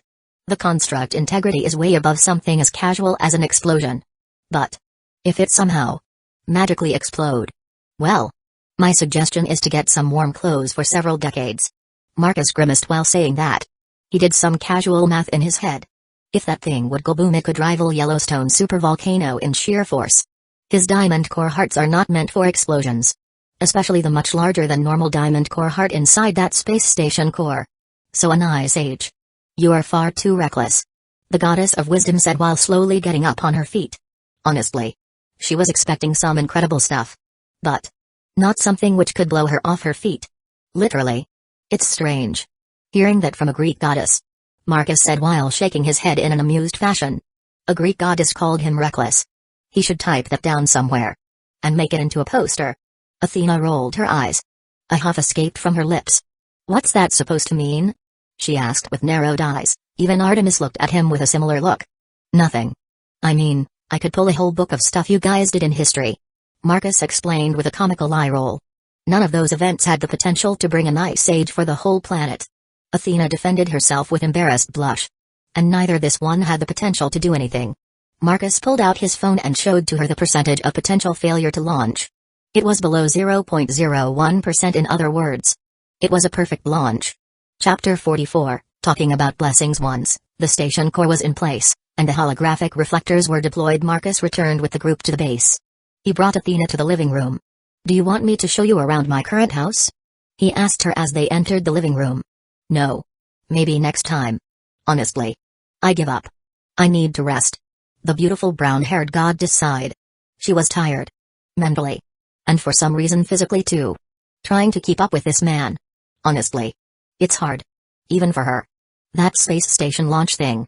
It blew her mind off. It's so basic. Simple inertia. But the bigger the thing is, the harder it is to do the simple method on it. That is the reason why the current civilization has so much micro and macro management going on. It's a planet-wide thing. But this guy. He simply did it anyway. It's like presidential elections with the president to be knowing the exact number of votes he is going to get. This is what just happened with that launch. "Okay. You rest here if you want." He motioned for her to sit on any of the 3 couches available in the living room. Athena nodded at him and walked over and plopped in the one facing the enormous TV.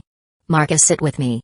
It's boring doing it alone," the beautiful goddess said with a pouty but tired voice. The teen easily accepted that and got to sit not far from her. But then the goddess of wisdom moved to his side and casually put her head on his lap. "Much better, now I can rest," she said that with a happy voice. For a second the teen tried to process what just happened. He looked at the brown-haired lady's head on his lap. Well, he is all up with cuddling. His hand gently went on her head and started stroking it. The beautiful goddess smiled to herself when she felt his hand on her. Yep. This is good. A few minutes passed peacefully like this. But then Marcus used his unique abilities to summon the TV remote and turn on the TV. "Do you why I am here?" Athena asked Marcus as they were watching a documentary about their solar system. "Because of Artemis?" he asked her as he continued to stroke her hair. "Partially, another one is the destruction of Teep's faction. My fellow Olympians wanted to know where you are standing with them," she said that while looking at the TV. "Especially since you have Artemis as a maid. They want to know if she is going to be released. But you already explained that part. I will try to mitigate whatever response they will have. I only ask not to send that airship of yours to Greece," Athena said at the last part with a sigh. She now remembered that she will have to return and explain things. "Honestly, you already know about my character. Why are you even asking?" he said with a sigh, one of his own, the whole idea of political bickering. Well, he doesn't like that. "Because I want to talk. And I need to hear this from you. Chess can cover some parts but I can be wrong," she said with an exaggerated tone. "Even one-in-a-lifetime genius can be dense. Doesn't he know she just wants to talk? She wants to cover her work first. Then they can talk whatever they want." "Fine. Well, Artemis is staying with me. While the whole thing of me being a threat to them, to you, is absurd. Unless they coming to me. Well, I think you know how that part is going to end." Athena nodded. "Simply put, you just want to do your thing in peace and Artemis is the one who did this to herself. I will tell that to them. Still, you know my family. They will come to you either way. Not to fight, more like get some stuff? Trade things? What about those?" she asked with more curiosity than ever before. "I don't mind that at all. It will be interesting interacting with them." As Marcus said that he imagined himself talking shop with Hephaestus, and making Ares test out some destructive weapons. Only the goddess of wisdom snorted internally from amusement. "Honestly, this guy is nuts. So they might get along far too well. Good. Because I know Ares wants to talk with you about those mandarins?" For a second she was thoughtful, she couldn't recall the word. "Mandalorians." Marcus deadpanned at her. This woman. It's like mispronouncing a cult leader's name on purpose. If he was a hardcore Star Wars fan, she would be receiving a spanking by this point. "Oh. Yes, those." She nodded at him, missing the whole deadpan voice on purpose. "Oh," the goddess noticed his dissatisfaction with her messing with the word. "But, it's just too amusing. He wants to meet you and talk about them. According to him, he wants to bless you. Which is quite something else. He didn't do that for centuries." She said that with quite an amused tone. "And what does this blessing do?" Marcus asked curiously. He does wonder what blessing from a god could do to one. His last blessed person was Leonidas. And if you know Spartan history, then you know what he accomplished with just the blessing. For a second the teen eyes widened. He recalled what a Spartan king did. "So it's true? He stopped the whole Persian army? Around 1,000,000 with 300 Spartans?" he asked that with raised eyebrow. "Indeed. If it was not for the betrayal of some of the bitter locals, he would have halted them long enough for the main army to prepare and send them back in one single swoop. According to my observations back in the day, Leonidas had absurd capacities for a human to lead armies, and his presence alone would make everyone listen to him. Like some sort of avatar of war itself. Without any magic support, he could fight for days and even influence everyone around him. Marcus had thoughtful look when he heard that. He recalled the capabilities of Artemis huntresses. With the blessing alone, they were around high-class devils in strength alone, not to mention other powers which comes from their goddess. They could wield a lesser version of divine energy. A very handy thing. Impressive. Amusing. It was only things related to war? Not quite. Everything martial was included to a certain extent, but true power came when it was time of war. As one can expect from being blessed by God of War. Athena clarified to him. I see. What about you? He asked her while his gaze moved down from TV to the beauty using his lap as a pillow. Oh? You want my blessing? She quickly lifted her head and very swiftly ended up sitting on his lap, facing him. Her arms wrapped around his neck, the beautiful goddess pulled herself closer to him. There was quite a bit of embarrassment on her face. Her cheeks got quite red. The goddess of wisdom never did anything like this before. It was awkward, however she saw this as the perfect opportunity to proceed forward. Marcus was a little bit baffled by her abrupt actions. However, this was very good for him, since the goddess herself took the next step and not him. His hands went quickly towards her incredible rear and squeezed it. Feeling the form of it. Here's the deal. I will give you my blessing for a kiss, not just any kiss. A perfect one. The more perfect it is, the more inclined I will be to give the blessing. What do you say? She said that with a whispering tone, like she is telling a secret of some sort. But, that can be explained by the fact that she finds this whole thing embarrassing. The teen just smiled with an amused look. Shouldn't this be reversed? A guy asking for a kiss? Well, whatever. It's a double win for him. A blessing to study and a goddess to kiss. So without wasting any more time, he leaned forwards and claimed the expecting goddess lips. Her eyes slightly gleamed from excitement. This was it. Quickly enough, the simple kiss accelerated into a make-out session. Their tongues were dueling. Well, more like Marcus was teaching the very green goddess how to kiss. Surely enough, the goddess of wisdom started to get hot and bothered. However, this was not the time to proceed to the next stage. So, she quickly channeled her divine energy, and at that moment she blessed Marcus with her blessing. At that exact moment, Marcus' Genic energy reacted. It's like it received a supercharge in its ability. His eyes slightly widened because he could feel the range of his sensing ability going up. All the way to Japan and beyond. Like it could circle the globe if he was trying to. Athena's blessing has extremely impacted his Genic capacities. The beautiful brown-haired goddess pulled back from the kiss. Oh, she wouldn't mind going all the way. But it's far too early in her eyes. And she doesn't want to be known as some sort of cheap goddess like Aphrodite. Who would have the man doing things to her on their first date? What do you think? She asked hotly, forcing herself to rein in. Impressive. It like it has increased the potency of my Genic powers. Marcus said with slightly widened eyes. He wasn't expecting to get some sort of power-up. Honestly, he wasn't expecting any sort of power-up. He is already one of the most powerful beings on this planet. While Athena's blessing didn't give him more power, it increased his potency? Well, more like increased his brain faculty, which in turn made his Genic capacities greater. Oh? Genic? So that's what it is. The beautiful goddess of wisdom was excited to hear about this. Mental powers. Even she doesn't have it. I wonder, could I unlock something like this? She thought to herself. There is no doubt she could use Genic energy. It's related to brain activity. And she is the smartest one from her pantheon. Indeed. While kissing for blessing is great and all, I think it would be more fitting that I would teach you how to access Genic powers. He said that while squeezing her bum with his hands. Oh? I can accept that. She said that quite hotly. The beauty could feel positive shivers going through her body from his actions. Marcus slightly nodded. One of his hands moved away from her incredible rear and ended up on her forehead. Now, for this to work, I will stimulate certain parts of your brain. While this normally wouldn't work on regular humans unless they are gifted in mental faculties. But, we are not here to discuss that. Focus on the stimulated part to manifest this energy. Marcus said seriously the last part, and Athena quickly nodded, trying to get serious instead of more turned on. The teen then sent some of his purple energy, and Athena felt part of her head getting warm, and she could feel something. For a second she tried to pull it. A couple of times, before getting annoyed. Just relax, it won't going to manifest that easily because you're trying to pull it. As Marcus said that his other hand went on her back, he stroked it up and down. Trying to help her relax. The brown-haired goddess slowly nodded. She leaned into him. And closed her eyes, focusing on this stimulation and trying to grasp this new type of energy. Well, are you going to laugh at me? Artemis said at her half-sister, as she got comfortable in her seat. Across from her was her fellow Olympian. Finally, Athena was away from Marcus. This whole thing rubbed annoyingly to the goddess of the hunt. The goddess of wisdom is getting far too close to the man the silver-haired beauty is gunning herself. Laugh? I am jealous. Athena said that while frowning. One could see jealousy and a sour look on her face. Jealous? What are you talking about? The goddess turned maid asked, with a deeply confused look. This had whatever fire she had blown away. You no longer have to attend those boring meetings or any other responsibilities. Hell. You don't even need to worry about your hunt. Even then, the best part is that you can spend day in and day out with Marcus. Tell me why I shouldn't be jealous. Athena Rad slowly got more and more heat as by the time she was done she was breathing heavily. Artemis had a dumbfounded look on her face. It finally hit her that the goddess of wisdom was in truth infatuated with Marcus Goldman. Not for his inventions or abilities to make gears, but in the purest of sense. Hell.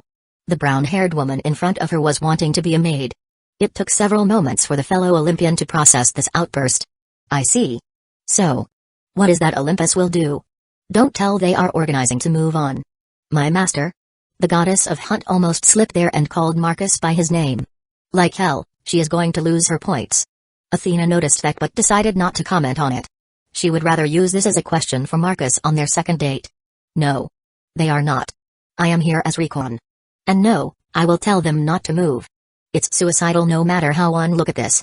Marcus alone could destroy Olympus with one hand behind his back. Even if Hades would pull everything he could from the underworld. The goddess of wisdom said with a sigh. Good. There is no need for pointless death. What are you going to tell the council about me? Artemis asked Athena. She was somewhat nervous about this. First tell me your part, how you ended up as a maid. The brown-haired goddess asked sharply. A sigh escaped from Artemis as she started telling from her side of the whole humiliation. However, she skipped the part around his threats. Since it's embarrassing. Her explanation was very simple and straight to the point. I see. It's identical to what Marcus said to me. I am going to report just that. Won't Father take offense to this? The goddess of the moon said with a nervous tone. To what? That you lost improper duel where you waged yourself? Athena said that with raised eyebrow. That I was turned into maid instead his wife? You did say that you will do whatever he asked, and Marcus did say that he wanted you as his maid. The brown-haired beauty said with an eye roll. The answer made Artemis frown for a bit. She wanted to argue with her half-sister but at this point her new master had too much power, and her family couldn't make him change his mind. In the end, you dig your own grave as they say. And Olympus can't help you with this. I will make sure to tell them that this is purely your fault and that Marcus was simply defending himself. Athena explained simply. The goddess of hunt sighed internally. Well, she can't have her reputation preserved. She hoped to salvage this in some way. Fine. Make it so that they don't have any sort of ideas to attack him because of me. The brown-haired goddess nodded at her. Now with this, her mission is finished. Pity. She would want to stay around longer and maybe have one or two more fights in that reality system. Marcus with a frown looked at the latest update on the station's core. The magic energy from the holographic reflectors is leaking. This is ridiculous. Who would have thought that magic is affected by Earth's gravity? Should it be magical? Ignores everything. But then again, it's created from the planet's core. So it falls under the control of the cosmos in general? Perfectly honest, everything should fall under cosmos rule. The size of planets and celestial objects is simply too enormous. The teen stroked his chin as he was thinking. This discovery about void and no gravity affecting magic flow in his exterior tech means that he has to patch up some things once he goes to space. Aurora. Did you start on the patchwork and upgrades? Marcus asked. His AI already started the moment the sensors picked this up. While the holographic deflectors leaking magic, it's nothing significant to worry about. We have around 30 years until they start failing, as the AI explained to him. The teen frowned more. 30 years? That's quite a failure of calculations on his part. Sir, by that point Ars Omidal Solomonus will be finished and the holographic deflectors will no longer be needed, the AI said with a flabbergasted tone. She knows that this doesn't need to fix. The artificial intelligence already knows that Marcus' perfectionist and his obsession with items that should last for an eternity are rubbing off on him. His technomancy should not be limited to a 2 digits life expectancy. While her protocol tells her to fix this, and she did that already, she knows it's not needed. But for the sake of science and the need for perfection, she won't going to complain. However, she will notify Quinled just in case Marcus decides not to return from space. For some time. There is a high chance that he will decide to explore the solar system since he was already in space. Yes, I know. Regardless, start manufacturing the upgraded holographic reflectors, I will take them to space myself. The teen inventor said that as he closed the holographic window and got up from his couch. Understood. Beginning the manufacturing process according to the new data, as the AI started to manufacturing process, Marcus' mind started to wonder about the idea of exploring the space. Just like the AI predicted.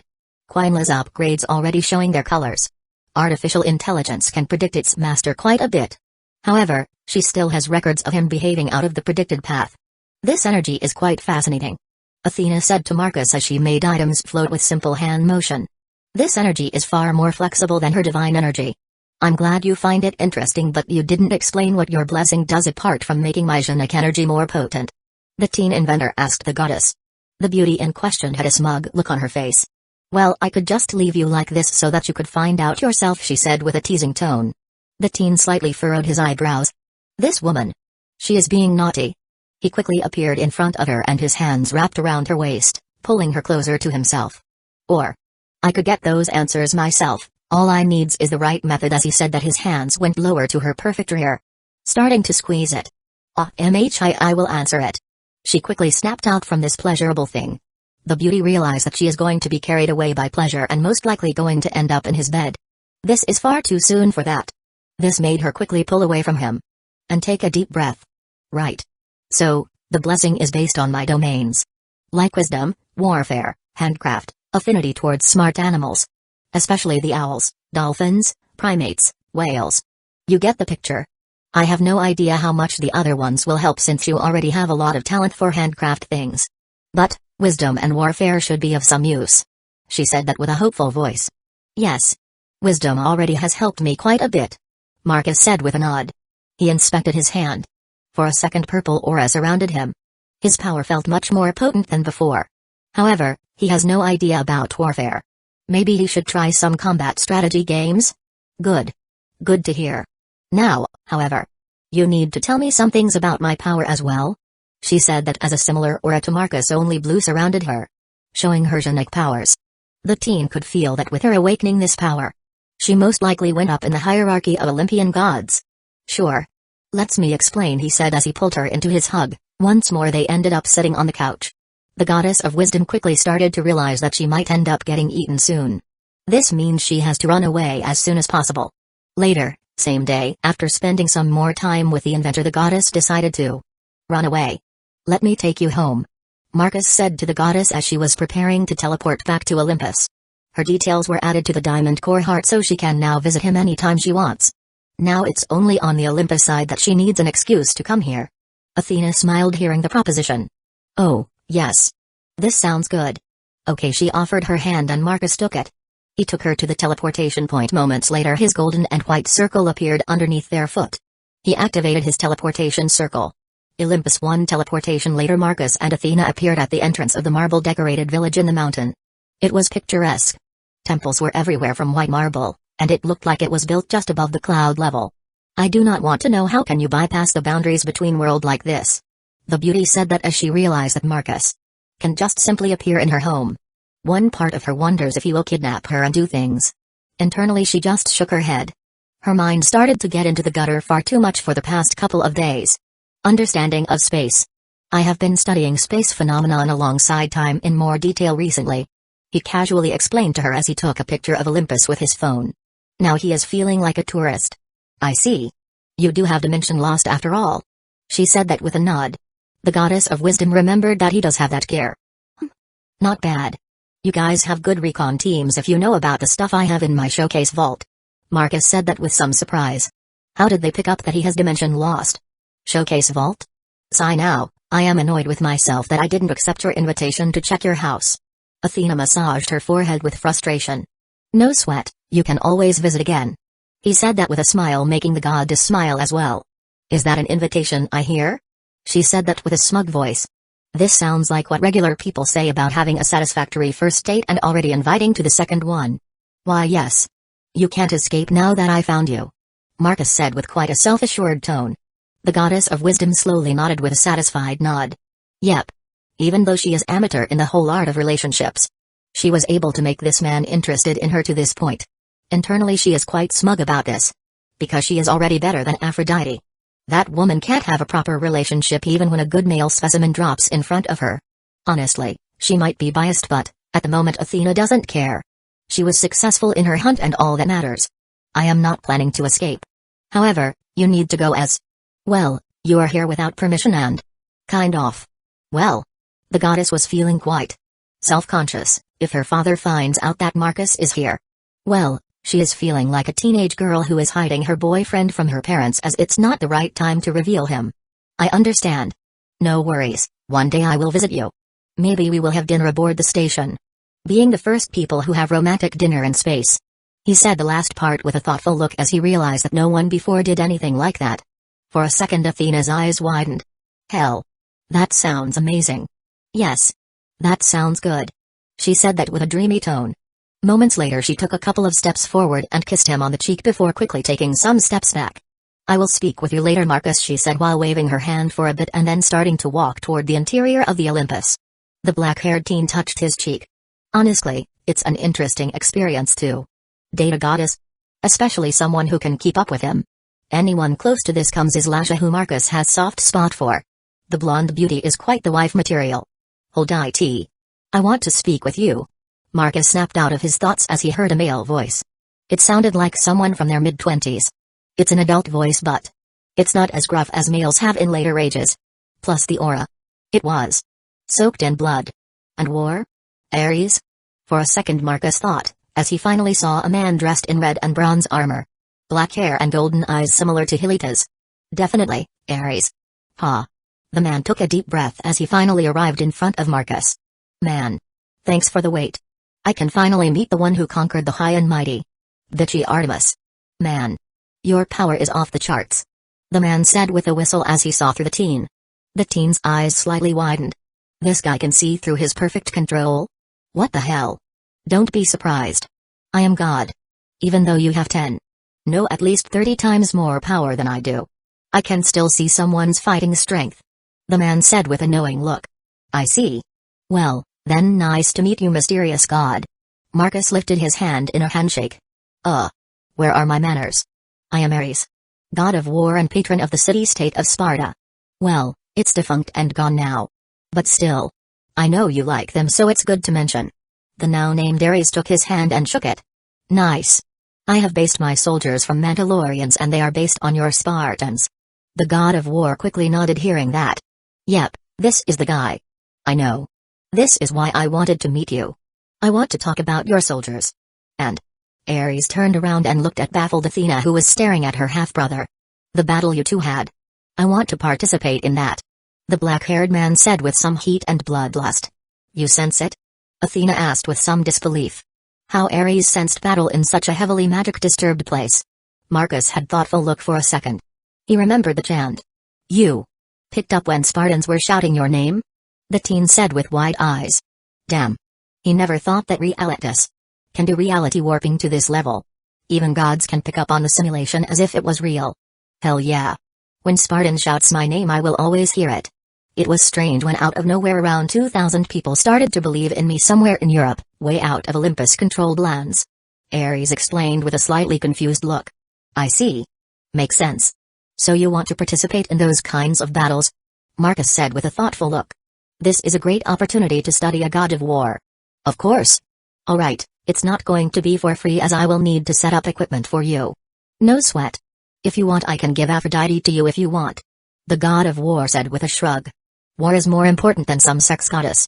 Athena's and Marcus' eyes widened to a massive degree hearing how Ares wants to just hand over another goddess. No. The goddess of wisdom stomped over to the black-haired god and was about to pull him away by the neck. I will have to decline. She sounds far too big of trouble. Sigh, I wanted to get rid of her. Fine. There are other ways. I Ares, god of war. Hereby bless Marcus Goldman as avatar of war. The living embodiment of war. As Ares said that crimson blood-like aura surrounded the teen inventor who felt another energy rush through his very being. Impressive. This time. Ho? It reacts to Athena's blessing? Marcus thought to himself as he felt divine energies easily bonding into one. Ho? Athena, you blessed him too? Interesting. This is the first time warfare and war were blessed in the same person. The god of war had fascinating look as he observed Marcus. This is going to be interesting. I did. It would be silly not to bless someone of his caliber. Snort, is it hard to say that you did it because you want him as your boyfriend? Ares teased her with a knowing look, making the goddess blush. This time Athena grabbed his ear. You better stay out of my business. She said that with a hiss as she pulled his ear. Ow. Okay. Release me, you feral woman. Moments later Athena released his ear and sighed from frustration. Why are they figuring out her love life so quick? Well, this will suffice. Tell me, Ares, do you have a villa or a manse somewhere in Greece? So that I could install my reality system. For a second Ares had a thoughtful look. I do have some land in old times. I need to speak with Hephaestus to rebuild it. But, yes, I have some land where Sparta used to be.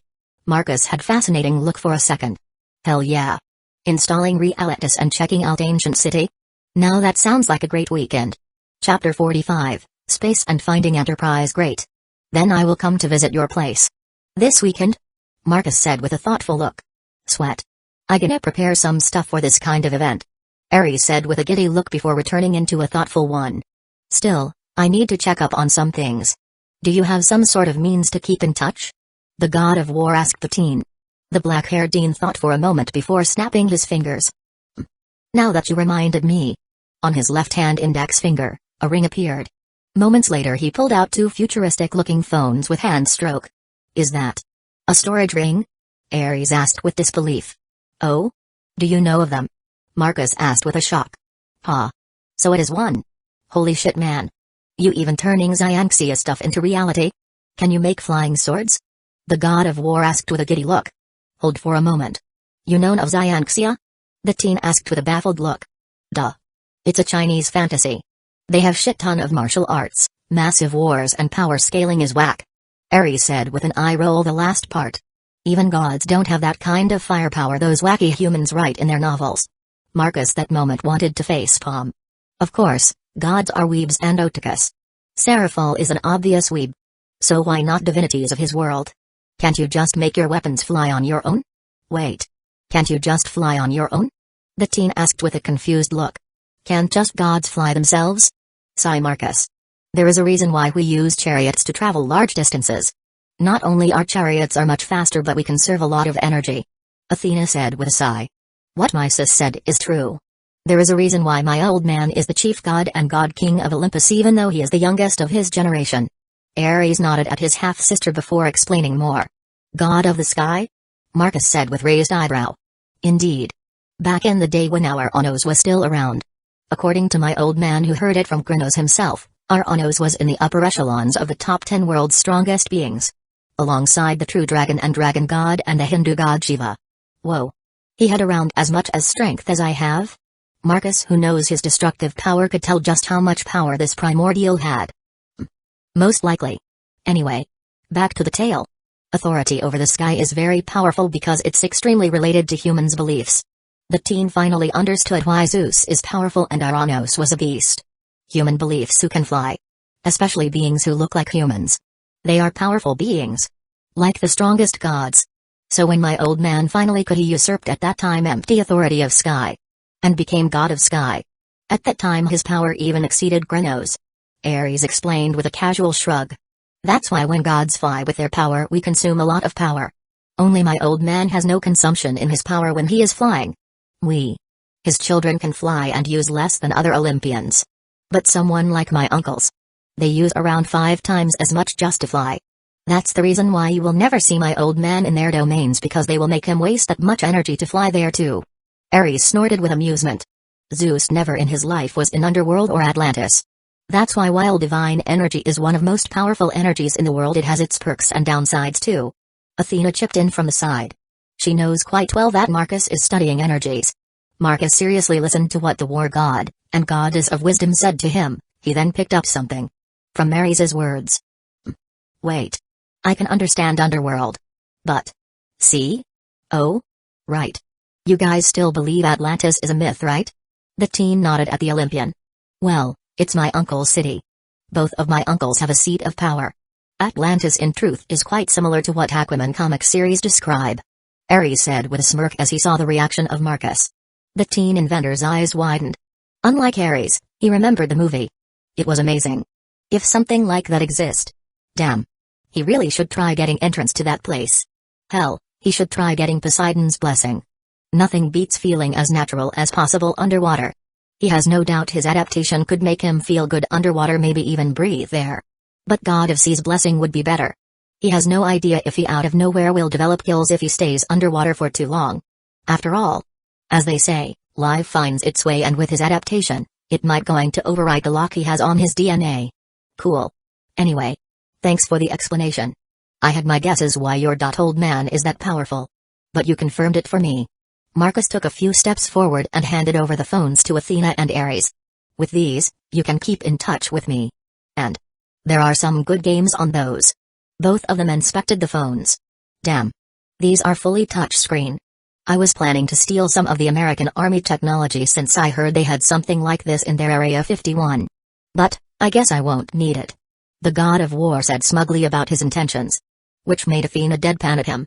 This, however, made Marcus pick up on this. Area 51. Hey, yeah. Much more than the stuff you heard about in Area 51. According to the current technology level, it's around from 2040 to 2050 in capacities.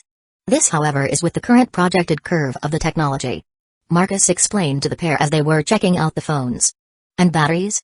Ares asked him as he saw that there is no battery percentage on the screen. It runs on perpetual energy. Which means that these phones could be even considered from 2100 or even above that. It's true sci-fi. Athena said sharply. Marcus was underestimating his inventions. The energy part is yes, but the capacities. Anyway. I can sense your family is on move. So. The teen appeared in front of Athena. Neither the pair of gods could even see him move. And kissed her on the lips. Before disappearing. The goddess of wisdom was blown away by this. Her eyes slightly widened. As she realized what just happened. He just stole a kiss from her. And she didn't even see it. Moments later the Olympians started to teleport one after another around Athena and Ares. Who is it? Athena. You back? Zeus asked first, then realized his daughter was back. It was Athena's boyfriend. And for once I approve. The god of war said quite smugly. Making everyone, even Hades, look at him as if he was nuts. Ares. I am going to kill you. Athena roared with a pissed off tone. This bastard. Why he revealed it now? It's too early. What? WHO? Zeus just like Athena roared with a pissed off tone. Showing that apple doest fall far from the tree. Should be obvious, old man. It's the same guy who has Artemis as maid. That brat. I will kill him. The god of thunder summoned his master bolt. Then you will die. He is at least 30 times more powerful than me. Ares said that simply. Impossible. Hades said with disbelief. No human has reached such heights of power. Hephaestus said very plainly. He doesn't believe. I used my god of war authority to discern his fighting power. As I couldn't sense any type of energy from him. The only thing I could see is his fighting prowess. As baffling as it sounds, he would turn me into minced meat. Ares plainly said as well. The war god words made everyone try to process what they just heard. Is it true? Athena? What did you learn? His power isn't what Ares said? Zeus asked with a sigh. What the world is turning into. Now they have humans more powerful than gods? What Ares said is his combat capacities, and on top of that Marcus is building a faction. And it's run on perpetual energy. How? How such a thing is possible? Hephaestus asked with a baffled look. Perpetual energy is closely associated with the Dyson sphere. A sci-fi stuff when humans can fully turn their sun into a battery. But that is, well, pure sci-fi stuff from a novel written around 1960. I never had a chance to ask such things. My goal was to discern his threat level and find out the truth about Artemis's situation. Athena explained sharply. And fall in love in process. Aphrodite said casually from the side. As she can sense what happened with Athena. Oh, she is very curious and even sort of jealous. The blonde goddess has not sensed such love from fellow gods for quite some time. The brown-haired goddess growled at Aphrodite for a second. I think Marcus should have accepted that offer, Ares. At least he would have another blonde maid and this place would be more peaceful. The goddess of wisdom said sharply. What are you talking about? The blonde goddess of love said with a small frown. She doesn't like being out of the loop like this. Ares offered you in exchange for an extremely advanced realism entertainment system. Athena very simply explained to her, as if discussing the weather. Hearing that, the blonde snapped at Ares, who simply shrugged at her. War is far more important than her. Son. You can't offer fellow Olympian god for the simple entertainment system. Zeus said sagely to his son. Even if it gives borderline true realism and it can even boost power for a bit. Athena over here enjoyed a true battle from Peloponnesian War. The god of war said that with a jealous huff. He is a god of war and he can't play war games? What madness is this? This doesn't sound like a recon mission to me. Aphrodite said with a frown. Now she was jealous. Can this system reenact some of the greatest events in the world? Some of the party she had no chance to check herself out? It was. I learned everything I wanted to learn about him. Athena defended herself. The blonde bimbo is no match in words games when she is not prepared, and at the moment the blonde certainly is not. Let's discuss this in the throne room. Zeus motioned for them to return to their thrones. Everyone was very quiet after hearing the report from Athena. Frontal assault sounds very much suicidal if what the goddess of wisdom has described. Same with getting Artemis back. Well, this is a pickle they were in. For one, Olympus can't just do nothing. It will make them look weak in front of other pantheons. But war is not an option. The man is very much prepared for them. And if what Athena said is true, then it would be a pointless war. They can't win because that man does have one of the most basic things called attrition. With endless energy, this human inventor could just produce an endless amount of robots to fight for him. Not to mention these Mandalorians and whatever tools he can pull out. Hell, Athena didn't even mention the massive space gun he is building. I propose an alliance.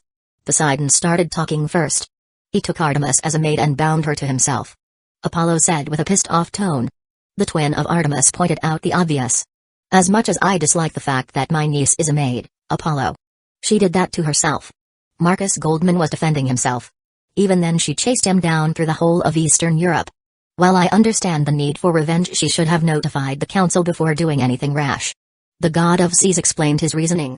The god of sun just snorted and looked away. Clarify what kind of alliance you propose?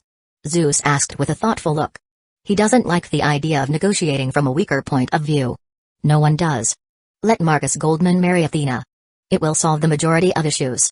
Poseidon said with a casual shrug. The ruler of Atlantis already saw the infatuation Athena has. This solution will solve a lot of issues. His words made the whole council room silent like a graveyard. Athena was blushing a storm, Ares barely controlling himself not to start laughing. Hera sagely nodded. It was about time the girl is married off. Aphrodite didn't know how to feel about this. This sounds like a marriage she would want for herself. The rest were. Zeus was baffled. Hades. Well. No one could read him. Hephaestus, Demeter were neutral, and Dionysus was more interested in his wine. Only for Apollo looked like his uncle was nuts. This is. I agree with Poseidon.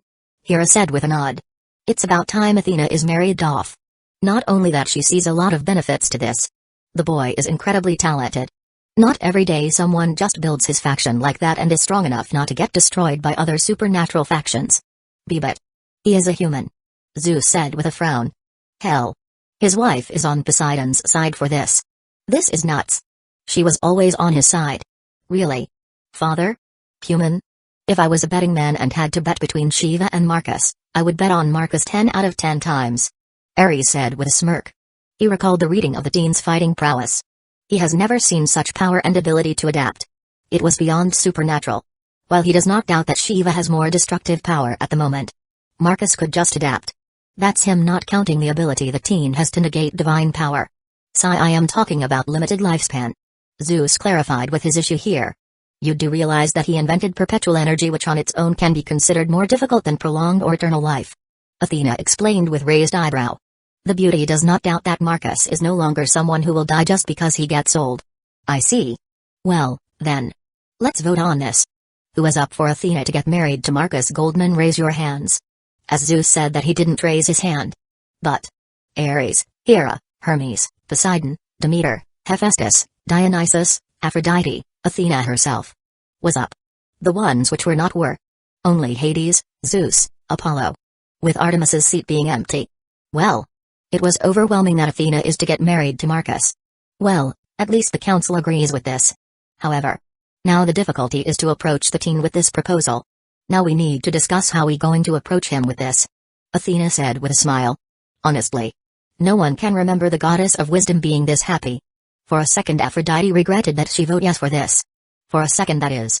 As the blonde already started to think how to seduce this man after he married Athena.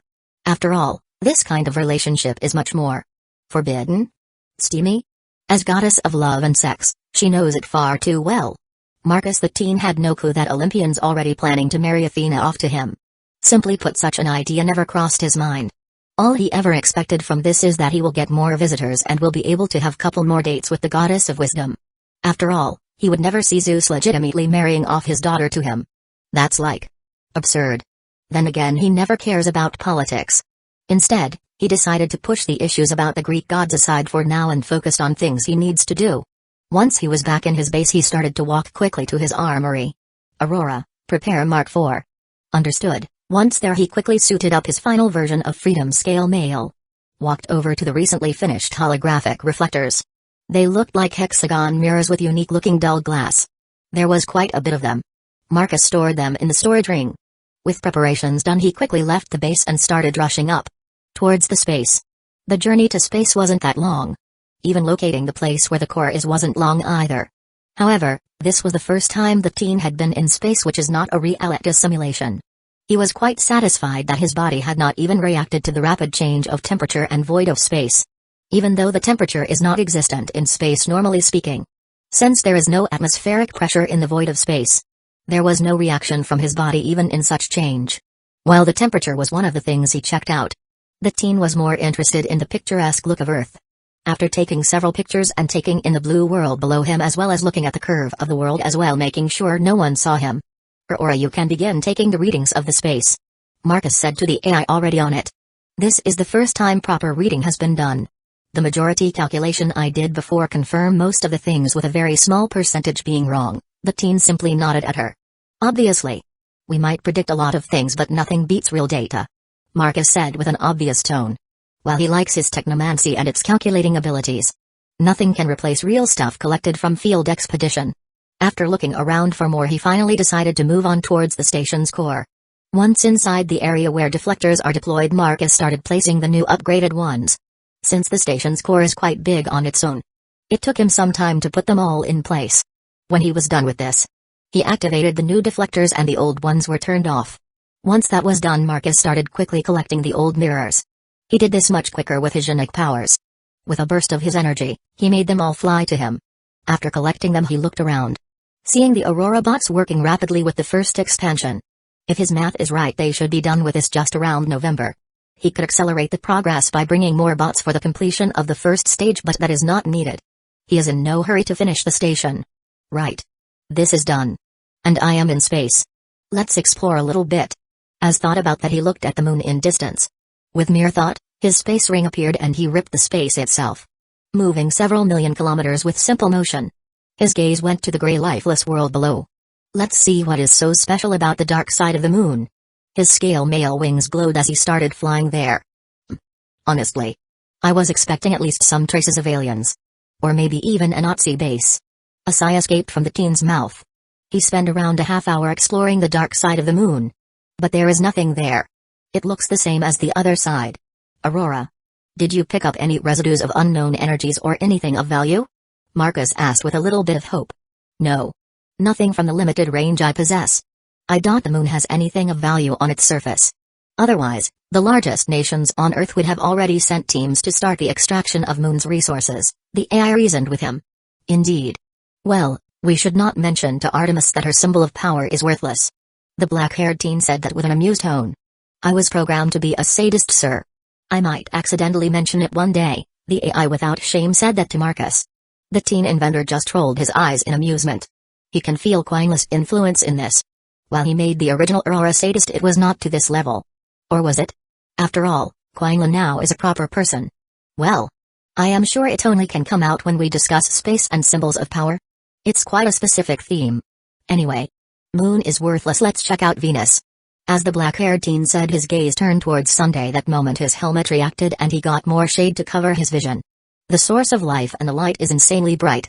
With another hand slash, he warped the distance. However, the distance between Moon and Venus is much larger compared to Earth and Moon. Sir. According to my calculations, it's going to take from 5 hours to several months to reach Venus like this. I have no idea where the planet is and I doubt your senses can find it as well. That was enough Marcus to stop in his tracks. Damn. Even with my power output and understanding of space, I still need that much time to travel to Venus? The teen said with wide eyes. He started to grasp the distance between worlds. Sir. Well, you have a considerable amount of power.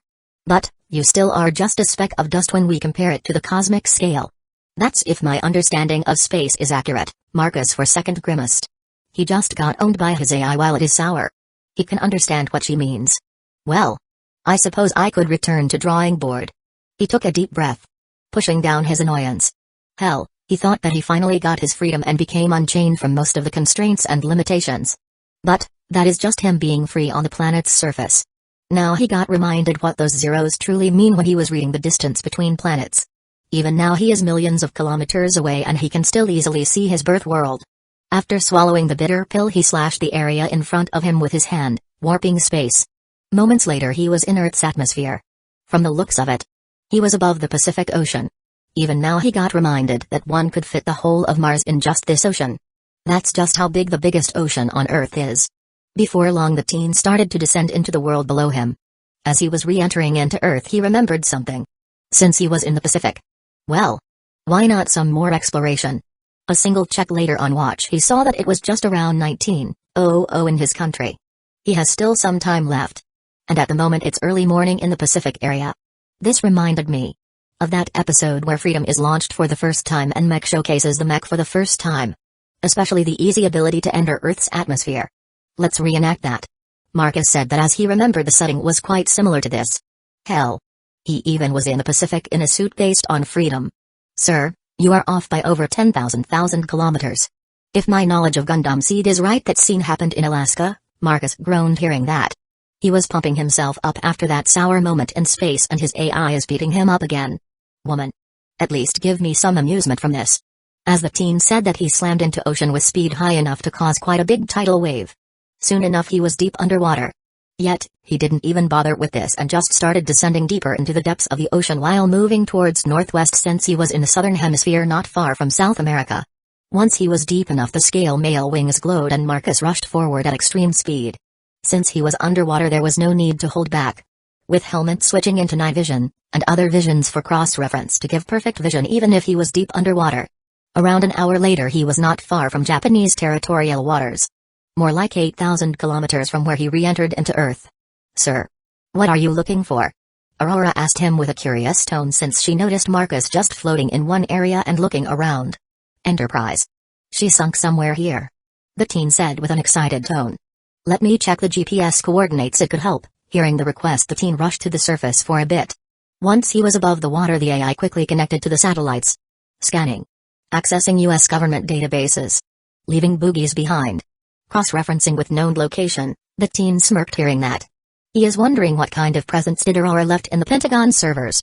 It should be around 100 kilometers north of this location. Since it's not far from where Yamato sunk as well, the AI clarified where to go and Marcus once again dived into the water. A few moments later the teen was diving to the depths of the ocean. And deployed his powers to use as makeshift sonar. He did that several times until he got a ping from a metal surface. Found you. With a burst of extra speed, he rushed toward the location where he got the ping from. Seconds later his eyes widened because he saw a massive metal construct laying on its side. He could see multiple holes in its structure. There are several World War II planes laying on ocean bedrock not far as well. So. This is Enterprise. The teen floated forward and removed one of his gauntlets and touched the ship. He used his Genetic powers to keep the water from flowing in. However, he quickly realized that it was draining him. Rapidly. After all, he was nearly 4 kilometers underwater and the pressure of the water was enormous. Without wasting much time, he summoned his storage ring and pulled the ship into it. One moment the shipwreck was there, the next moment it was gone.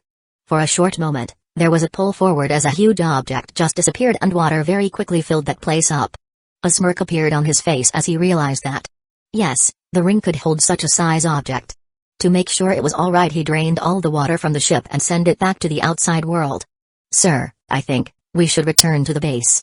It's nearly 21:00 o'clock and your girls are getting worried, the AI reminded him. More like she doesn't want him to do more crazy stuff. They went to the moon already and now they diving with just a scale mail. The AI has no idea if anyone saw him, as the teen was quite the high profile with those golden wings. And flying at enormous speed all over the place. Sure. I got what I wanted. As he said that, he quickly rushed to the surface, blasting out of the water and then rapidly starting to fly mainland Asia and towards Europe. The Mage and Marcus pillars were somewhat nervous. Their master disappeared somewhere. Well, they know he went to space. But space is a very big place. Aurora has lost contact with them when Marcus decided to go to Moon. I just got a notification that Master just entered the atmosphere in South Pacific. That was quick. I am pretty sure it takes quite a bit of time to travel between Moon and Earth. Lasha said with a thoughtful look. He used the space ring with his considerable energy reserves. He appeared there instantaneously. The blonde devil nodded at her, while the rest, like Artemis, was quite jealous. She never was on Moon before. Sure, she is the goddess of the moon, but those two are different things. She more or less holds the conceptual power of the moon. Nothing like having some sort of power to travel there. Did he get something from the moon? The silver-haired goddess asked her. I don't know. I didn't get much of updates as he submerged himself in the Pacific Ocean. I don't have a direct connection to the scale mail when it's underwater. A groan escaped from Artemis's lips. This is quite an annoying tease. At least he is back on Earth, Jen said with a smile. She was simply telling to the goddess to look at the bright side. Isn't Pacific quite big? LeFay said with raised eyebrow. One could spend months there. Almost half of the Earth's surface in the Pacific Ocean. And on top of that, there is barely any islands. Thankfully. He is one of the most powerful beings around. So, we should worry too. Much? Lasha said with uncertainty. The rest could only sigh and wait for his return. Around few hours later, Marcus finally returned. They didn't expect him to be depressed sortish. He walked over and took a seat on the couch facing the TV. He quickly pulled Atalantha to his lap and started stroking her long hair. The girl looked at each other trying to understand what the hell is going on. Girls, did you know that we have a concept of time because the sun is fat? He said that while looking at something. He looked like he was spacing out. Fat? How does it make any sense? The goddess asked with confusion. The rest just shrugged at her. They didn't know what to say. Simply put, sun's weight, it's what allows planets to spin around it, creating time. For example, 1 year on Earth is 365 days, while 1 year on Mars is 687 Earth days, as Mars spins differently around its axis too. In other words, we are completely and utterly dependent on the big and fat ball of fire in the center of our solar system. Chapter 46, Jean-Altered Maid's quineless eyed. Marcus is on loose. She knew better than anyone to let him without any sort of supervision. Well, supervision is the wrong word for this, since one can't supervise someone who can easily overpower the supervisor. That's why distraction is a much better word. If the silver-haired assistant was there, she could have used herself as a distraction and made sure he came back after replacing the holographic deflectors. However, that didn't happen. She is around 3,000 kilometers away supervising the upgrades for the vampire nation. Well, at least he will be busy for a considerable amount of time. Quinla thought to herself as she played with her long hair. The assistant just finished checking the report Aurora filed for her. He has his ship, then the car upgrades, followed by girls' genetic alterations he is planning. This should be enough time for me to return and make sure he doesn't do anything too reckless. The beauty sighed to herself. Being away from him after coming to life is quite big punishment. From her calculations, this is the price she has to pay for her haste. Well, whatever. She huffed before looking back at the map of Balkan countries. The first upgrades to the villages are almost done. Carmilla said to the fellow Silverhead as she entered the bridge of Confiscator. I see. How is the list menu for the stores? The assistant asked the vampire queen. It went through several changes. Even now we having some debates about the prices and how many items one could get. A sigh escaped from the XA.I. when she heard that. This is why absolutism is the best form of government. Debates. Debates are only for beings who have nothing else to do and just talk. The beauty thought to herself with a frown. I see. You can tell them that if they can't decide, I will do it myself. Quinla said straight to the point. I know. We are still some time away from the deadline. I am thinking to let them feel that they are part of it. The Queen of Vampires said with a knowing look. The assistant thought for a moment. She instantly understood what the vampire woman meant. Another form of control. Let them have an illusion that they are part of something bigger. Fine. Let them know that they have a deadline on which they have to decide. Quinla said sharply. I will. Good. The Diamond Core hearts soon will be coming online, so do mention that they should not try to teleport in areas not meant for teleportation.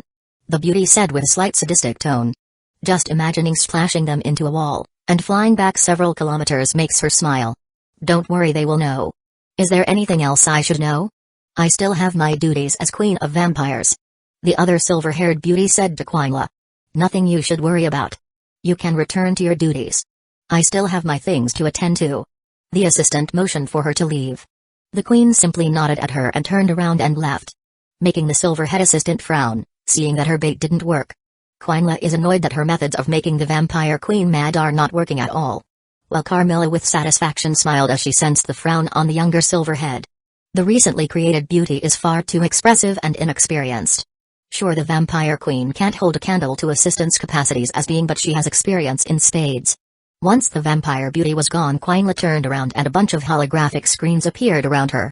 She didn't leave the confiscator and is not planning to. For things like sightseeing, she only likes it when she is with Marcus. Alone it's not worth it. Their DNA is a strange mix of human and supernatural. Very specific supernatural powers and weaknesses.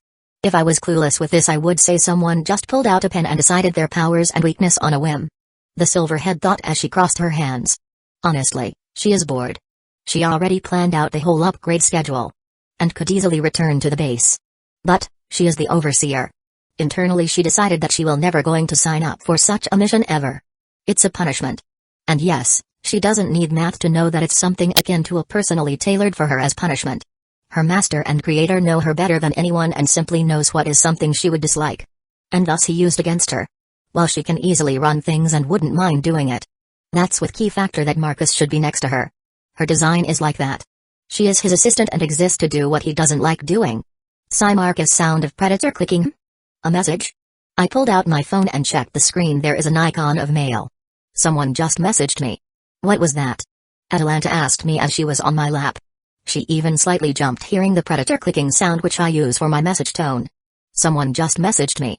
The only people who have this number are only the girls and... Oh. I realized that I gave the phones to a couple of gods. Quickly opening the messages, saw that it was from the phone I gave to Ares. Yo. I just wanna say that the council decided that you can marry my sis if you want. My eyes widened to an absurd level when I read a line. Master? The lion girl saw my reaction. As curious as she is, the beauty decided to read the message herself. Who is this person talking about? She asked with some unease. This can be bad for her in some ways. Ares. Talking about Athena. As I said that, I tried to process what I just read. You marrying Athena? Atalanta said with wide eyes as well. She wants to understand this just as much as I want. How on earth did this stuff lead to this? Zeus accepted this. How? With what kind of threats? I didn't threaten him. What? How did things come to this? Artemis appeared from somewhere as she was now standing in front of me with a panicked look. I am not Olympian god. How the hell do I know what happened in the meeting? I said with a baffled tone. She is the goddess here. Use your godly powers. No. I am supposed to be your wife. The silverhead said with a panicked look. I could only raise my eyebrow hearing that. Hey? Truly now? I said with an amused tone, making her pale quite a bit before getting hold of herself. Of course. Unlike Athena, I am here much longer and know you better than her. She said that quite seriously. While she is here longer. Athena knows me better than this silverhead in front of me. Is it now? Then if you know me better than her, why are you panicking? I asked her with a raised eyebrow. For a second she stiffed. That moment she had knowing look. If you know me better than her, then you wouldn't be panicking. Honestly, Atalanta partially understood me. I said with a shrug. My words made the lion girl on my lap slightly annoyed. I am. Athena clicks very well with you. But then again, Quinla does as well. And she is not your wife or fiancé. I nodded at her words. Indeed. That's why I won't be marrying Athena. Not anytime soon. I clarified to her. So you don't decline the offer, but you don't agree either.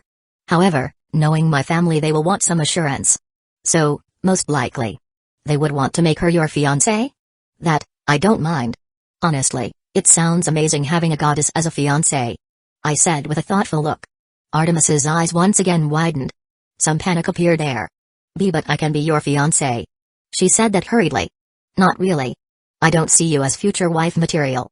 I shrugged while saying that. This is perfectly true. While Artemis is hot and demands attention to be ravaged, she is not wife's material to me. Atalanta could barely control and not start laughing when she saw the reaction of Artemis. But why? I am just as goddess as Athena. Goddess is just a bonus. First and at most for me, the wife should be something which should fit with me like a glove. Something Athena fits quite a bit. We only needed a couple of chess games to understand each other. While you, my beautiful maid goddess, still struggle. It's fundamentally things related to personality. Everything else is just bonus points. I explained to her while stroking the hair of the lion girl sitting on my lap. I see. Goddess, you do know that our master doesn't care about religion or cultural things. So, he most likely won't going to mind taking multiple wives. Atalanta said from my lap with a very assured tone. I looked at her with a raised eyebrow. I thought for a bit. Well, I technically should be a Christian. I haven't been in church in decades. Well, aren't you reading too much into my character? I asked her with a curious tone. I am wrong? You believe in the ability to build yourself out of everything? The lion girl said with an obvious tone. Now that she mentioned it. Yeah, the first thing which comes to mind when I encounter obstruction of any kind is to create or build over it. True. And true on the part about the whole multiple wife thing as well. The blonde huntress had a smug look. And what if the girls don't want that? Artemis said with a frown on her face. From the looks of it, she still doesn't understand. Then I will create the ones which will like it. I said simply, and Atalanta nodded at my words. Her eyes slightly widened as she finally understood. For a goddess, she is quite slow. I see. Now I understand. She nodded while taking back a few steps. I need to return to my duties, master. I will see you later. She then turned around and walked away, leaving me and Atalanta alone. She will have a hard time accepting this. She has a lot of pride as a goddess of hunt and moon. The lion girl said to me, with a sigh. And how does that mean anything to me? She is the one who wants to become my wife while I am satisfied with having her as a maid. I said with an eye roll. This was after all the deal which we agreed upon and the contract was sealed. True. For now, I decided to write back to Ares. Quickly writing a response back. Mary? I am not even 30 yet. Reading it one more time, I send it to him before returning to laze around with the very huggable kitten. Somehow I was able to make it happen. I got myself a goddess as fiancé, and the Olympians didn't push some sort of crazy marriage thing. The only thing I could think of is that Ares told them of my fighting prowess and they are most likely afraid of confiscator. Well, it doesn't matter. I got Athena as my future wife, which is kind of cool. No human before married a proper goddess. To my knowledge. So. Why we are here? Dan asked me as she with the rest of the maids were with me in the genetic wing. I am going to put you two into the biochambers for alterations. I explained plainly. For real? You going to do it for free? The blonde said with disbelief. Yeah. You are very vulnerable at the moment. Think of this as a precaution. I said quite seriously. For a second she was confused before getting flustered, and slightly annoyed. Besides, after getting all that extra information on souls, both of you are quite interesting in that regard. We are? LeFay asked him. Indeed. Simply put, your souls don't quite match with the bodies. So, in a sense, that inconsistency is halting your progress in strength. I explained to them. I see. Because I am Joan of Arc, spirit holder, and LeFay is some way related to Morgana? Jen said with some realization. Indeed, in some way. Most likely that you are the reincarnation of Joan and LeFay could be the reincarnation of Morgan or Morgana. We could? Do you think that their souls went through some sort of circle? Like Buddhism? I thought those who believe in biblical religion go to heaven and that's it. LeFay was sort of confused here. Indeed, normally. That would be the case with regulars, but sacred gears go through a circle. Some of them are more unique than others, like Jen's gear is special as it was the very same gear wielded by one of the saints. While I no doubt that the original Joan of Arc is in heaven as we speak. The gear has her spirit or will of hers. While you? I have no idea what kind of magic Morgana or Morgan did to herself which most likely impacted her whole descendants line. So it's not normal reincarnation you speak in. LeFay said with a thoughtful look. Who knows? We can discuss this once I have more data. I looked at the biochambers with the rest of the maids. I was expecting that Seraphal or Lasha will be here or Greyfire, but the girls are busy. Honestly, I never expected my single move will give them so much work. Well, in my blonde girlfriend's case it was the mundane business to take care of. Not much time is left until my company opens its doors. So, she is busy. However, the rest. Like the trio of my huntresses, they are all here with me. Observing Artemis is especially interesting after that conversation we had. While there was no true changes, there is still that look on her face. Something akin to internal battle. Is it about her pride? This is quite interesting because I thought I already dealt with it when I defeated her in our duel. But, then again, she is a goddess and a female. Even studying genetics in detail and biology, I still lack a crucial understanding of their species.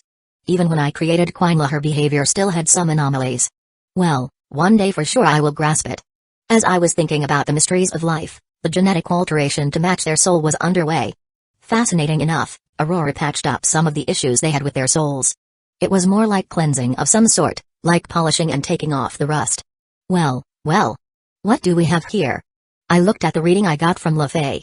Her soul age is way above what it should be. So she is the Morgan Le Fay. Instead of dying, she simply made it so that she would go from generation to generation in her bloodline. This explains her talent in magic, sorta? If my memory is right, she contracted Fenrir and some sort of golem from Dimension Gap? Well, her talent is impressive, which turns out is not genetic but soul, since she is Morgan. Well then, her overall magic signature went up. And has some tint of holy? Interesting. Her connection with Blade Blacksmith should be much stronger now. I thought curiously while watching this on the screen. LaFay the blonde witch was seeing imagines, locations, and was feeling like a passenger watching some of these events which she is trying to understand. But father, I am the eldest. Just because he is a man, it doesn't mean he has the right to be the king. LaFay realized that these words came from her mouth. She sounded much more cold and slightly older. In her 20s. It didn't make sense to her. He is born with an affinity towards holy energy. He will unite the lands with the holy sword. She heard a male voice saying it to her. His words only make her much more angrier and even furious. My magic is more than enough to do it. She snapped back at the man. You know more than enough that people frown upon usage of magic in open. You will be branded as a witch. She got angrier even more. And holy energy is not?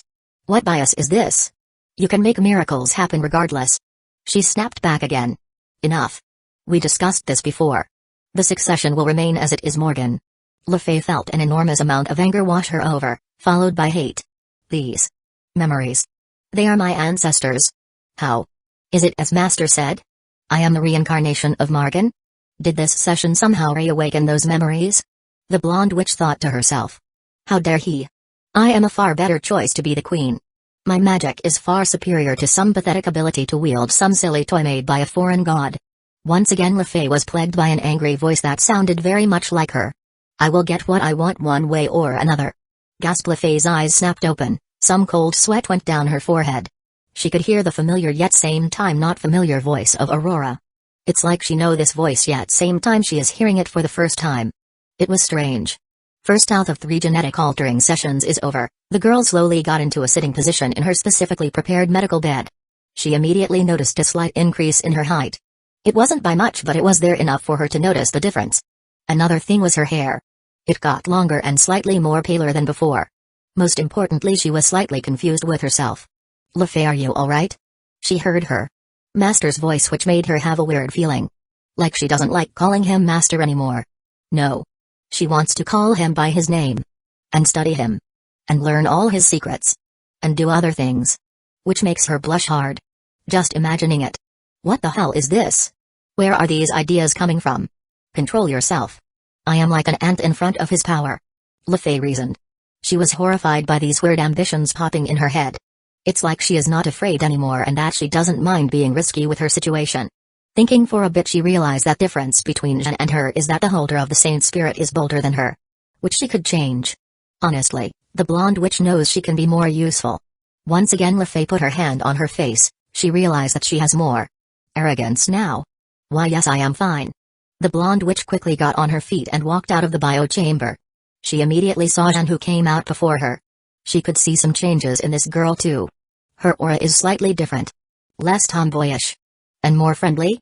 Saintly of some sort? Part of LaFay finds it annoying and even repulsive for some reason. As a witch, she finds the whole saint thing distasteful. Those are saber faces? I am the one who is resurrecting the saber face thing? Well, not fully there. I can see some of the traits of saber face. However, this means that LaFay is slowly turning into Morgan. Her magic signature has gotten slightly colder. There is a high chance she is reawakening some sort of connection with the long-deceased witch. Marcus thought to himself as he observed the blonde witch. He could see right in her eyes that the majority of the naivete the girl had was gone. There was a polar shift of some sort. Either she got some sort of memories or experiences of the long-dead witch, or there's some sort of other thing. You sure? You look quite pale. Marcus asked the girl in front of him. I am fine. I think I need some time to rest. I can assume we are excused from any sort of work? The girl asked him with quite a serious tone. Indeed. Don't worry, you gonna get paid. I suppose you can treat this as sick leave. He said with a thoughtful look. Oh, this is quite nice. I heard barely anyone likes paying sick leave. Jen said with quite an ecstatic tone. Her voice was slightly different as well as her behavior. She didn't have that tomboyish attitude, instead it was more like an honorable worker who just got raise in her salary. Yeah. However, it's different for me since it's a point-based thing, which I can add or remove on a whim. Marcus said simply as he looked at the pair of girls. I see. Makes sense. However, I would like to return to my quarters. May I excuse myself? LaFay said quite formally, earning several weird looks from the maids, while Marcus looked neutrally at her. Of course, go rest for now. The teen motioned to her that she can leave. The blonde witch nodded and started to walk towards the living quarters. One could see that even the way she walks is much more elegant, like royalty. Once LaFay was out of the view, everyone looked at Marcus. Is it just me, but is Fei-chan much more different? Jen said with a frown. It's her soul. It's quite an old one. I guess that she is holding Morgan's soul. As he said that, he turned towards where LaFay walked over. Activate surveillance protocol on her, Aurora. The teen said as he looked at the retreating figure. Internally he was quite intrigued by this development. LaFay was a great catch, but if it turns out that she is the Morgan LaFay? The weight of this catch is magnified many times over.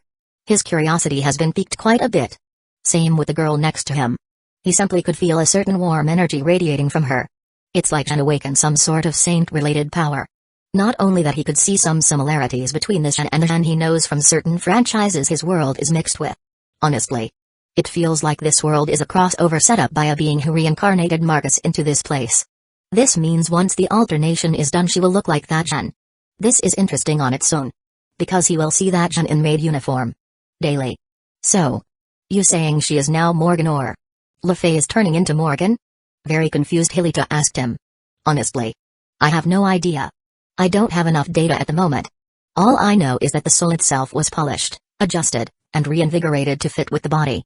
There is a high possibility that Morgan all those years ago used some questionable magic to revive herself in future. But it didn't work. Now, however, with all these alterations to fit soul with body and augment her, reawaken something in her. He explained one of his theories to them. Should we watch over her more closely? In case she does something? Morgan or Morgana doesn't have the best history. Atalanta said quite seriously as she looked with a frown where LaFay walked away. Don't worry, she is under tight surveillance. Marcus waved her concerns off. She is his pet, not some guard. If you say so. The lion girl just shrugged at him. If he doesn't care, then she should not care too. Anyway, then for now go and relax. No entertainment dome when sessions are happening. Instead, watch some television or play some games. Dan's eyes widened to a comical level when she heard that. What? But why? Isn't it illusion-based? It doesn't affect the body. She said that with a devastated tone. Are you arguing with me, sweetheart? He asked that with raised eyebrow. No. I won't going to visit that place then. She said that with a hollow tone. The blonde maid looked like someone just killed her whole family, and her dog was not spared either, right in front of her eyes. Honestly, Marcus was quite baffled that she was this taken in by the entertainment system. He might went too far in the system's creation. Humanity might not be ready for such a huge step forward. With the boundaries of reality blurring this much, some might not be able to handle it. Especially the faint-hearted. Well, he is an inventor, not a psychologist. He cares about pushing the limits of his tech, not checking if humans can handle it or not. That is why he altered his genes. So that he could use his inventions without worries. He can't leave those pesky problems with other experts. Good. Be a good girl and you will be able to use it again. She quickly nodded hearing that. Now he can see that she wants to just leave this place and brood somewhere else. I will, don't worry. The blonde maid said with a serious tone. Marcus simply nodded at her. Then looked at the rest of his maids. Girl, you can all return to your duties. There is nothing else planned for today. Artemis and Hilita nodded at him, then they turned around and left, and followed suit after them. She was much more broody than the pair. After they left, only the lion girl remained, who simply stood there. Her tail went from one side to another. She had quite a coy smile on her face. I could see how you looked at the pair. And now looks more similar to that farm girl who lead the French troops, and the other girl started to look like the Dark Witch herself. The lion girl said with a knowing look. She took a few steps and now she was in his personal space. They slowly becoming much more valuable pieces of your collection? The blonde said with a smug smile. Aren't you reading too much into me? I thought such a thing will even make you angry? He said with quite a curious look. I would. My old self. Before you turn me into this. Would be angry. But now, I don't truly care. Most likely my feline side affecting me. Or you did something to me? She said all that with an uncertain tone. Well, I didn't do anything, only straightened out your DNA. I guess that your feline side cares more about comforts, increasing your selfish side to some extent. Marcus said that with a thoughtful look. Atalanta simply nodded without care. She just leaned forward and used his body as a source of heat. She closed her eyes and started to enjoy the heat of his body. Simply put, the blonde truly enjoys this comfort. While it annoys her that Marcus calls her his pet, that annoyance isn't strong enough to overcome other things she gets. Honestly, she should be baffled that he tamed her through some materialistic things. If it was her older self, she would be appealed by what she saw and would want to beat up this domesticated cat version of her. In the end, she simply decided that it's Marcus' fault alone and it's him who has to take care of her. End of story. This is what he wanted and this is what he is going to get. Seeing that Atalanta doesn't want to move anymore, Marcus just pulled her up into Princess Carrie and used his genic powers to flow to the closest seat. Once he got comfortable. It was time to check out the reading he got from the pair after the alterations were done. Just energy readings are enough to tell what is going on with them, to some extent. Jen's body and soul has been readjusted to the spirit of Joan of Arc, which is the residue in the blade blacksmith's sacred gear. Now that the girl's body and soul starting to closely resemble the original saint, the girl's attitude slightly changed as she most likely got influenced by the holy energy she started emitting. I wonder if she even realizes that she has some sort of power over holy energy? Like to make small-scale miracles. As that is what the saints are all about. Apart from the miracles, the more obvious thing is that her natural magic reserves has increased. Which is the regular package Marcus gives. But, it would seem all this increased holy energy capacity. Simply put, I increased the fuel tank size, so now natural reserve size is much bigger. I do wonder what angels will think that a human has quite a large amount of natural holy energy in a body? Marcus smirked as he was reading the report on Jen's energy. He then looked at the other interesting reading, and that is La Fey. The girl's magic reading has changed quite a bit. One could say that magic is a representation of its person. That can be felt in humans, especially since they are neutral with magic in a sense. However, with La Fey's reading, it went cold. Not only that, but the whole alteration procedure was like he is polishing and fixing an old artifact and bringing it to its perfect condition. If this is true, then I am bringing back the Dark Witch herself back from the dead. I do wonder what kind of shitty magic did she use to escape death and become a soul which goes from one body to another. It would seem it's not even safe, as her consciousness most likely didn't even surface for a long time. Master. Your smile. It's creepy. Sorry about that, just thinking about some things. Chapter 47. Completion of docks and new projects. Valerie Teeps slowly opened her eyes. She saw an unfamiliar ceiling. It looked far too smooth for the one she got used to seeing. Slowly she got into a sitting position. Very quickly she realized that she was asleep for some time because of how stiff she was feeling. You're up. Master said it's going to be soon. The damper quickly looked at the source of the voice. It was the very same one which she met before falling asleep. That moment her eyes widened as she realized that this was the very same woman who invaded her family castle. She quickly got defensive, or at least tried. Snort, that's cute. But, I am not here to hurt you. The redhead said to the blonde girl. Why I was kidnapped? She asked with a confused tone. But, then she realized. Her sacred gear. From looks of it, you already concluded yourself. Your gear is powerful and my master needed it to continue his research towards life and souls. For your safety's sake, the gear has been removed. The Sephiroth Growl make you exposed to the natures of life and death, something not recommended even for a powerful being. The redhead explained to the girl. Oh.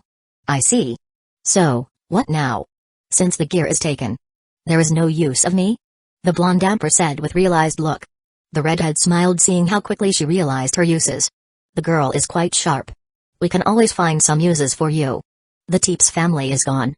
You can return to Vampire Nations, or you can serve my lord as a maid. Hilda said with a smile.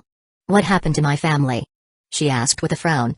The Teeps line is gone, however servants and children are left alive. They are taken care of by other vampire families around the Vampire Nations. The redhead explained to the girl. I see. You want me to serve someone who killed my whole family? The blonde damp asked with a baffled look. They've been mistreating you, and you would have ended as drooling husk from overusing the growl.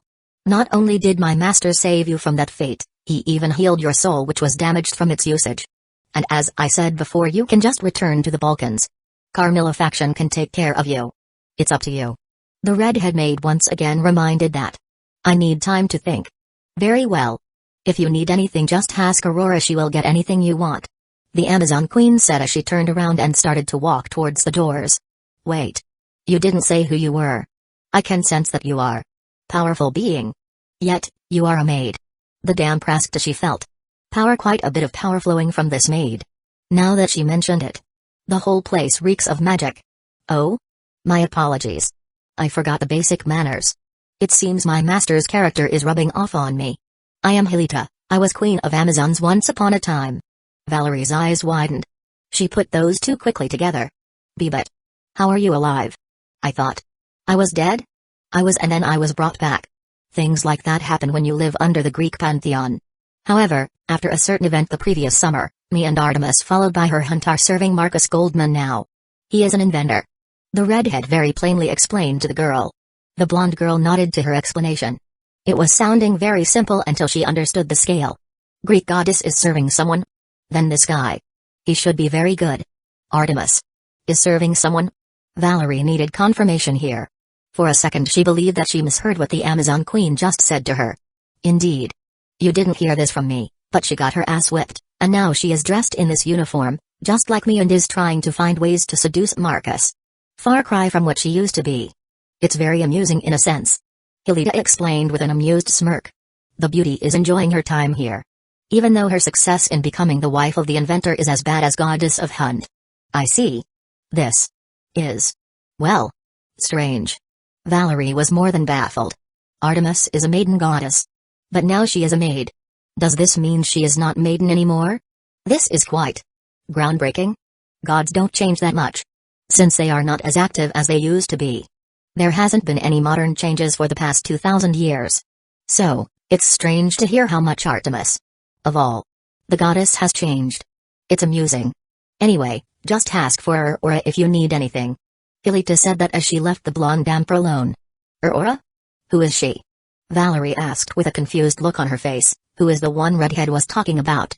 Me, I am artificial intelligence of this place. Eep. The blonde nearly jumped out of the bed when she heard a female voice coming from the walls. Marcus, beautiful isn't it? I asked the girls which were with me. We were standing in just recently finished docks. The place, just like the majority of my facilities, was underground.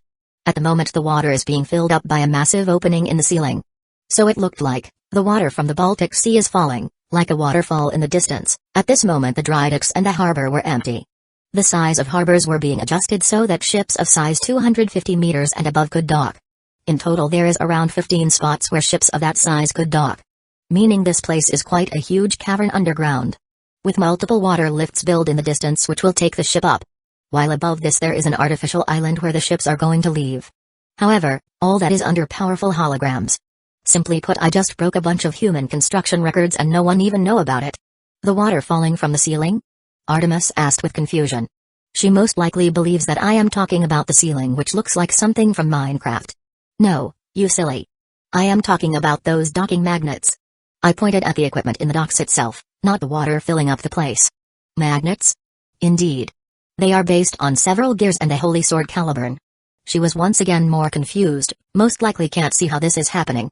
These magnets will pull up the ship from the water, surrounding it with gravity-canceling technomancy. Once she is up, then it can be moved for repairs or upgrades, or a new ship can be lowered into the water. It's much faster than any classic dry docks. I explained to her. She finally understood from the looks of it, as she nodded multiple times. And so, you just reinvented how docks and harbors work. Sarah Fall said with a sigh. Lasha next to her nodded as she was looking at the magnet cranes with a discerning eye. From the looks of it, she was looking at the value of the new technomancy. Indeed. I find the current methods extremely outdated. The way ships are launched remain the same since ancient times, only warships have the privilege of dry docks. I said that while remembering some YouTube videos about catastrophic first ships launches. Honestly, fail videos are the best reminders that some things need reinventions. That's because of the size of the ships, tankers and any other large ships are simply too big. Lasha said with a thoughtful look. Indeed, the size is always the issue. That's why these magnets create barriers with space-based technomancy which are based on dimension lost and caliburn. They nullify gravity in general, in this specific area, allowing to pull out ships that normally weigh more than 20,000 tons without any issues. I explained in more detail. I see. Does this mean we will go to the sea? Sarah Fall said as she started to see the angle I am working at the moment. Underwater, and treasure hunting more precisely. Oh. Now that is going to be interesting. The black-haired devil clapped her hands happily. I could feel an alternative motive here. But, that's is most likely another of her schemes to advance in the invisible hierarchy of my harem? Well, I guess Solomon rubbed more on me than I thought. Indeed. I have already the schematics for the ship we will be using. With my hand motion, I showed the design of the submarine. Scavenger, Attila-class underwater command center, except for Seraphol, everyone looked at the schematics with wide eyes. It's 325 meters long submarine, powered by 6 diamond core hearts. 6 hearts? The girls interrupted me with a loud exclaim. Yes, 6. Now if you would. Why so many? Even your confiscator has 4. Seraphol squeaked her question. Look. See my finger? I showed my right hand pinky. Now imagine at least a few elephants standing on it. Do you know how heavy it will be? I asked her and she somewhat understood what I mean by this. But, still didn't see the whole picture. The pressure of water. If we will be going to pick up Titanic, the pressure there would kill even high-class devil. It is several kilometers underwater. The pressure over there would crush the organs of most land dwellers. Lasha explained to the clueless Leviathan. Strange how Seraphol doesn't know about the pressure of water. Especially since she is holding a title related to the evil sea being. Even Seraphol will die there, as the ship is around 5 kilometers underwater. I would? No way. There is somewhere on Earth that I could die? She asked in disbelief. Of course. The deep sea is even more dangerous than some space elements. By that depth, not even regular submarines go. Specially built diving instruments which are not big size-wise could only be sent there. Anything else will be crushed by the pressure of the water. Hell, it's like using the Empire State Building as weightlifting with your fingernail. Can you do it? I asked her and her eyes went big when I used the comparison. And no, I don't think so. But I could survive there with my sacred gear, no? She asked that as Seraphol remembered that she has her sailor winter uniform. In Balance Breaker you could survive for several minutes before you would need to get some air. I clarified to her. The only reason she could survive in that kind of environment is because of diamond core heart she has in her gear. Yeah. The air. Anyway, you mean every inch of our body would have to hold an Empire State Building? Seraphol asked me for confirmation as she had the look of some understanding finally. Yes, now you understand. That is why there are 6 diamond core hearts. 2 of them will do nothing more than make sure the submarine is negating the crushing pressure of water. The rest 4 will be running the similar stuff as Confiscator does. From thrusters, energy wings, to assembly lines and biochambers. I motioned at the areas in the design. Strange. Will this submarine be able to hold the whole of Titanic? I can see that it's bigger than that cruise liner, but the cargo hold. Or is it hangar bay? Is too small? Lasha pointed out as she looked at the design schematics. Nice. You saw through it. And nope, it won't be holding the wreckage. Instead, it will be holding much smaller submarines which will be used to carry Marine's version of SPBA and the underwater mesh. While I will be collecting the wreckage and storing it in my storage ring. I am however planning some alternative methods as well since it can't hold all the ships. I said that while thinking about some ways to miniaturize the ships and store them in some sort of containers. Now it makes sense. It's more than just a submarine to collect the wreckage. You planning to run some tests too? The blonde saw through it as well. Which is nice. Not that it's difficult, but unlike others. Those other maids of mine don't even try to think. They just accept as it is. Which is sad in a way. Indeed. Deep water is very good to test the durability of some things. And of course, discover some other stuff we have no idea exists. After all, humans barely explored the bottom of the ocean. I explained to her, who nodded at me with satisfaction. Without wasting any more time I pressed the green button which says construct. Sure enough, the assembly line here in the docks came to life as multiple metal hands came out from the ground. Multiple white and gold circles manifested around them. Soon enough the pieces of submarine frame started to appear, while the Aurora bots started creating the pieces for the interior. The progress was rapid and extremely efficient. It's like each piece knows what the next is and how it's going to come together. And it's done at a rapid pace. The scavenger will be done in a few days. As I said that, I started walking towards one of the empty dry docks. Once I was there I activated my Genic powers and started floating above the dry docks. Moments later I was in the middle of one. On my left-hand index finger, a ring appeared. Then I activated it and pulled out. Enterprise. Quickly enough I activated my Genic powers and engulfed the massive ship. Multiple drops of water started falling as I was holding only the ship and not the water. Slowly, I lowered it into the dry docks. Some sweat was on my forehead. This was quite something else. Simply how big it was. And I am not used to pulling massive things of that size out. Hell. I nearly missed and dropped it on the side of the dry docks. It would have damaged the hell more. Anyway. The aircraft carrier was in place. You already have a ship recovered? Seraphol squeaked. As she jumped and her devil wings manifested behind her. She quickly flew forward and started inspecting the ship. Yep, the CV-6 Enterprise. I recovered her when I returned from my trip in space. I said with a smile as I looked at the rusty ship. The wreckage is quite heavily rusted by this point. The command tower is partially gone, the superstructure is heavily damaged, there are multiple holes in the hull. Oh, and there is some fishes, a lot of sand. But we are not here to talk about the extras I collected. Her. Did you just say her? Should I be worried? Seraphol said with narrowed eyes. What is she? Oh. That moment, I smiled at her.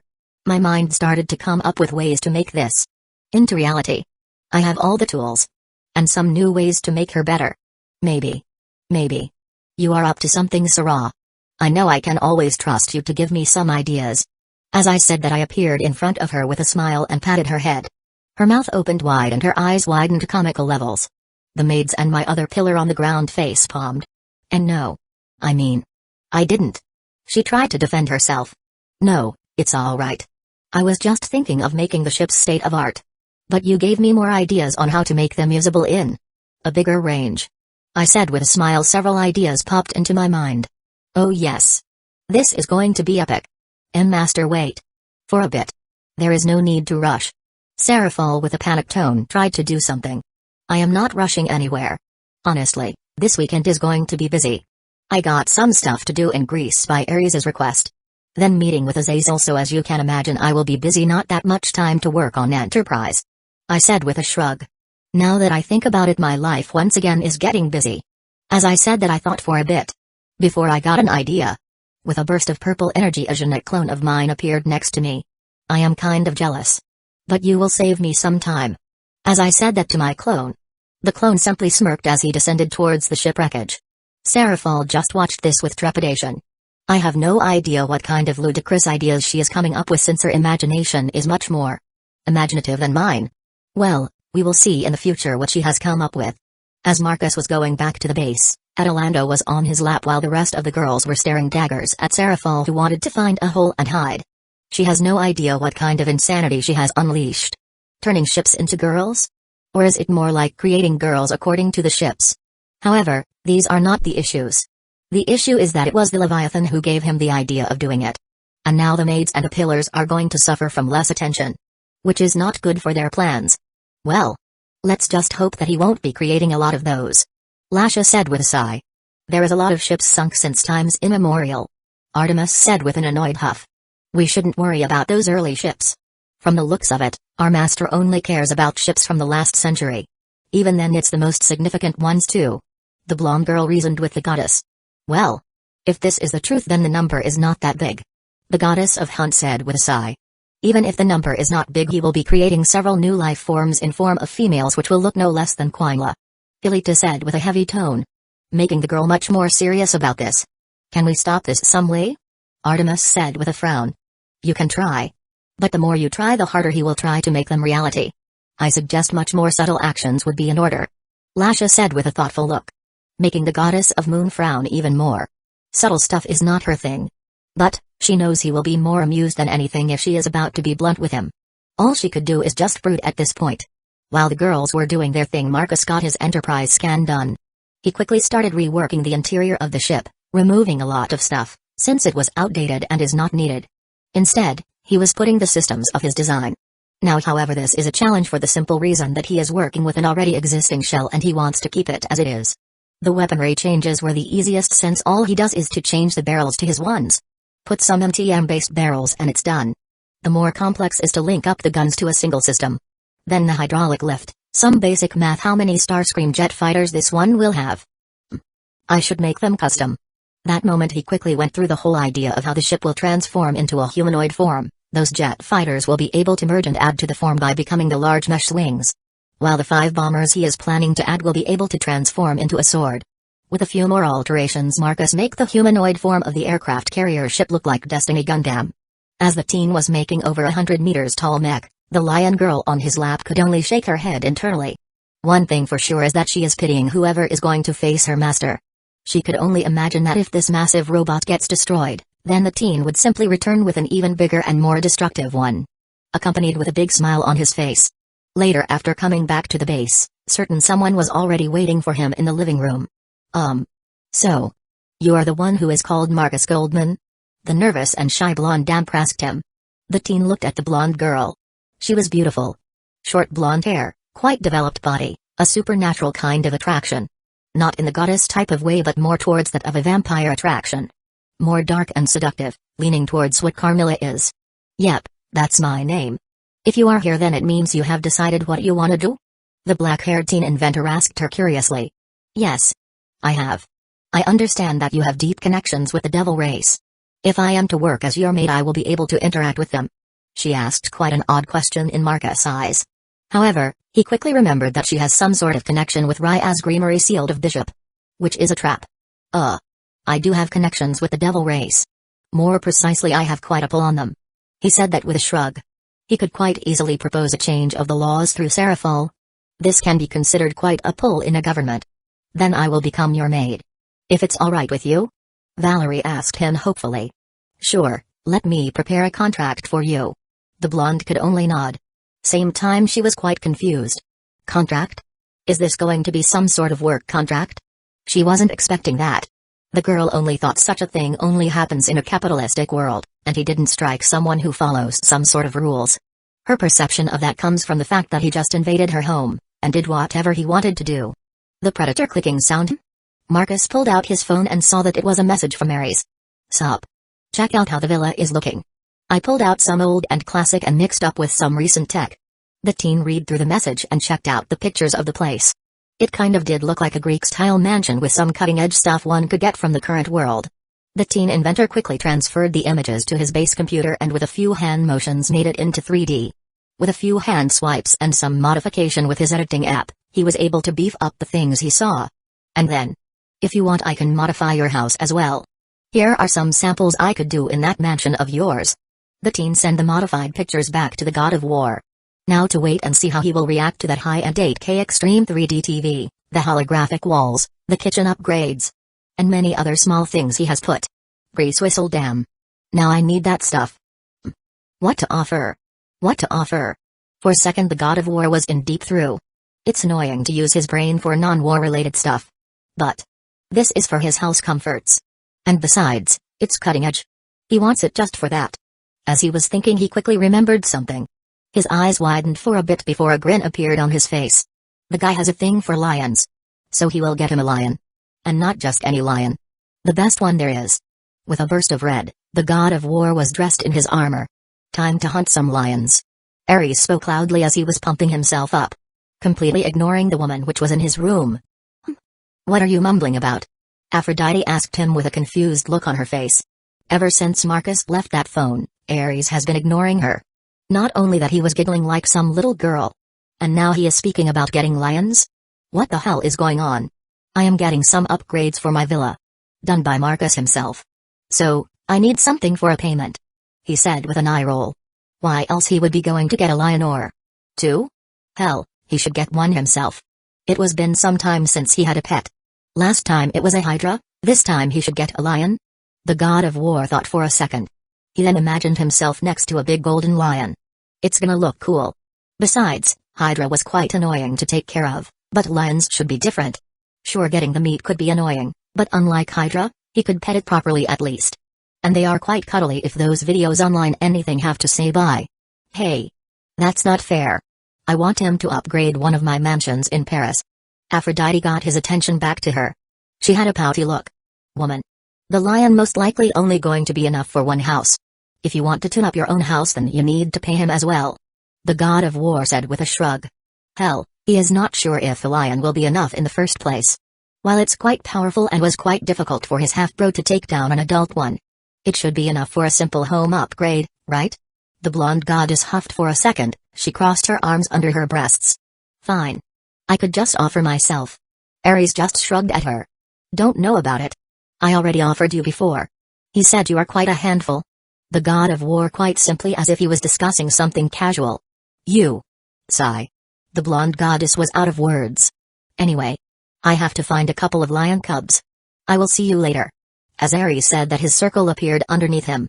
It was in red and bronze, in the middle of it was the symbol of Sparta. Back to Marcus, the teen was relaxing in his chair back in his workshop. The back of his right hand was holding his chin.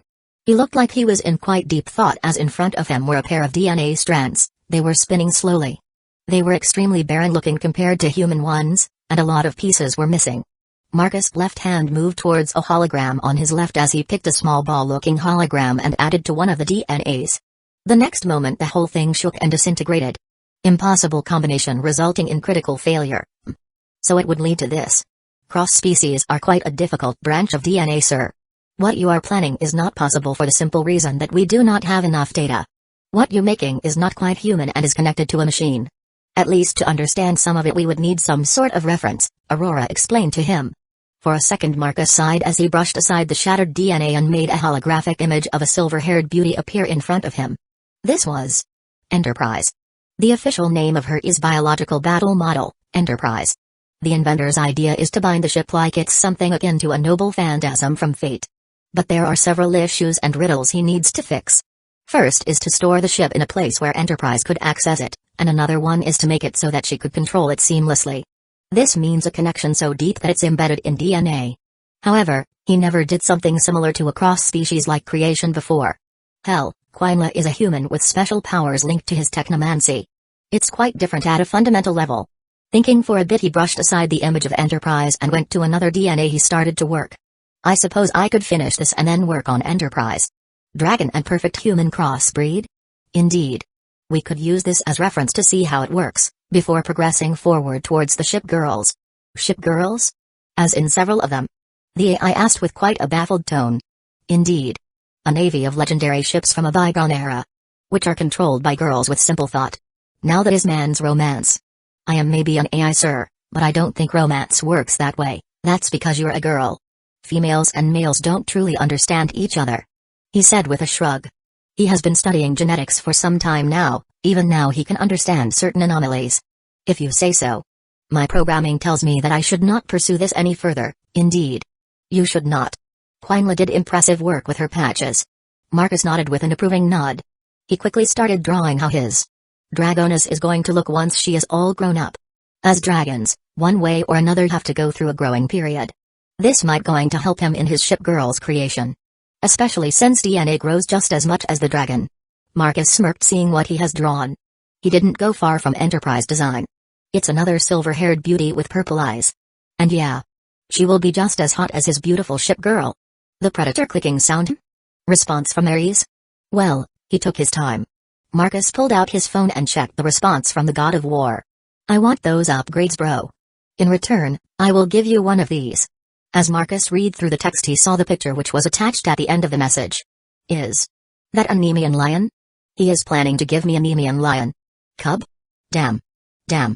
I can't say no to that. The teen said with wide eyes. The God of War just got himself an upgrade he wanted. Chapter 48, Visiting Greece. Lafay was sitting in the leisure room with multiple holograms windows surrounding her.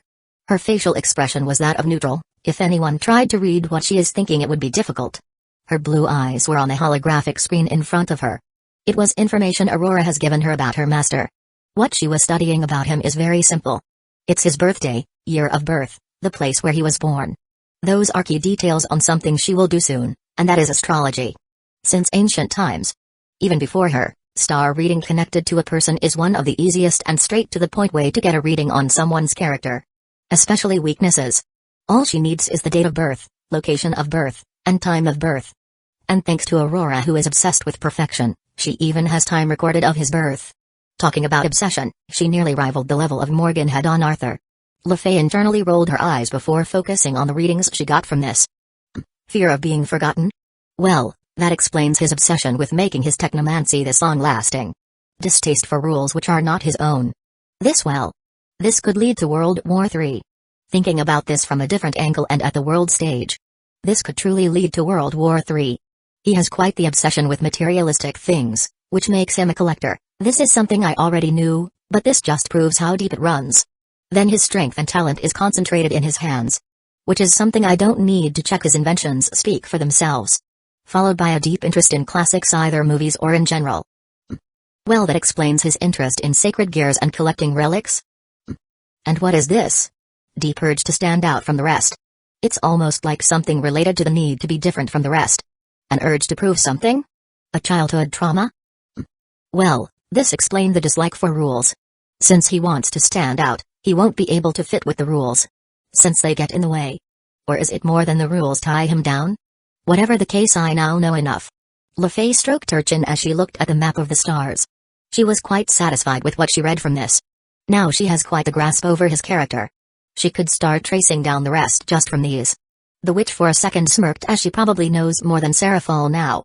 Once she got the general idea about what is happening with his character, LaFay could start to move out and start moving up in the hierarchy she ended up herself in.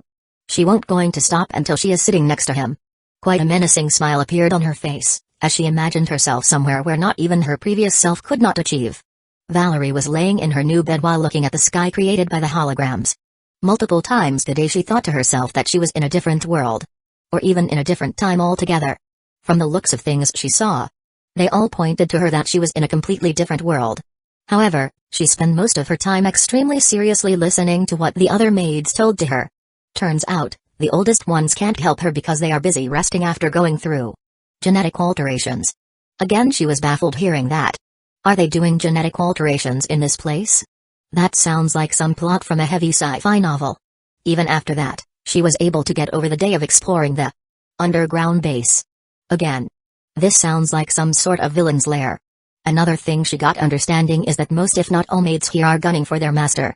They all working. To her it sounds like some sort of excuse to be close to him. So, that reminds her of some of the romance novels she read. Who would have thought that I will end up in a sci-fi and romance comedy flick turned reality? Sigh, now I only need to find a way to get in touch with the devil kind.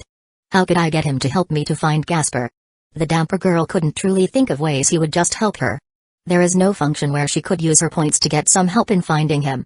Then she remembered that she could use the holographic window she saw maids use. Slowly she lifted her right hand and used her index finger to brush it down. For a second she wanted to blush from embarrassment doing something as weird as that.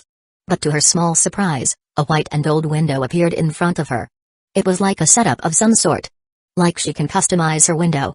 Is it my personal computer of some sort? She thought very much curiously as she saw several options. From shop, to search to options, customization. Even room customization. Everything was there. Interesting. Once she saw that she can change the colors of the window, she started going through that. I can always think about it once I get over this. Saturday Marcus looked at his car, which was finished partially. Well, he won't going to call it finished when it can't travel through time. He has quite tuned it up. The most interesting thing he did so far is the wheels of the car. As the wheel spins, it deploys small barriers underneath it. This allows the car to go through any surface theoretically. However, so far he found out that he can't do it with the air. It is related to the mass in the air and that the barrier can't hold a car's weight. This means that he still needs some work to do. Which is good news in a way. However, the solution is that the car can fly, so he doesn't need to drive through the air. Not that he is going to stop with trying to find the solution to this issue. We are done with our preparations. Marcus turned to face the source of the voice. It was Hilita. The redhead and Atalanta are coming with him. It would be interesting if Artemis went with them, but the goddess decided that she wants to skip this outing. While he could make her come, he decided not to. There will be another chance to take the moon goddess back to Greece. Good. Now that looks nice on you. The teen inventor said with a nod. As he saw that Hilita was dressed in tight jeans and a simple sweater, while the lion girl next to her was dressed in a simple skirt. It is not surprising that Atalanta is coming with him. She wants to see her new opposition. A Nemean lion. Honestly, she is quite baffled that Marcus will be getting such a beast. However, part of her is not that intimidated. Atalanta knows quite well that she is a lion and a girl. Something the Nemean lion is not. So, in the end, she will be superior either way. Thanks. I want to show that I look good in many types of clothes, not just maid uniform. She said that with a smile as she walked over to him and show off how good the clothes looks on her. Not complaining. Are you two ready? He asked them. Yes. However, are we going to drive to Greece? Hilita asked with some confusion. Portion of it. I will test how it drives before jumping to Greece with a space warp. He explained with crossed arms as he looked at the car. Space warp? You can do that? Hilita asked with a slightly raised eyebrow. Don't be surprised while teleportation is quite similar. Teleportation is a set in stone from point A to B. Space warps sounds it doesn't follow that rule. Which means you invented something new. The redhead interrupted him with a smirk, making Marcus hand itch. He wants to spank her for being this naughty for interrupting him. Yes. It's based on a technique I employ when I use my space ring. Isn't space locked down in this nation? Are we going to cross borders? Atalanta asked him as she looked at the car. Indeed, that's what I said about testing the car. Isn't the closest border around 200 kilometers from here, and it's with Belarus? The lion girl said as she remembered the map. Indeed. We going to cross that one? Are you sure? It's going to be difficult without any magic. Or are you going to use magic? The Amazon Queen said with some confusion. She knows well enough Marcus doesn't like casual hypnosis unless it's very important. But using hypnosis at the border? It has tons of cameras there and a car stand out on its own. Neither, you two will see. Now get in. He motioned for them to get in as he walked to the driver's seat. It's kind of a late question. But, do you know how to drive? Hilita asked him with an uncertain look. You afraid I am going to crash the car? Marcus asked with an amused look. A goddess afraid of crashing cars? Now that's amusing. I am more concerned that you going to kill someone by accident, and I dislike bumpy rides. She said that with an eye roll. Even though she gave a reasonable excuse, he simply smiled at her and gave his answer. Who knows, which only annoyed the pair. Marcus has put the key into the ignition then turned it. The tuned-up car's dashboard, which looked like a custom-made computer screen, turned on. Unlike normal cars' dashboards, this one didn't have petrol or oil meters, not even the temperature one is there. Instead, it had different things. Like car modes, which is road, all-terrain, underwater and flight. Followed by the speedometer, there was the image of a green diamond on the corner. Apart from those, there was a touch-screen tablet attached where the radio was supposed to be. While the pair of huntresses haven't been inside many cars, they know such a tablet-like thing is not common for any current cars out there.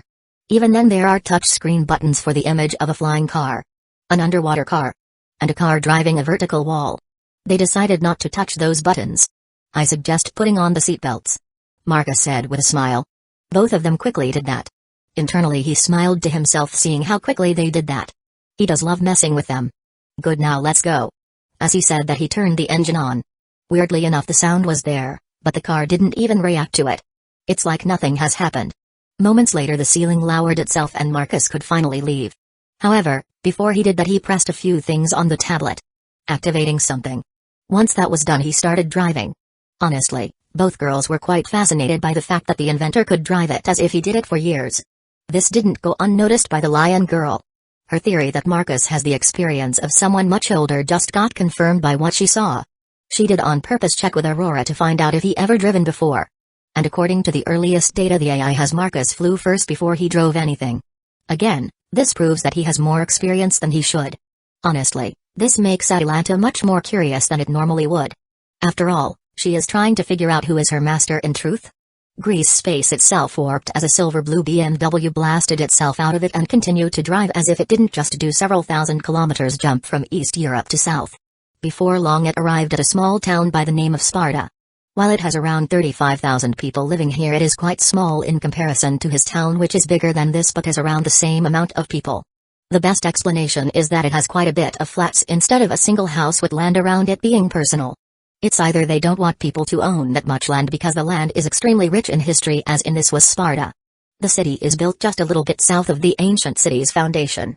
Marcus focused on his senses and found several signatures. He could sense two familiar ones. One feels bloody. The other one feels like books. Those are the familiar ones. But the third one, it feels like perfume. She is here too. Well, it was a stretch to believe that she won't be here. For a second he frowned, realizing that the goddess of love is there too. Well, there is a couple of extra goddess waiting for us, he said to the girls with a tired sigh. Athena? I suspected as much, Hilita said with a neutral tone, while Atalanta frowned for a bit. Aphrodite is there as well, I think. That aura is of someone who loves perfume. Once they heard that, they both frowned. The goddess of love is a handful. Thankfully, their master is much harder to seduce. Hopefully. And since Athena is there, the blonde goddess won't going try? Right? After locking on their signature, Marcus turned on the all-terrain drive and started driving towards that location, disregarding traffic laws and such. The reason the teen doesn't care about that is that his car is invisible to regular people. And if any camera picks him, Aurora deals with that footage. Soon enough the pair of girls braced themselves as the teen started driving against the traffic, then ditching the road completely, as he started going through grass. They expected some discomfort, but there was no reaction from the car at all. Just moments later they passed through a barrier of some sort and arrived at a Greek-style mansion. The front of the mansion had some of the aesthetics of Greek style. Like the columns from pure marble. It looked fresh, like it was recently built. All Marcus could think of was that it was a miniature version of the entrance to the Parthenon. It would seem they still use the classics even after so many years have passed. Atalanta said with a sigh. However, she was quite nostalgic seeing that. Hilita nodded at her as she noticed some statues of Ares. And other statues which looked like Spartans. It would seem her father didn't change yet all over the years. Soon enough, with 3 bursts of lights, the 3 Greek gods appeared at the entrance. Marcus turned off his car engine and exited the vehicle, followed by the pair of his maids. Leading the front was grinning Ares, who looked at the teen and then at the car. Marcus, is good to see you. And damn, did this car just use space magic? I felt it just popping in the city. The god of war approached with giddy steps. He then offered a fist bump which the teen accepted. Is he becoming friends with God of War? It's kind of weird because one of his maids is his daughter, who is gunning to become his wife, which in turn would make Ares his father-in-law. Same, and yeah. The car can use what I call space warp. It's a much more loose version of teleportation. It can be used while driving. You could say it can jump over obstacles. Marcus explained as he turned towards the car. By this point, the god of war was inspecting it all over it. You forgot to mention that it uses quite a bit of math to do that. Athena said as she walked over. One could see that she is fighting hard not to just start blushing hard. This is her first time speaking with him after she officially became his fiancé. It was so sudden for the goddess of wisdom that it took her multiple days just to process what was happening to her. I have a gadget to do all the math for the jumps. I only need to press on the panel. Marcus clarified it to her before taking couple more steps towards the brown-haired goddess. Okay. It's nice to see you again, Marcus, Athena said while fiddling with her dress. The blonde goddess not too far from them was grinning like crazy seeing how the goddess of warfare was behaving, same with Ares, who stopped looking at the car and instead looked at what his sister was doing. It is. This time, however, you are my fiancé and not just some diplomat representing your faction, he said with a small smirk, making her more embarrassed. Athena realized that this might be a bad idea to come here while these two were around. The goddess's eyes were on the other two, who were just looking at her with amused smiles, relishing in her embarrassment. Why, yes. I am still trying to get over it. She said that while fighting over this, she was imagining stabbing those two with her spear. It helps quite a bit. Good. Now show me the manner. The teen turned around and looked at the god of war. Marcus realized that he should stop embarrassing his future wife. Ares nodded at him and started to walk towards the manor. Marcus followed him. After him was Athena and the teen's maids, who were quiet the whole time, leaving Aphrodite, who realized that she was ignored. A huff escaped from her mouth. Damn. I will show him. How dare he ignore me like this? The blonde stomped with one of her feet. It's a classic 2-floor building with 1 floor underground. It was built for me some time ago when God still mingled with humans. For a time I forgot that I had it. So it has fallen to disrepair.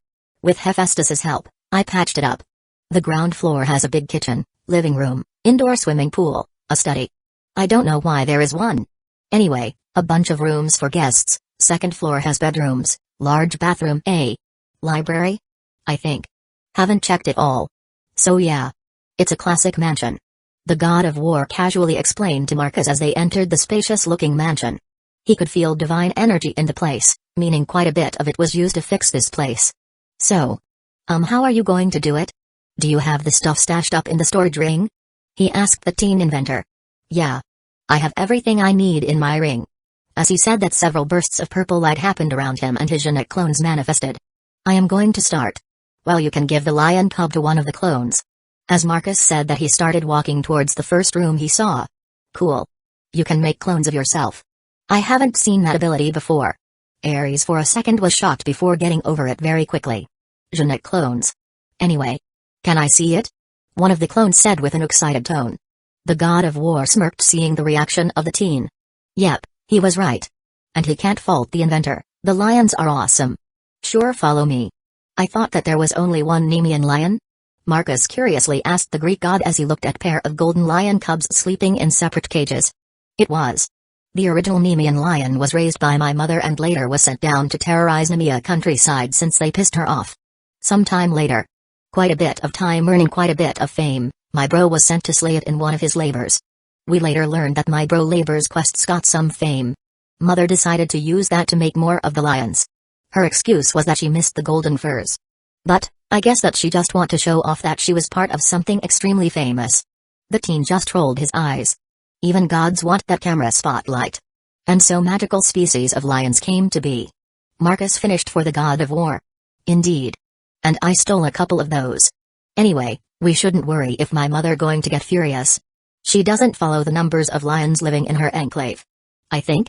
The Greek god said with an uncertain tone. You sure it's fine? I shouldn't worry about getting a visit from her? Marcus questioned with a raised eyebrow. Hell, the one goddess he wants to stay away from is Hera. He likes hot and evil girls. One of the reasons Quainla is here. But, Hera is something else entirely. She is not evil, just a bitter woman lashing out at anything remotely annoying. While yeah, he is more powerful. But now he is engaged to Athena. If she does come, I could just knock her out and send it back in a package to Zeus. But, how would he react to that? Or just message Ares to pick her up? That sounds much more plausible. Nah. It's cool. Don't mix her up with stuff she did more than 2,000 years ago. Over the years she has reigned in my father. After that, she stopped most of her scheming. The only person who still does any sort of scheming is Aphrodite. Even those are just to have some fun in Las Vegas and Paris. The god of war said with a shrug. If that's the case, then it's fine. I doubt I will be showing the lion to the public anytime soon. Ares grinned at him when he heard that. By that point, you can come up with a whole list of excuses where you got a Greek mythical beast. The Greek god said with a smirk. Marcus could only sweat drop. This god is reckless, even more than he is. The teen inventor at least does his math before doing anything remotely reckless. If you say so. Honestly, he can't say no to this lion cub. Stolen or not. After all, it's Nemean lion. A fully grown one is Longinus gear-worthy. Marcus walked over and picked up the cage with the lion. He won't be opening it in his Genik avatar form. How long will these upgrades going to last? The god of war asked him. They will be done by tonight. I have a meeting with the fallen angels leader tomorrow. Marcus explained while looking at the golden lion cub. Oh, they start to move on you? It was only a matter of time before other factions will find you. It is. I have a bunch of contingency plans in case of anything weird happening. The teen said quite seriously. There won't going to be any war. As avatar of war yourself, you can sense any possible war happening. That power should be even more powerful for you since you have my sis's blessing as well. Ares explained about his blessing. It's like a sixth sense. For war? Marcus asked with quite a baffled tone. How does this work? Indeed. Since you have an incredible amount of magic energy, it should help you sense possible fights. The teen nodded slowly hearing that. He should test it. For a second he uses his senses. He could feel the concentration of multiple divine energies in a single location. They were behind a wall. His senses quite easily passed it and he focused on the gods he can sense. Trying several different ways he finally sensed what he wanted to sense. Only Zeus was annoyed? The rest of the gods didn't even think of fighting him. Well, this is good. At least he won't going to worry about them. Oh? Following another trail Marcus found something. The Greek underworld, Hades. Now this god was a different tale altogether. The god of the Greek underworld is thinking of ways of neutralizing the teen. In other words, Hades is itching to find a way to deal with the teen. Interesting. Let's see what he is going to do. Should I start with my preparations? Interesting. It works. Only a few of the gods I sensed have some misgivings. Marcus said what he sensed, and the god of war nodded at him. Nice. You picked this up quick. So, what can you tell me about the attack you going to put in the basement? While Marcus and Ares are talking about the realities, the four females were left alone and an awkward atmosphere very quickly consumed the place. This led the blonde goddess to scan the pair of Mage with her senses and her divine power. She quickly found out that Hilita was madly in love with Marcus while Atalanta was not far from Amazon Queen. This development has quite intrigued the goddess of love. Not only that, but she found that they are not maidens anymore. Tell me you two, how good is he in the bed? The blonde goddess quickly walked over, closer to the pair. Her purple eyes were digging into them trying to find out more just from looking at them. Aphrodite. You don't just ask stuff like that. Athena with a red face quickly got in between Marcus Mage and the goddess of love and sex. And why not? I am doing this for you. I need to make sure your sexual life is up to the standards. The blonde Olympian said with quite a serious tone. This made the goddess of wisdom even more embarrassed. I can find out that myself. You are not part of this relationship. So you should rather stay away from it. The brown-haired goddess said with narrowed eyes. Humphrey. Don't be a spoil sport. We haven't had anything fascinating as this in centuries. Aphrodite complained with a huff. To answer your question, Goddess Aphrodite, he is good, very good. Because of his genetic upgrades, he adapts to anything at record speed. Atalanta said that simply. The blonde goddess's eyes slightly widened before she realized that she might have miscalculated. She should have got him for herself. But, annoyingly so, she is still married to Hephaestus. And knowing Hera, she would never break that thing up. And from the looks of it, Atalanta knows it. That's why she told about Marcus' real capabilities in the area, which blonde goddess finds interesting. This even attracted the goddess of wisdom's interest. After all, if this is true, then she will have one hell of life as his wife. This is interesting. You are not lying. Then again, you don't have previous experience to compare to. Aphrodite said with a small thoughtful frown. Not that you will be able to test it. Athena said with a smug look. One thing for sure, Marcus has no interest in this blonde goddess. Aphrodite's reputation is more than enough for him to stay away from this woman. We shall see. No one was able to resist me for long. The goddess of love said with confidence. You never tried to seduce someone much stronger than you. The brown-haired beauty said with a confident tone. Which made the blonde frown. Athena just hit the bullseye, and that is the truth. Her powers won't be able to influence someone much stronger than her. Not now. Maybe in future, once he gets tired of you. I will be there for him. The blonde said with her confident tone. Moments later, under the goddess of love's feet, a red circle appeared. The next second she was gone. Well, this is ominous. Hilita said with some sweat on her forehead. One thing is for sure, that Aphrodite is dangerous, as she can manipulate emotions. Thankfully, Marcus is not living in our territories. That is why I am not afraid she will do something. Athena said with some nervousness. Not that she could appear in his territory either. I doubt she can drive a car. Atalanta said with some amusement, as she tried to imagine the blonde bimbo trying to drive. Her tail movement from one side to another. Showing that she found it greatly amusing, even though there is only a small smile on her face. True to that. After saying that, the situation once again got awkward. Especially between these two groups. Athena is an intellectual, while Hilita and Atalanta are someone who prefer talking about action. One could say there is very little that they could talk about. So, it's true that you and Artemis did it with him? The brown-haired beauty asked with some curiosity and even annoyance. Most of the maids under him have already experienced our master's touch. Only Lafay and the new girl have not done it. Hilita quite proudly said that. The goddess of wisdom frowned quite a bit. But, then again, he spent a lot of time with devils. Which means they taught him the pleasures of female bodies. Something she tried to use herself, but it seems it's not that efficient. Because of how much experience he has by this point. Girls. Check out my new pet. Marcus entered the living room where the girls were staying. He showed the cage with a golden lion cub inside. Ares. Are you for real? Athena roared with a pissed-off tone as she saw the Nemean lion cub. She quickly went to find her brother. Well, I am not giving it back. The teen said quite seriously. As he saw his fiancée running off to find God of War and give him an earful. Chapter 49, Finishing Ares' Manner and New Guests. Wait, sis. Ares dodged a spear thrust from Athena, who looked pissed. You stole a Nemean lion and gave it to Marcus. Do you realize how much chaos you can cause? Athena was pissed that this could lead to misunderstanding and she could embarrass herself in front of her future husband. Hera could throw a fit and the brown-haired goddess would end up at the crossroads of this misunderstanding. Chill. It's not like the lion is big. It's a cub. Besides, it's not like Mom will notice that the cub is missing. The god of war reasoned with her as he continued to dodge the goddess of wisdom's spear thrusts. Do you want to bet on it? Athena hissed at him as she stopped trying to stab him. This wasn't going to lead to anything. She can't kill Ares here, nor can she seal him away for a couple of years. I won't kill you or maim you for this. Since Marcus is your guest.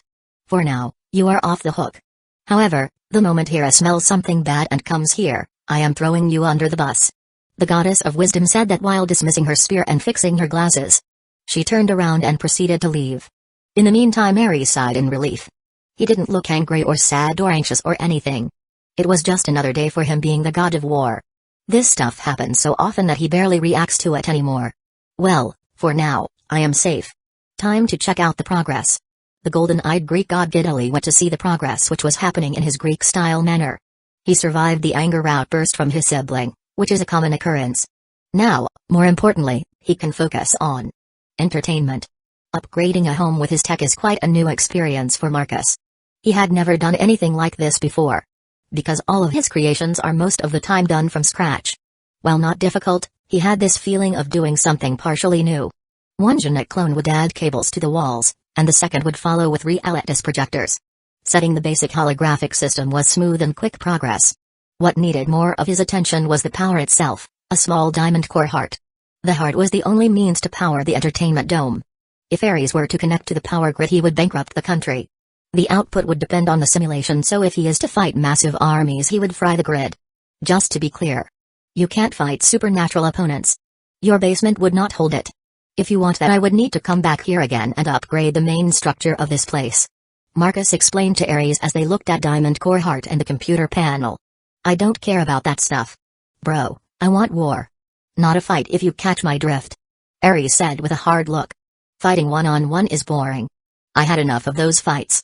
What I want is a battlefield. Blood. Hundreds of men slaughtering each other.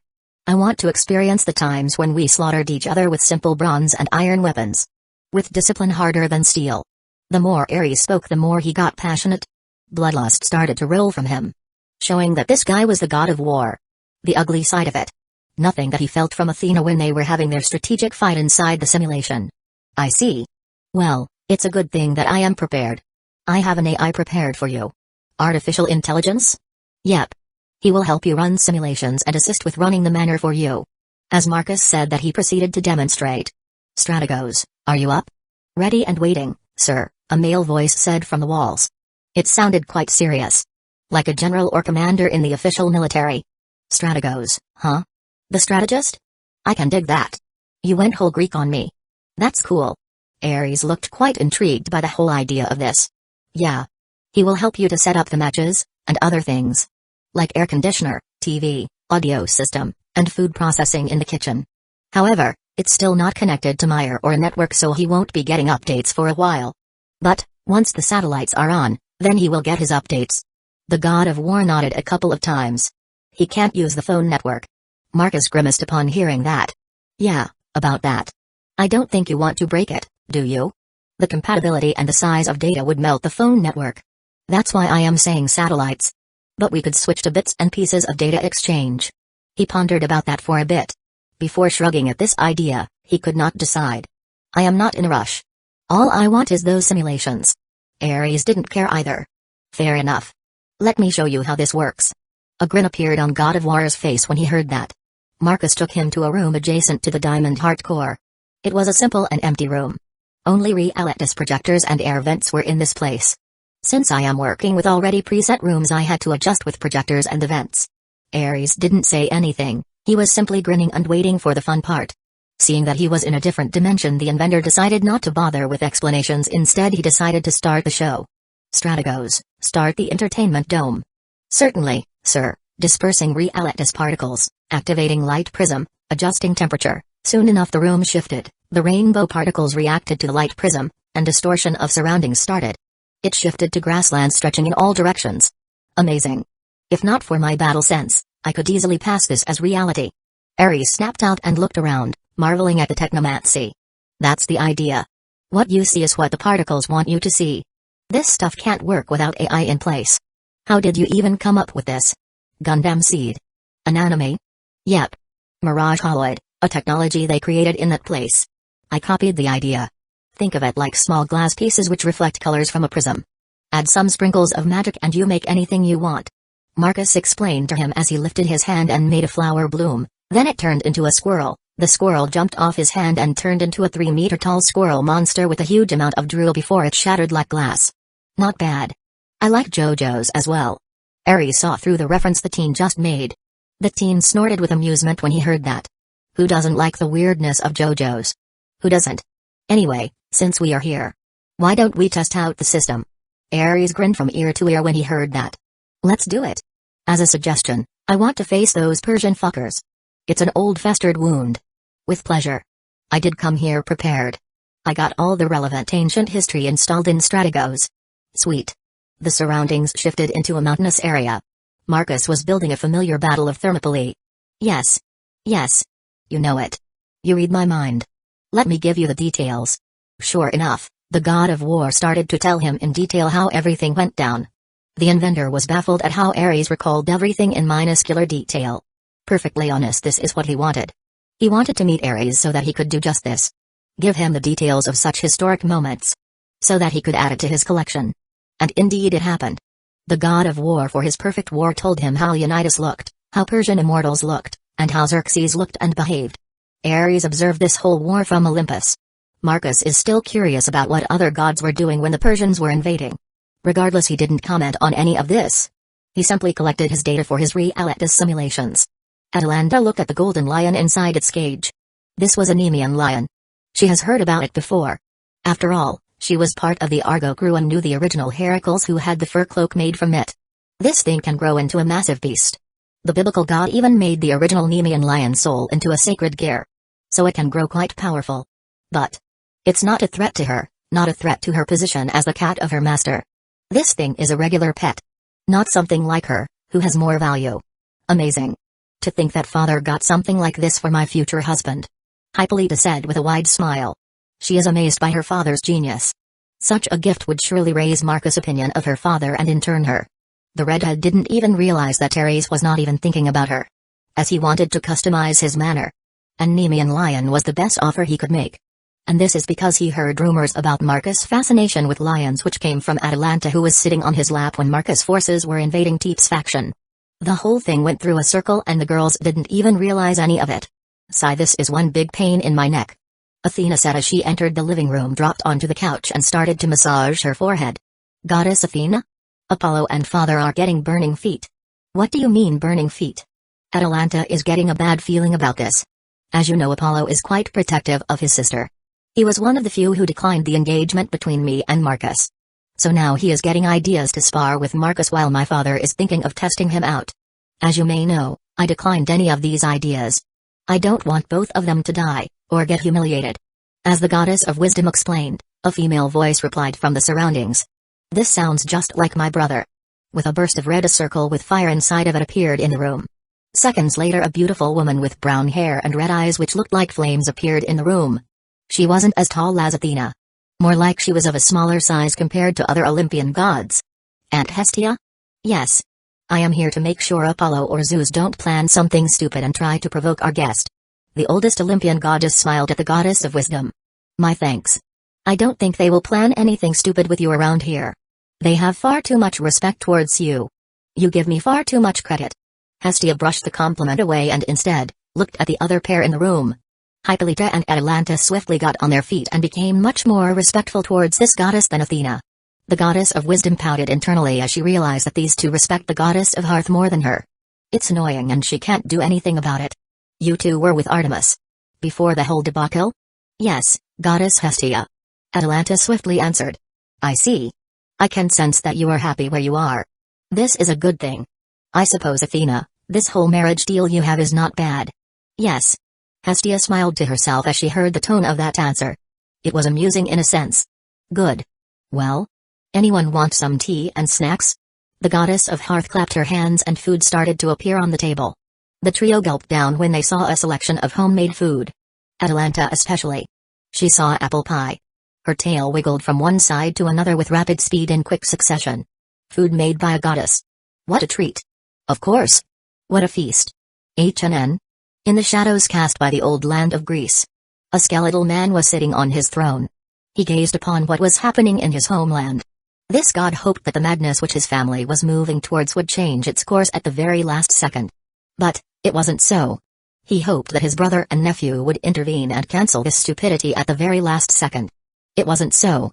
What a disgrace. To become the first pantheon which will have a goddess leave its pantheon. To be intimidated by a mortal. A mortal who is nothing more but a pawn used by that disgusting upstart pantheon. Even if he is not a pawn, he is still helping those upstarts in banding together. Such a thing simply can't be allowed. Skeletal God said with a bitter and angry voice. It has been over 2,000 years since he was given a job he had no interest in. It may have given him more power. But just like always, he has been treated the same. Nothing has changed. Well, it has changed for the worse. And he is tired of this. Kalnix. There is something we have to discuss. It's time for us to cleanse them once and for all. Blue flames started to burn in the skeletal god's eyes. He will deal with them on his own? They send more than enough souls to his domain. So he will use this power to purge this upstart pantheon. Their god is dead. He has more than enough proof. That human brat was good enough as a test. The brat collected an array of powerful sacred gears. And heaven did nothing. He was not stopped or intercepted. However, this new faction could be pesky. One thing is for sure, he needs more firepower and grunts. Nyx will help him with monsters. But it's not enough. All he can think of is to get a source of new monsters. Ah, yes. Skeletal God had an idea. Marcus with a grin left the basement of Ares Manor. He was super happy with what he got. The inventor wouldn't mind upgrading another tens of manors if he could get this much data. Though his gaze went on the new arrival. He never sensed such a soothing aura before. It was like his house on Saturday mornings. He curiously walked over. What he saw were 4 girls talking among themselves. Stopped playing war games with my nephew? This woman noticed Marcus and asked with a sweet voice. I am finished. But, I don't think he will come out anytime soon. The teen inventor explained as Hippolyta made some space for him to sit. The redhead of course used this opportunity to get close to her beloved future husband. That much is given. Modern times have made my nephew quite dull and bored with his life. Now that you brought him such a gift, he will remember this for the rest of his life. You could say you have earned an ally for life. The brown-haired woman explained to Marcus, who slowly nodded at her words. He did ponder on this. But, never to such a degree. Though Ares' daughter was grinning from ear to ear. She never cared about her father, but she doesn't mind the extra brownie points in this situation. I see. My thanks, Goddess Hestia. Her eyes widened for a bit and she looked ashamed for a second. Where are my manners? My apologies.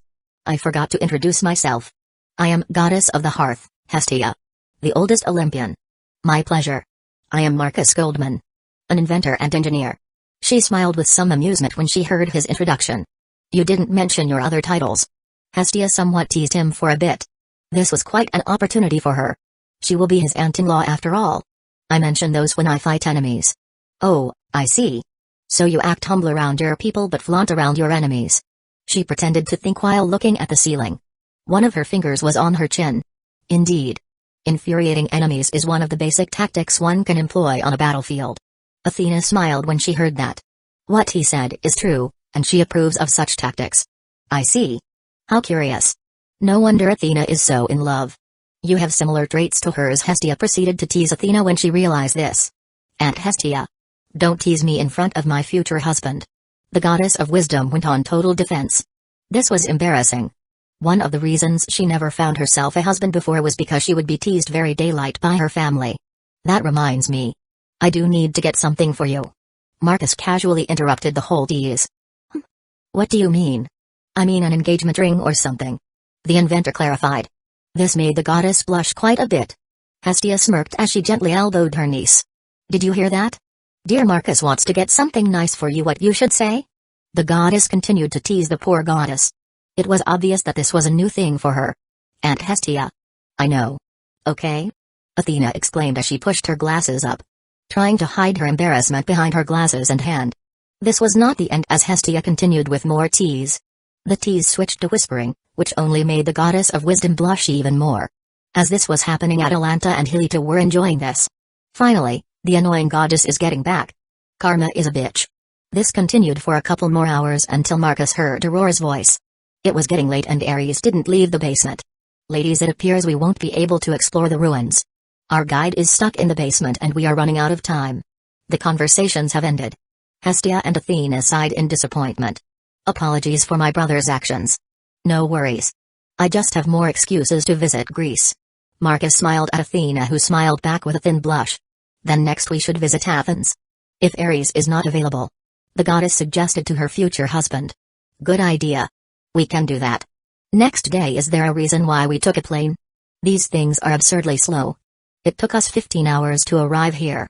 A white-haired teen dressed like a punk said with an annoyed tone. Now. We can't teleport into this country and flying is just asking to provoke the whole faction. A black-haired man with blonde tips said with a jovial voice. He was excited to be here, to say the least. This faction.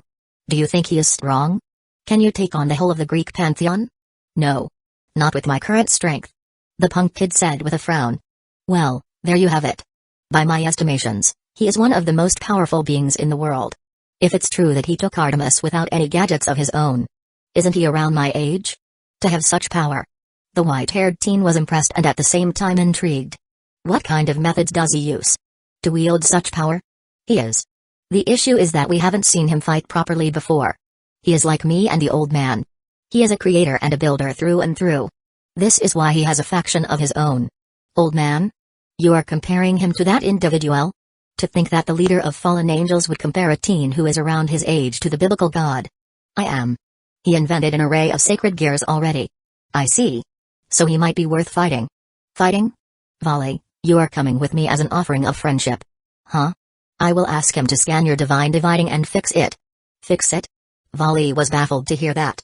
What is there to fix? The gear is working perfectly. According to Sunosaitre, balance breaker is not built in naturally. This means you are constantly forcing it to do what it is not supposed to do. Bringing you to Marcus Goldman will allow him to scan it. This data alone will be an offering of friendship to him. Of course, we will be getting something out of it. He will allow divine dividing to achieve balance breaker naturally. Azazel, the leader of fallen angels, explained to him. Albion doesn't quite agree on this. We have no idea if this will work. Marcus Goldman could potentially allow you to fight the Red Dragon Emperor as much as you want. The fallen angel said with a grin. A victorious grin. Fine. Volley agreed the very next second. Hold it. Volley. Don't just jump into this. A pair of wings appeared behind Volley. It was a pair of energy wings made from blue energy. It looked draconic. Now you did it. Azazel said with a serious look as he looked around. They haven't even passed border control but all the people looked spacey. What is going on? You triggered the security system. The leader of the fallen explained as he looked around. He sensed a ripple spreading in all directions. The security in this place is very tight. It's like a cloth dropped on the whole nation. The moment someone raises their magic energy, the blanket reacts. This means the whole faction knows they are here. And? We are supposed to be coming here as guests. All we did was Albion reveal himself. He is right. Don't be so skittish, Azazel. I guess so. I wanted to keep your identity a secret for a bit, Volley. I didn't want to reveal my cards like that. The white-haired punk snorted. He casually shrugged without care. You know me, I don't care about politics. That you do. Regardless, the pair proceeded to try crossing the border. But at that moment armored people took over. They looked nothing like the border force. They were wearing plate armor with SPBA insignia on their shoulder. Those are not normal beings. As it was the pair's time to show passports, the armored people motioned to pass the barrier. Leader of the fallen angels. Our lord is waiting for you. Follow us. One of the armored men motioned to follow them. Oh, you guys do look like Mandalorians. Azazel nodded with an approving look as he passed the barriers, closely followed by the Volley. Our looks are inspired by them. Smallest of details, included. One of the soldiers mentioned that it had a double meaning. Something the leader of the fallen angel faction picked up. I see. In other words, from looks to fighting, they are Mandalorians. This means they know how to fight like those mad lads from the space opera called Star Wars. What Azazel doesn't even realize is that the genome and the experience these soldiers have are constantly upgraded. They are biological machines. Machines which can get upgrades depending on circumstances. This makes them even worse than any other main fighting force in the world. One thing for sure is that Quinla is a meticulous sadist. Anyone who tries to fight Marcus' faction will find it the hard way what this endless horde can do. While Volley simply observed these armored men from the side.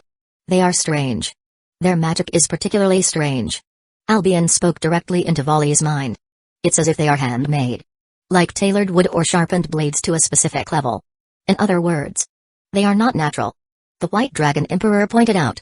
Precisely. They are man-made creations. Azazel didn't know what to think of these Mandalorians. His sharpened senses over thousands of years are telling him that these beings are alive but not quite there. This means they are living dolls. And if they are dolls, this means they can be created more. If this is true, then they are dealing with someone who most likely has the means to have thousands if not millions of soldiers running around. As the pair followed the group of Mandalorian look-alike, they left the capital airport. What waited for them was a futuristic-looking passenger plane just outside in the middle of the car park. A line of soldiers were stationed there as well.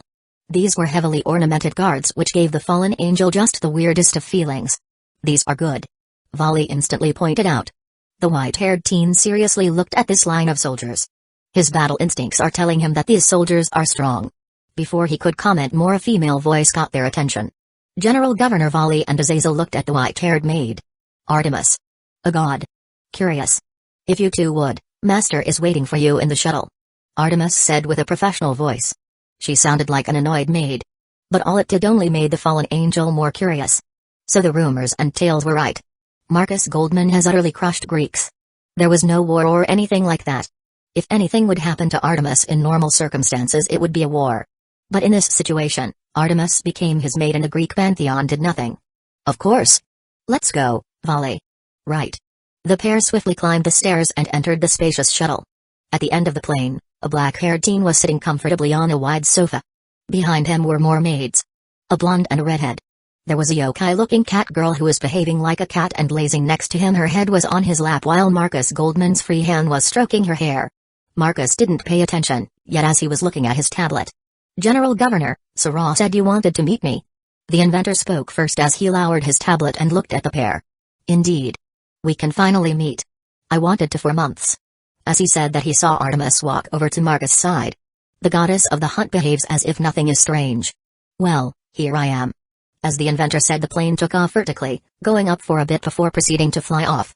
He motioned the pair to take their seats.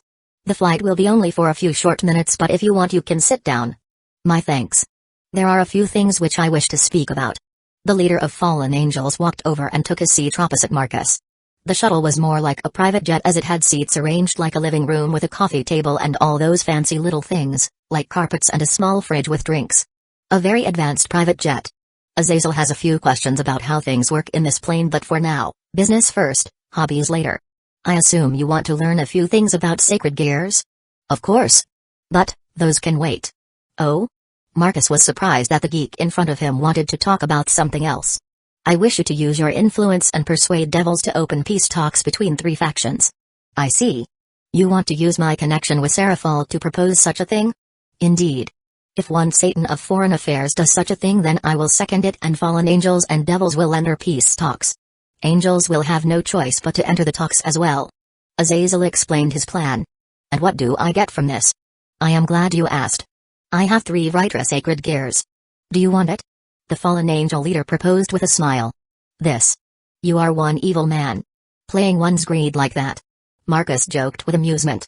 All his maids looked at the inventor with deadpan eyes. Look who's talking. Lucifer complaining about other people imitating Lucifer's techniques. It's for the greater good after all. Dumbledore would be pleased with your dedication. The teen joked for a second. Before getting somewhat serious. Ha ha ha. No doubt he would. Azazel understood the reference. No doubt that old wizard would agree with him. Both of them love peace after all. Fine. I don't see any reason why I shouldn't do such a small favor, knowing devils they will be delighted about this peace talk you are planning. Marcus doesn't mind, either way, these 3 factions don't have anything of imminent interest for him. Fantastic. Before talks can continue, the plane has landed in an open and wide cavern. By this point, Volley was already looking through the window, as he hadn't sat down in the first place. What piqued his curiosity was the amount of things this place has. There are rows and rows of these soldiers, planes which look like fighters, several types of those. Most likely some of them are carrier planes meant for army transport. Is that a spider robot? His gaze went to the far side where tall metal things with large barrels were walking. They were like spider tanks or something like that. Most likely is. That barrel is impressive. If it shoots power of destruction like they say this faction can. Albion commented on things he was seeing through Volley as well. As the shuttle landed, the group proceeded to leave it. As they got outside, they were able to see the scale of this place. We are fully underground. There are no support pillars. I assume you use alchemy to make the weight of the ceiling hold as it is. The fallen angel commented the moment he saw the expanse around him. What stuck for him was the lack of support pillars. Partially correct. Oh? I see. I can sense mana flowing through the walls. Azazel quickly started to figure it out. But, at the same time, the more he figured out, the more questions popped into his mind. Indeed. Now follow me.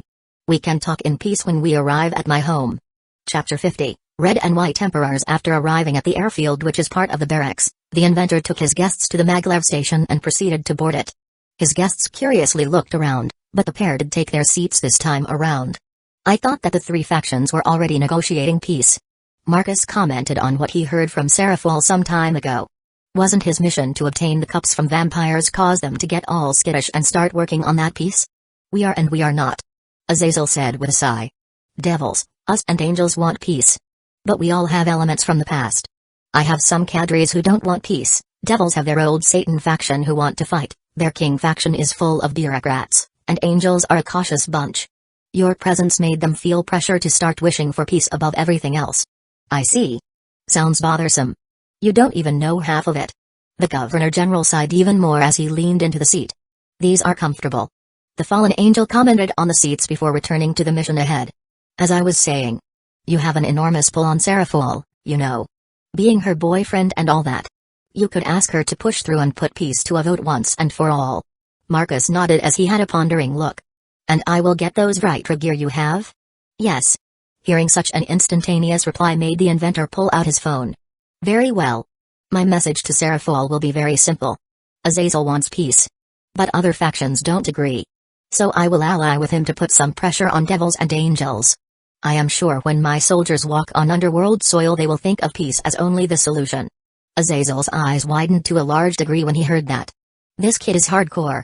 While Volley grinned when he heard that. This guy is his kind of guy. Hold it. There is no need to go overboard like this. This is not going overboard. It's a slap of realization when someone can't decide whether to slap him or her to get a grip. This is just that, a slap. Azazel slowly nodded to the explanation.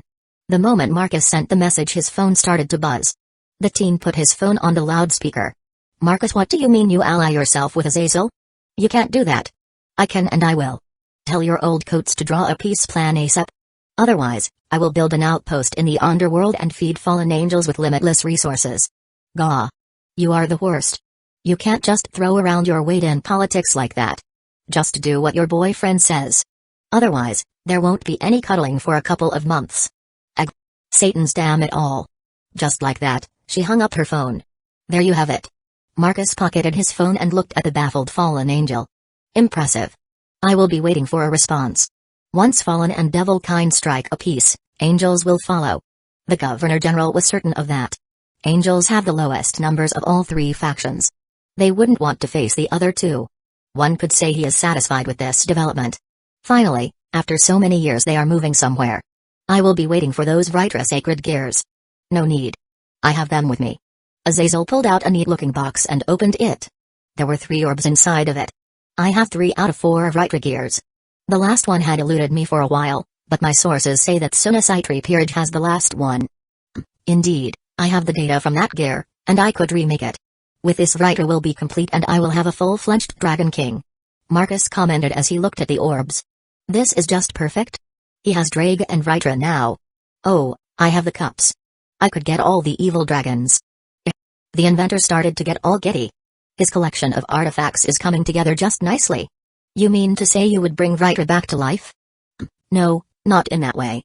I could keep him in a gear. But still would have use for it. I suppose one of my officers could have it. After all, Vritra is a powerful Dragon King with an array of unique powers. Oh, I see. He would make one of his puppets wield Vritra gear, making it loyal to him. It's terrifying how he could make all of the gears he collected useful to him. And if he could replicate them, that would be even more horrifying. It's a good thing I don't want to pick a fight with him. Azazel nervously thought that to himself as he looked at Volley sitting next to him. I guess it's time to become friends. There is another thing which I would like to talk about. I suppose it's related to the person next to you? Marcus motioned towards the guy next to the fallen. Indeed. Allow me to introduce you to Volley Lucifer, the great-grandson of the original Lucifer. He is the current generation White Dragon Emperor. The inventor had the look of realization. I see. That's quite a combination. I assume you want me to check his sacred gear? Indeed, you can say this is an offering of friendship. Volley wouldn't mind fighting the Red Dragon Emperor you have stashed in your vault. Such data would be invaluable.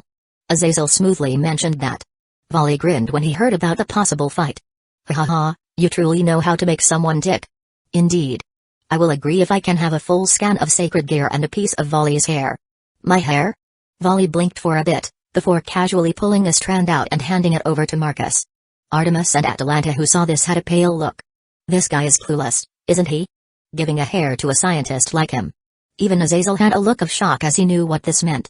He was even about to negotiate something else, but the strand was already engulfed in purple energy and floated over to Marcus' side.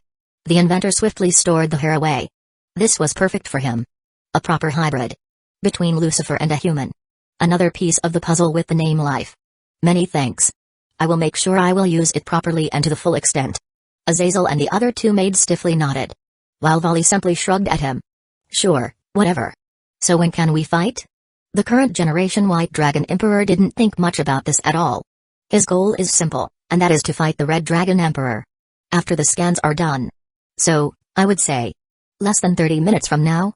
Fantastic. Marcus simply smiled seeing how easy it is to sway this guy. There is no doubt that he wouldn't mind becoming his test subject. While Azazel could only sigh. It appears the inventor in front of him realized how easy it is to sway Vali if he has a chance to fight a powerful opponent. The maglev arrived at Marcus' home, and the inventor led them through the corridors and arrived at an elevator. This will take us to my workshop. We are underground, aren't we? I suppose we are going even deeper? Azazel quickly noticed that there were no windows, only fish swimming above them. Yes. Ground is the best place to build, no one even realizes that.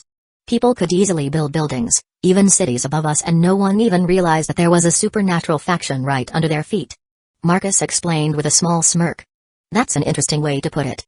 The inventor nodded before the lift doors opened in front of them. The trio entered it. Before the doors closed he pulled Atalanta into his hands. While the other girls pouted at him. The rest of you can go back to your duties. My lioness is more than enough to keep the company. The maid sighed in resignation, they nodded and returned to their jobs. Once it was clear Marcus called his AI or takes us to the workshop floor. Certainly sir. An AI that explains a lot of things.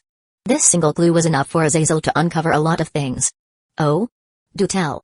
I had Athena here for a while. She was still struggling with certain things. I have no doubt. Athena is old school. Unlike her, I have been tinkering with modern technology as well. The Governor-General explained with crossed arms, but then his eyes widened to a large degree as he realized something. But this. It explains your mastery over sacred gears. I never considered the fact that they could be ancient computers. My old man was a being beyond his age. Imagine having computers more than 4,000 years ago. The leader of the fallen angels said with realization. Just by visiting Marcus Goldman, he experienced a breakthrough in his sacred gear research. Indeed, you are correct. The inventor smirked at the fallen. You will see that firsthand. He said that the lift stopped at the workshop floor and the group entered the restroom, passed it and entered the wide workshop. What greeted them was Jupiter and all of its moons lazily spinning around. Impressive. Holograms? Yep. It's a technology I call realitas, a form of hard light holograms which can hurt. Even kill, if utilized properly. It's shards of small glass mixed with magic. It can interfere with humanoid beings' perception of what they see or smell, the same with a feeling of touch. It can replicate human body heat. It's a technology I am still developing and researching. Fascinating.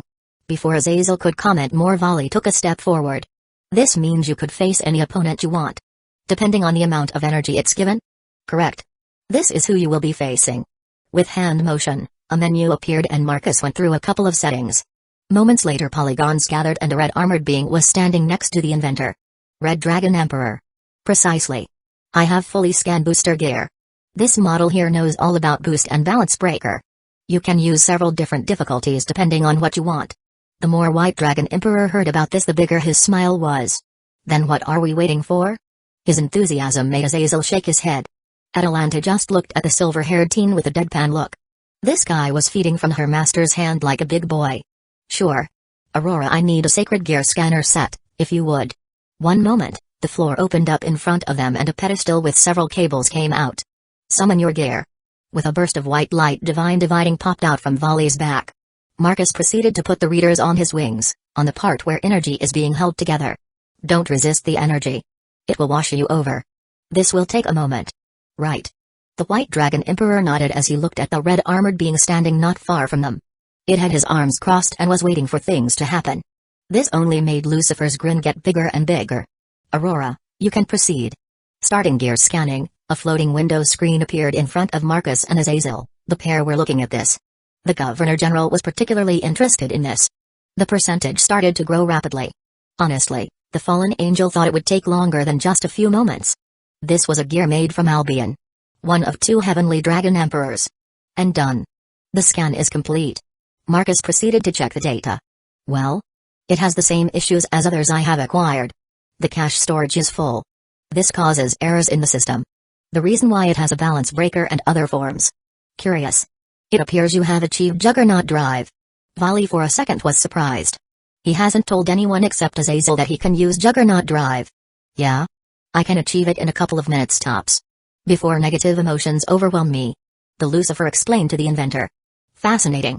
We could use that. Use what? The Juggernaut drive. I will clean the cache and adjust your divine dividing. I will add the balance breaker as a natural evolution of the gear. Then you will spar with the red one. We will gather the data, cross-reference it with the data I have acquired and then add Juggernaut drive. Meaning that you will have two natural forms. What do you think? Marcus looked at Volley when he said that. That's a deal. I have no idea what you said. But if this allows me to have Juggernaut drive under full control, I am in. Fantastic. Let's get this going then. First we erase all the cache. Then run the maintenance. With a swipe of his fingers, Marcus proceeded to fix the gear. Azazel looked at this from the side. There was a perplexed look on his face. He might have overlooked the fact that he just unleashed something horrifying on the world. Bringing Volley might have been a mistake. But he needed to make sure divine dividing went through this maintenance. The moment he heard about maintenance on sacred gears, the moment he realized that it was the truth. The Juggernaut drive was proof of how bad they can end up. The Governor General might have done this himself, but he had no idea where to start. But now, he realized that Marcus Goldman didn't just know how to make gears. He even knew how everything was run. As if he knows how Heaven's system even works.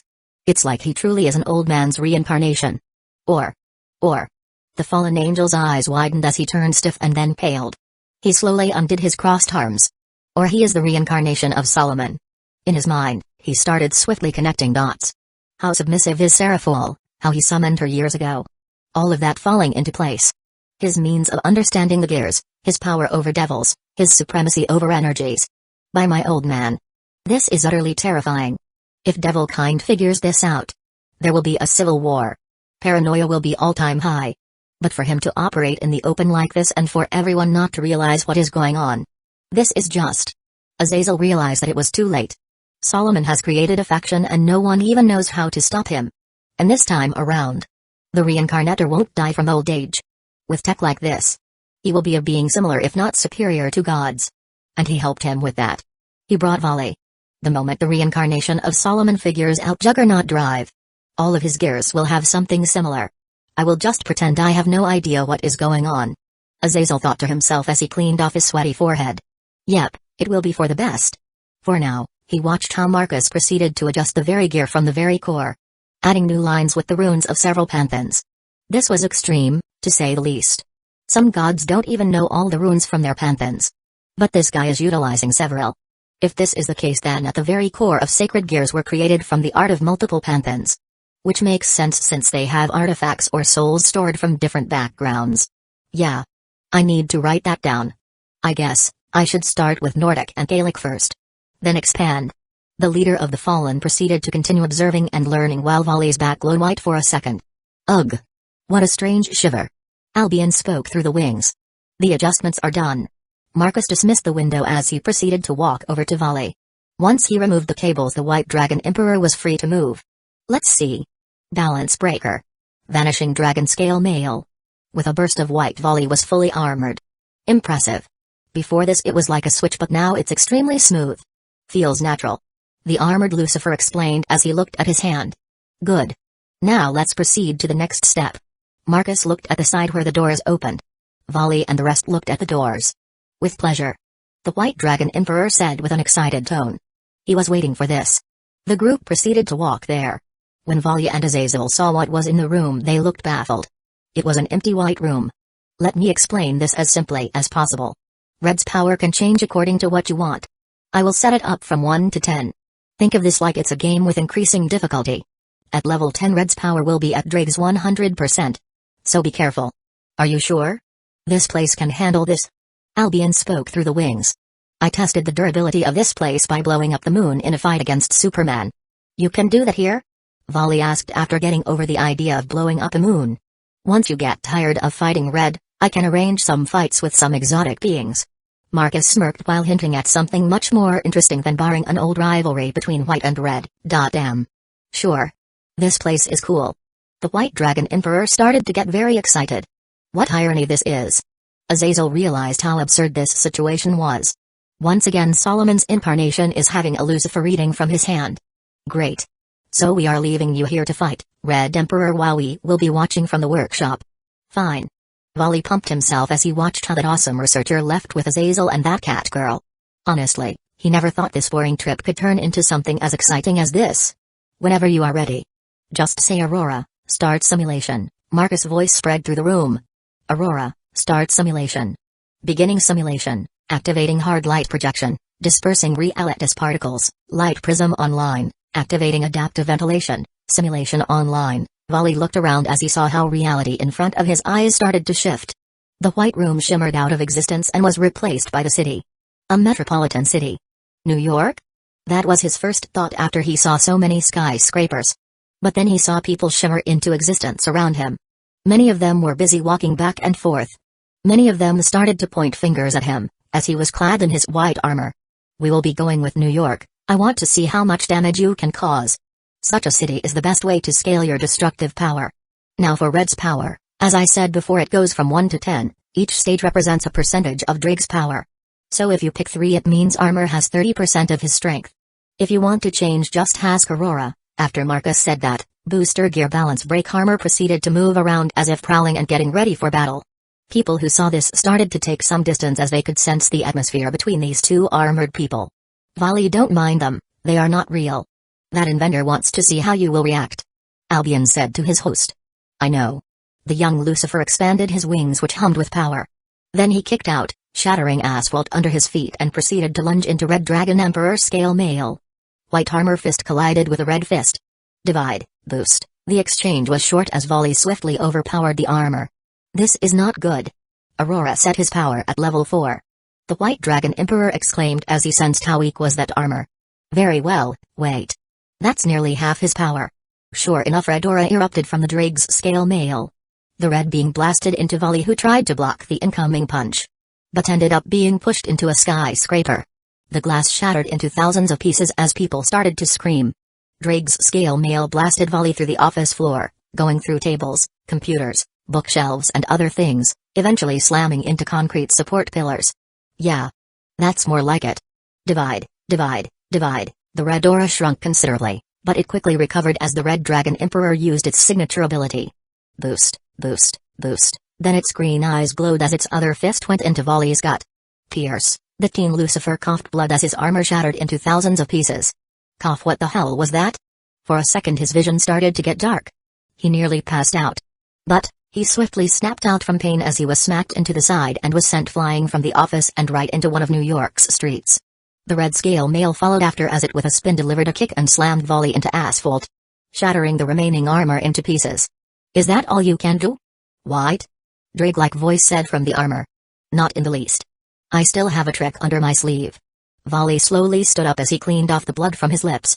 Damn. This place truly rocks. I need one of these installed in Azazel's place. Even though he knows he could potentially die, he doesn't care.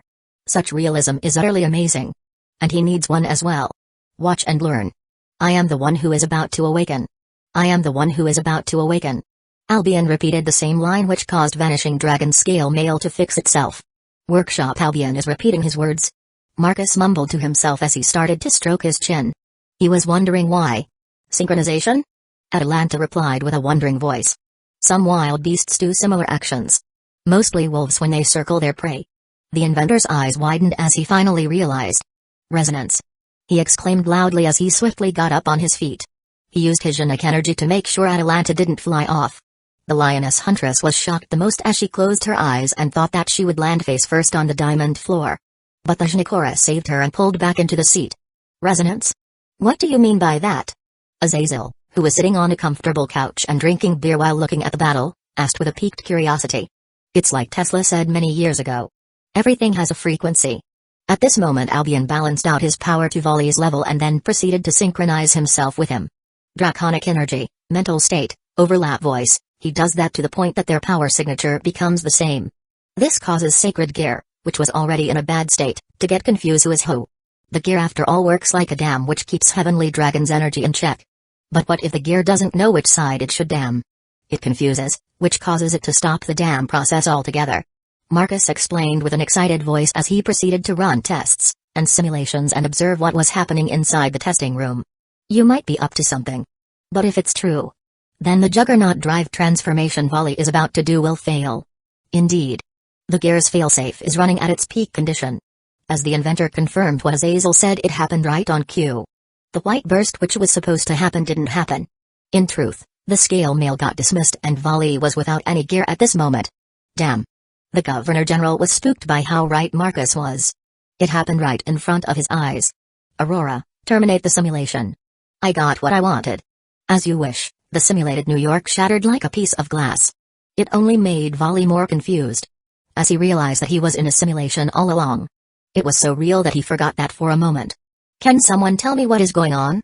The teen Lucifer exclaimed loudly as he looked around. The doors opened. Come over here. The White Dragon Emperor nodded as he proceeded to walk over. Thanks to you, now I know how Juggernaut Drive works. Marcus started to talk first as he looked at the data in front of him. Yeah? But it failed. Volley said with a frown. Of course it did. You couldn't access it anymore. Only Balance Breaker worked. I didn't include Juggernaut Drive because of corrupted files. It always baffled me. But now you showed me how it works. The inventor clarified some more with an obvious voice. I did. But it failed. I couldn't even perform it. The White Dragon Emperor frowned some more. It's the method, not the transformation itself, Volley. Azazel said from the side as he was looking at the data as well.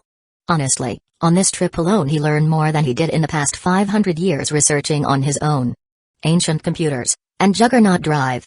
These two things will allow him to have a breakthrough in sacred gear on his own. Maybe if he sticks around some more, Marcus will explain to him how he interpreted Balance Breaker as well. That would be just grand. Method? The resonance you have with Albion, bypassing the security of sacred gear to tap into full power. Volley blinked a couple of times before thinking for a moment. I guess it just clicks. I see.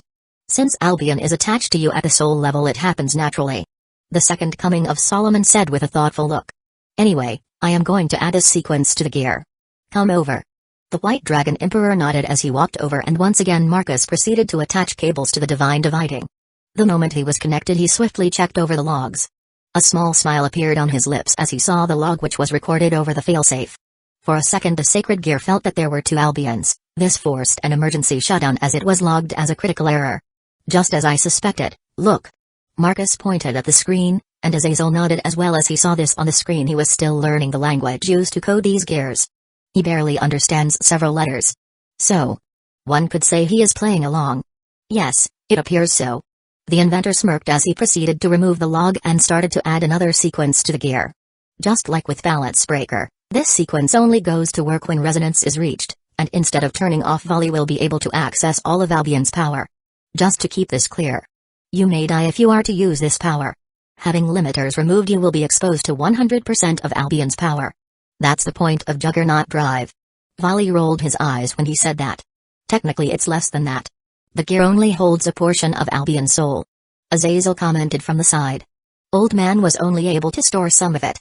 The rest was destroyed through the fight. The pair of dragons entered an outrage. There were not that many means to stop them. Does it mean you have been there? But of course. It's an experience I don't want to relive. The fallen leader said with a somewhat pale look. He recalled something from that time. Ha. That's because we were kicking your butts. That's what happens when you intervene in our fights. Albion spoke through the wings. Indeed. You had. But I am alive and you are a piece of artifact created by my old man. The group except for Azazel grimaced when they heard the burn. Right, I am almost done. Marcus changed the theme of the conversation, as he was done with sequences. He copied and pasted all that into his database. Aurora proceeded to run its simulations and run diagnostics on gears it had scanned. In other words, the AI already had legitimate 100% copies of these two gears. It has already started to experiment on other gears which don't have beasts inside of them. But, it was revealed to be a useless endeavor. Juggernaut Drive soon enough was classified as a dragon-only technique. Maybe if they are to find another beast and seal it away, they might get something similar. But for now, this only works on Drake and Albion gears. Done. You can retrain in the testing room. Alright. With a burst of white, Volley's Juggernaut Drive made his armor look bulkier and much more wild. That 100% release of power has to flow somewhere. So it naturally has altered the armor. However, this time around the White Dragon Emperor proceeded to waste Drake's scale mail, which was at 40%. After sending the red armor flying into a skyscraper, Volley was feeling bored. Aurora. If I am to change it to stage 10, will red scale mail turn into Juggernaut Drive? With new data we received from you, it's possible, but this is not tested out properly, yet. Volley grinned behind the helmet. Then let's do it. I will be the test subject for this. Very well. Switching to the difficulty level 10, setting to 100% Drake's output, half of the simulated city got illuminated red color as Welsh Dragon's scale mail started to change. This is just perfect? Vali exclaimed happily as he watched the transformation. He can't wait for a real fight. At their maximum capacity. They finally decided once and for all who is the strongest.